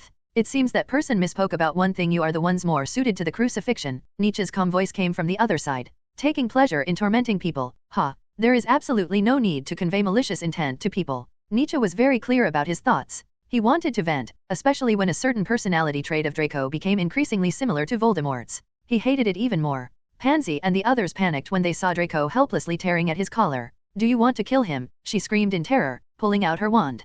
Pansy had no idea what kind of dark magic Nye had used, nor how many counterspells he had used. Just seeing Malfoy struggling in such a pathetic state made her feel a little scared, and she began to take a step back. She didn't know what had happened to cause Nietzsche's attitude to begin to change. Draco suddenly gasped for breath, thinking Nietzsche was acting like a madman. A series of coughs finally eased the tightness in his throat. If killing him could end the mess his father made, Ni said in the calmest tone, yet with the most ferocious intent. Unfortunately, it can't. Unfortunately, it would only backfire. The most regrettable thing is that Nietzsche could not, as Voldemort had hoped, blindly fall into desires composed of hatred. You're crazy. Pansy suddenly felt a little unfamiliar with Nietzsche. Normally, Nietzsche would only talk a lot, and even when he did take action, he would only retaliate after the other party made the first move. But things are different now. That look of utter disgust is like a sword without a staff to shield him. He is not as harmless, sunny, and hopeful as Harry Potter and Granger described. Or rather, they should be thankful that Nietzsche had a bottom line. Traitor? What a derogatory term, Nietzsche said. No, I'm going to do much more than that, Draco. Do you think the Malfoy bloodline is pure? You're the real traitor. I won't allow you to slander the Malfoy family. Draco shouted angrily, clutching his throat. Nietzsche ignored him and instead smiled. Having come to England during the Norman conquest, they served William I and received land and wealth in return, before turning to the magical world to serve as noble purebloods. If you insult my family again, it won't just be a matter between you and me. Draco shook off Goyle and Crabbe's hands, his extreme anger causing him to tremble. Did the Malfoy family start by serving a muggle? What a joke! This is not the correct history that Draco believed. Why do you think I would consider you an opponent? Nietzsche turned around incredulously. Voldemort wanted them to stick together for warmth. It's all right, he and Uncle Mycroft will cut off the snake's teeth and scales one by one. Chapter 72, Quirrell's Farewell Performance. By the time Hermione returned, it was already a week before the exam. Mrs. Pants usually enjoyed watching the young wizards stay up late to study in the last few days of their lives. After discussing it, the wizards suddenly realized that of all the subjects in the final exams, the most dangerous one was actually defense against the dark arts, which had replaced transfiguration. No one knows what kind of questions Quirrell will ask, because the different teachers result in different question styles every year. I just hope to get a pass, so I can go back and hand it in. Ron looked at the books piled up in the middle of the long table and suddenly felt a little sleepy. Professor Quirrell shouldn't be that strict. He seems quite easy to talk to. He must have developed a condition where he falls asleep as soon as he starts reading. You're right, but Quirrell is a professor with 12 ALS certificates, so you don't know where he'll start, from herbalism to astronomy, runes, Theodore said like a broken record. But he is indeed very easy to talk to. Last time Harry had a headache during class, Professor Quirrell told him he could go home and rest, Neville countered. Because they were in a library, they spoke very softly. This only made Hermione more irritable. Everyone's voices sounded like countless mosquitoes buzzing in her ears. Professor Quirrell isn't going to teach us something we haven't learned before. Hermione interrupted their conversation, speaking in an almost commanding tone. If you want to pass, don't even think about trying to learn from the professor. On the day of exam week, the young wizards of Gryffindor and Slytherin finally saw the defense against the dark arts exam papers. Just as Hermione said, they only needed to attend Quirrell's classes to pass. All they had to do was write on the classification of dark magic and the difference between universal breaking charms and fighting poison with poison. The past few days have all been theoretical exams. Everyone was in a stuffy classroom, answering questions with quill pens handed out by the professor. However, Nietzsche preferred the potions exam, not because the exam was easy, but because the basement was cool. Da. Although the quill pen has an anti-cheating charm, some other muggle wizards would tap their fingers lightly on the table to make different long and short sounds as a code to send urgent information to their companions at the next table. Neville's trick helped Ron pass his herbalism exam with flying colors, and now it's Harry and Ron's turn to repay him. Suddenly, Harry's tapping on the table became more rapid. Da. What does this mean? Neville muttered to himself, listening to the continuous, uninterrupted knocking. He didn't know what was wrong with Harry all of a sudden, so he started counting the number of taps on his fingers. Potter, if you can't control your hands, get out of the classroom. Snape's voice came from behind him. Mr. Longbottom, is that what you mean? The other lions and snakes sighed and covered their faces. Surprisingly, Snape only verbally attacked Longbottom and did not immediately make him leave the exam room. Let me see who's going to have to retake the course next year. Haha, Mr. Longbottom, there's still half an hour left before the exam ends. Keep writing. The old bat let out a cold laugh and then brushed past Neville's desk to the other side. As soon as the theory exam ended, Hermione eagerly sat down next to Nietzsche at dinner before the practical exam began. Although Nietzsche saw it as a kind of showing off, especially for the final exam on the history of magic, Hermione had practically memorized the entire exam content. It was simpler than I expected. The Transfiguration exam didn't cover anything from Transfiguration today. By the way, who did you write as the first Minister of Magic on the History of Magic exam? She asked nervously. Nietzsche silently moved his chair aside. That was his answer. Can we not check the answers after the exam? He suddenly felt that the Spanish cold soup on his plate didn't taste so good anymore. Wait, let me look. Hermione loved to review her exams afterward. After glancing at her textbook covered in sticky notes, she continued, I wrote Uruk Gump, aha, I got it right. But usually, in the time following an exam, for every person who laughs, there's someone who cries. The smile didn't disappear, it simply moved from Hubble's face, opposite Nietzsche, to Hermione's. Damn it. Hubble glared angrily at Hermione. The next morning was the Charms class and the Transfiguration exam. The corridor was packed with students. The professor would only call one student in at a time, and everyone hoped that the professor would call their name first. Anyway, finishing the exam early means I can have some more time to play. Unlike the others, Hermione and Nietzsche weren't too nervous, they were only thinking about how to spend their summer vacation. I've already decided. First, I'll go to the Oxford Library to look up information on runes, then I'll study medicine, and then I'll preview the material for next semester. Hermione leaned against the wall, her tone full of warning. But Nietzsche simply said, oh, do you understand what I mean? Hermione pursed her lips and nudged him with her shoulder. If you mean I should come with you, I might not have that much time, Nietzsche retorted. Lavender and Parvati, standing in front of the two, and Daphne, standing at the back of the line, all perked up their ears. Something's fishy. Could it be that the two of them are planning to go on a date so early this summer? Don't their parents stop them? Nietzsche and Hermione were like two children, constantly bumping into each other, neither willing to give in. No, I mean, you're not allowed to interfere with my plans. Hermione nodded slightly and said seriously, you're not allowed to suddenly appear behind my yard during the summer holidays just to go to the store to buy a bottle of soda. And comics, Nietzsche added, squinting. Whatever it is, our relationship ends here. Hermione said fiercely, making a slashing motion with her hand. It ends after summer vacation. Understand? Parvati listened intently. What relationship? Why has Hermione never told her this? Could it be that Theodore from Slytherin was right that a rift had formed between Hermione and Nietzsche? But Hermione suddenly changed the subject and said, of course, if you want to read some books, I have no objection. The names of Nietzsche and Hermione were mentioned one after another. Just let this tap dance across the table, Professor Flitwick said, standing on the pile of books as usual, pointing to the pineapple in front of him. This kind of exam is too easy for you, so let's not waste time on it.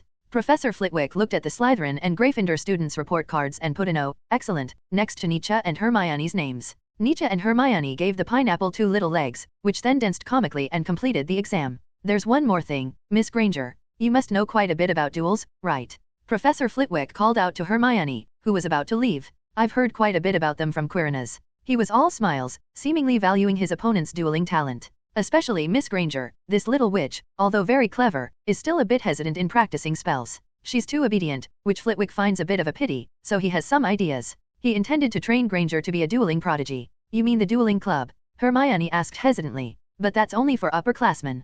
I didn't ask you to join the dueling club. Because of your age, I can only let you watch from the sidelines. Flitwick cleared his throat and called for the next student to come in for the exam in a shrill voice. In fact, this is just exploiting loopholes in the school rules. Hermione was well liked by both the Gryffindor and Hufflepuff heads, so as long as Flitwick didn't say anything, McGonagall, as the vice headmaster, would just turn a blind eye to certain things. This idea became even more certain when Flitwick heard that Hermione was going to the school infirmary or St. Mungo's hospital every now and then. At the very least, Hermione should be able to protect herself. The transfiguration test involves turning a mouse into a snuff bottle. Success is enough to pass, and the level of detail will earn you extra points. Professor McGonagall rarely fails students, unless they can't even perform the most basic transformations. Everything is ready. Quirrell stretched and continued grading papers in his office. Their vigilance is gradually lowering. Now is a good time, but I don't understand. He drew a big D, bad, in red ink on Malfoy's report card. Regardless, he was going to be willful today. Even if the exam result was just passing, he would still give Draco Malfoy a very poor grade based on his usual performance.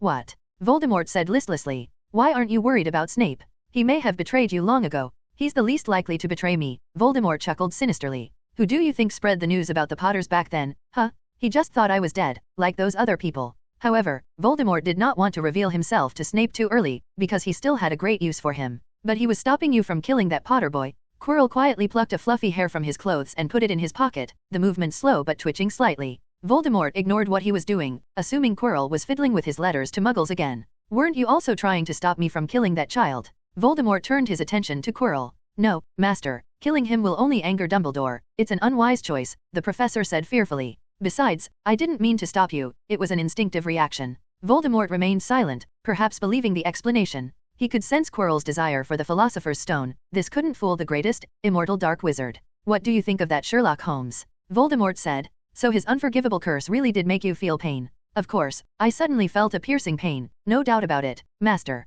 If you hadn't forced her, you might have been able to torture Granger to death. Quirrell passed the buck back. At the same time, I was also amazed by Nietzsche's talent. An 11-year-old child who can easily have thoughts of wanting people to die is no pushover. If he succeeds, Dumbledore will start to have doubts. That old man is terrified of geniuses. At that time, I really want to see the second dark wizard I've nurtured with my own eyes, he. But what if he fails? Quirrell interrupted him urgently. Then it's just a mudblood dying. That way he'll hate me even more. Letting Dumbledore die under my killing curse is too easy for him. I want him to experience the feeling of being betrayed and abandoned by everyone. Quirrell nodded and placed the book on how to care for potted plants from the bookshelf on the table before leaving. It's 4 o'clock in the afternoon. Normally, students would be preparing for the night tour or studying in the Great Hall, but today they are all partying without exception. Even Hermione has put down her notebook, which is quite rare. As he reached the moving staircase, he heard Hermione boasting to Nietzsche.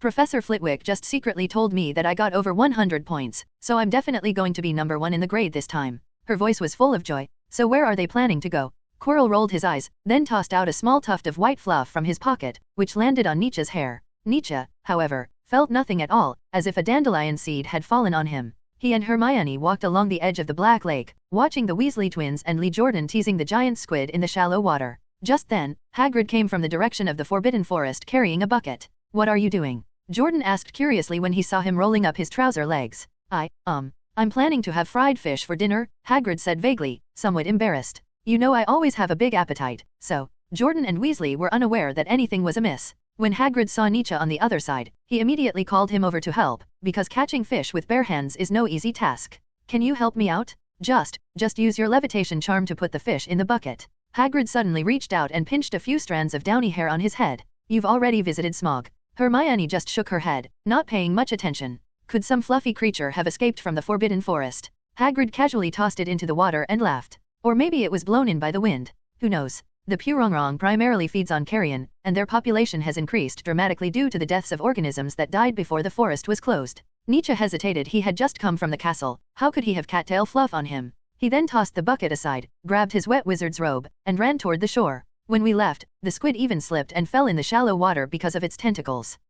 Hermione was pulled towards the castle by him. Hagrid was left behind once again. Go tell Snape to keep an eye out for any furry spots. Nietzsche ignored her confusion and simply explained the situation in one breath. This is a clue Quirrell left for me. Hermione was stunned for a while before she came to her senses and connected that small tuft of downy hair with the Forbidden Forest and Quirrell. But if that's the case, then, was it Professor Quirrell who attacked me that day? She had stood in front of someone who used the Cruciatus curse on students countless times, and even asked about their grades. She couldn't help but feel a little scared. No, it was Voldemort who attacked you. In any case, it has nothing to do with Quirrell, Snape will understand. Hermione opened her mouth, wanting to speak, but Nietzsche had already run towards the headmaster's office. Wait a minute, she clearly doesn't want to get involved in this. No, she'll just pass it on to Snape and let the professors handle it. Hermione rubbed her chest, as if the Cruciatus curse was working again. Chapter 73, A Good Show. As Quirrell entered the room at the end of the fourth-floor corridor, which had a sign that read no entry, he casually hung the fluffy item on the handle. Inside was a three-headed dog,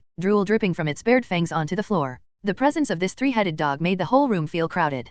Quirrell took 2 steps forward and was below its head. It transformed into a harp, plucked the strings, and played a light and slow melody that quickly made the three-headed dog's 4 legs go weak, and it knelt on the ground and fell into a deep sleep. But he didn't leave immediately. Instead, he used his wand to cast spells on the 3 heads one by one. Conf undo, you're so tired you never want to wake up again. Only after confirming that the spell had taken effect did Quirrell feel relieved enough to lift the hidden door in the floor behind Cerberus. Looking into the darkness inside, Quirrell hesitated for a moment before finally deciding to jump down. As a professor at Hogwarts, Quirrell naturally participated in this process, otherwise, how would he have known that this place definitely held what Voldemort wanted? And the first hurdle was the Devil's Vine. Incendio, burning flames. Quirrell noticed the vines approaching him and flicked his wrist, sending out several orange-red fireballs. He didn't seem to intend to just banish them, but rather to control the flames to burn all the devil vines in the tunnel to ashes and dried leaves as he fell from the passage into the room below. Next, it seems to be about flight technology, because Quirrell saw several flying brooms placed in the stone corridor. It seems Dumbledore doesn't trust anyone. Voldemort manipulated Quirrell to remove his turban, looking at the flashing lights on the ceiling and sneering. Even the professors who participated in the process didn't have a temporary passage. Those winged iron birds are keys of different shapes. He still likes to play these little tricks, he said. Dumbledore was only trying to keep an eye on the students at first, Quirrell explained humbly. You don't need to trouble your master with such a simple trick. Quirrell looked up at the flying key that was close to the ceiling, focused his mind, and clenched his left hand. The speed of the iron birds began to slow down, as if they were stuck in a quagmire, and then they only twitched slightly a few times. By referring to the keyhole on the wooden door, I quickly found the key I needed. In the second room, there was a huge chessboard, with each piece 2 or 3 meters tall, divided into black and white. The bishop moves 4 squares to the right, the castle devours the bishop. Quirrell replaced the king's pawn, sitting on a tall chair, commanding every soldier. Even watching his soldiers being smashed to pieces, he could feel excitement. Finally, the last knight commanded the white king to slice him in half. After removing the crown from the ground, the remaining white pieces retreated to the sides of the board, making way for Quirrell. Although it's just a game, he just likes this situation where he's in control of everything. The next room was one he had set up himself, a giant monster, even larger than the one for Halloween. He watched the roaring giant charge towards him, and simply recited a string of tongue-twisting runes. A curse was quickly cast upon the giant, causing a bloody lump to grow on its head. Fool, do you think I'm really afraid of you? Quirrell said disdainfully, pinching his nose. The giant leader that charged at him was suddenly thrown backward as if it had been hit by a truck, lying motionless on the ground, while a pressure crushed its bones. Quirrell lifted his robe, which was trailing on the ground, and carefully stepped over the giant's corpse. He then passed through another purple flame before arriving at the final secret room. He had been here once before, and he guessed it was located beneath the castle's dungeon. The room is arched, with rows of steps along the walls, perhaps once a place for secret duels. In the center of the oval-shaped field stood a tall mirror, and nothing else. This mirror was the mirror of Eris that Nietzsche had seen in the principal's office. Could it have been taken by Dumbledore? Quirrell lit his wand and circled the wall. No hidden doors were found, and there were no signs of magic. I can feel its life force. The Philosopher's Stone, it's right here, Voldemort said confidently. You, go look at that mirror, don't waste your time here. As Quirrell circled around, he kept an eye on the entrance, seemingly anxiously waiting for someone. However, due to Voldemort's orders, he could only move towards the mirror of Eris little by little, but it was just a mirror, nothing special. The mirror of Eris can see through desires. I know Dumbledore far better than anyone. Voldemort made him turn around, staring at the mirror, and said, he must have tampered with it using that principle. No, I can't get it. You take it. Voldemort looked at his immortal body and soul and was furious. He quickly broke free from his desires. I don't understand, Quirrell muttered. The Philosopher's Stone is placed inside. The greater the desire, the less likely it is to manifest, Voldemort commanded. That's it? They can't even see such simple hand and foot movements, and Hagrid and Flitwick call them very smart? Hogwarts is getting worse with each new class. Strangely enough, Voldemort couldn't sense any despair or fear from Quirrell today. Well, after all, he could get the Philosopher's Stone, and he wouldn't have to continue being parasitized and become a full-fledged Death Eater. Quirrell stared blankly at the mirror of Eris, his fingers involuntarily twitching on his thigh. What did you see? Voldemort demanded. I saw it. I was respected. Quirrell straightened his back and continued, and I am powerful. He didn't say the whole thing. In fact, he saw Quirinus Quirrell in the mirror defeat Voldemort, be awarded the Order of Merlin First Class by Dumbledore and the Ministry of Magic, and shake hands with another person in a classroom. He touched his pockets, but they were empty. You want to use the Philosopher's Stone to achieve your goal, and this desire can be detected by the mirror of Erised. Voldemort was getting impatient. Then should I break it? Idiot. Voldemort started cursing again. Suddenly, a series of footsteps interrupted Quirrell's thoughts. He turned his head and his surprise froze as he saw Harry Potter's astonished face. It's you? You. Harry and Quirrell both exclaimed in surprise. But Quirrell quickly realized what was happening, rubbed his face, and softened his smile a little. Yes, it's me, he said calmly. I was just wondering if I'd run into a key here. Potter, why are you so surprised? Harry didn't come alone, because he saw the sword the boy was holding. Quirrell's mind worked quickly, and he soon understood what was going on. Nietzsche must have discovered it, although he couldn't understand why the other party would send Harry in, but there must be a reason. Let him think about it. Harry Potter, the boy who survived, Voldemort's greatest enemy. I thought it was Snape. Harry took a few steps back in surprise. Snape.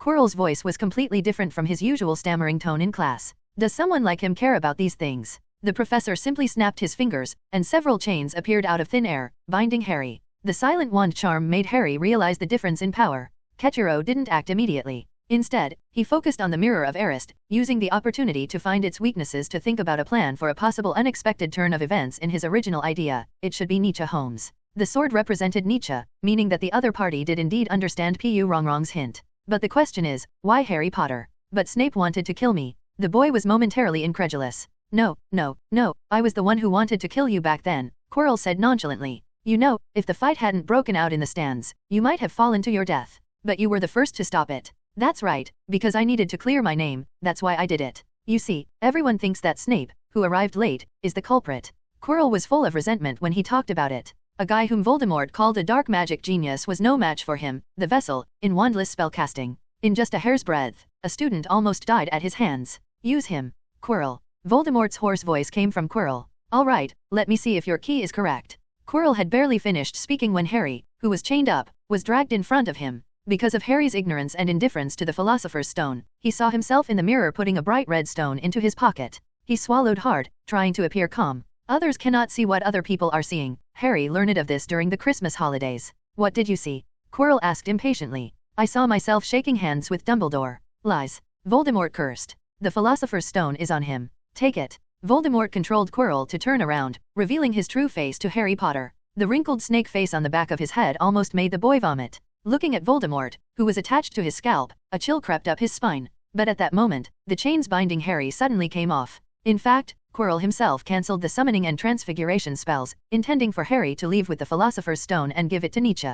Only when Nietzsche got his hands on the item could he face death in peace. He's getting away. You piece of trash. Voldemort urged Quirrell's body to retreat and chase after him. Quirrell scoffed inwardly. Voldemort couldn't use magic in his body. He was nothing but a remnant soul. Master, I couldn't maintain control of the spell. He deflected the blame and said with a wronged expression, it might be a side effect of the crucifixion. I blocked Holmes's unforgivable curse for you. Harry stared at Voldemort, who was suddenly closing in. With a heavy heart, he grabbed his sword and swung it around, slashing a scar across Voldemort's face. Ah! Quirrell screamed in pain from the back of his head. This enraged Voldemort even more. He ignored the danger since it was Quirrell who was injured and simply grabbed Harry's wrist, still holding the blade. But then, a burning sensation spread from his arm. This time, it wasn't Quirrell who screamed. Harry wasn't in much better shape. The pain in his forehead made him feel as if his head had been torn in two. The intense pain prevented him from falling to the ground or taking another step. You go, you deal with him. Voldemort's voice weakened as he relinquished control of his body to Quirrell.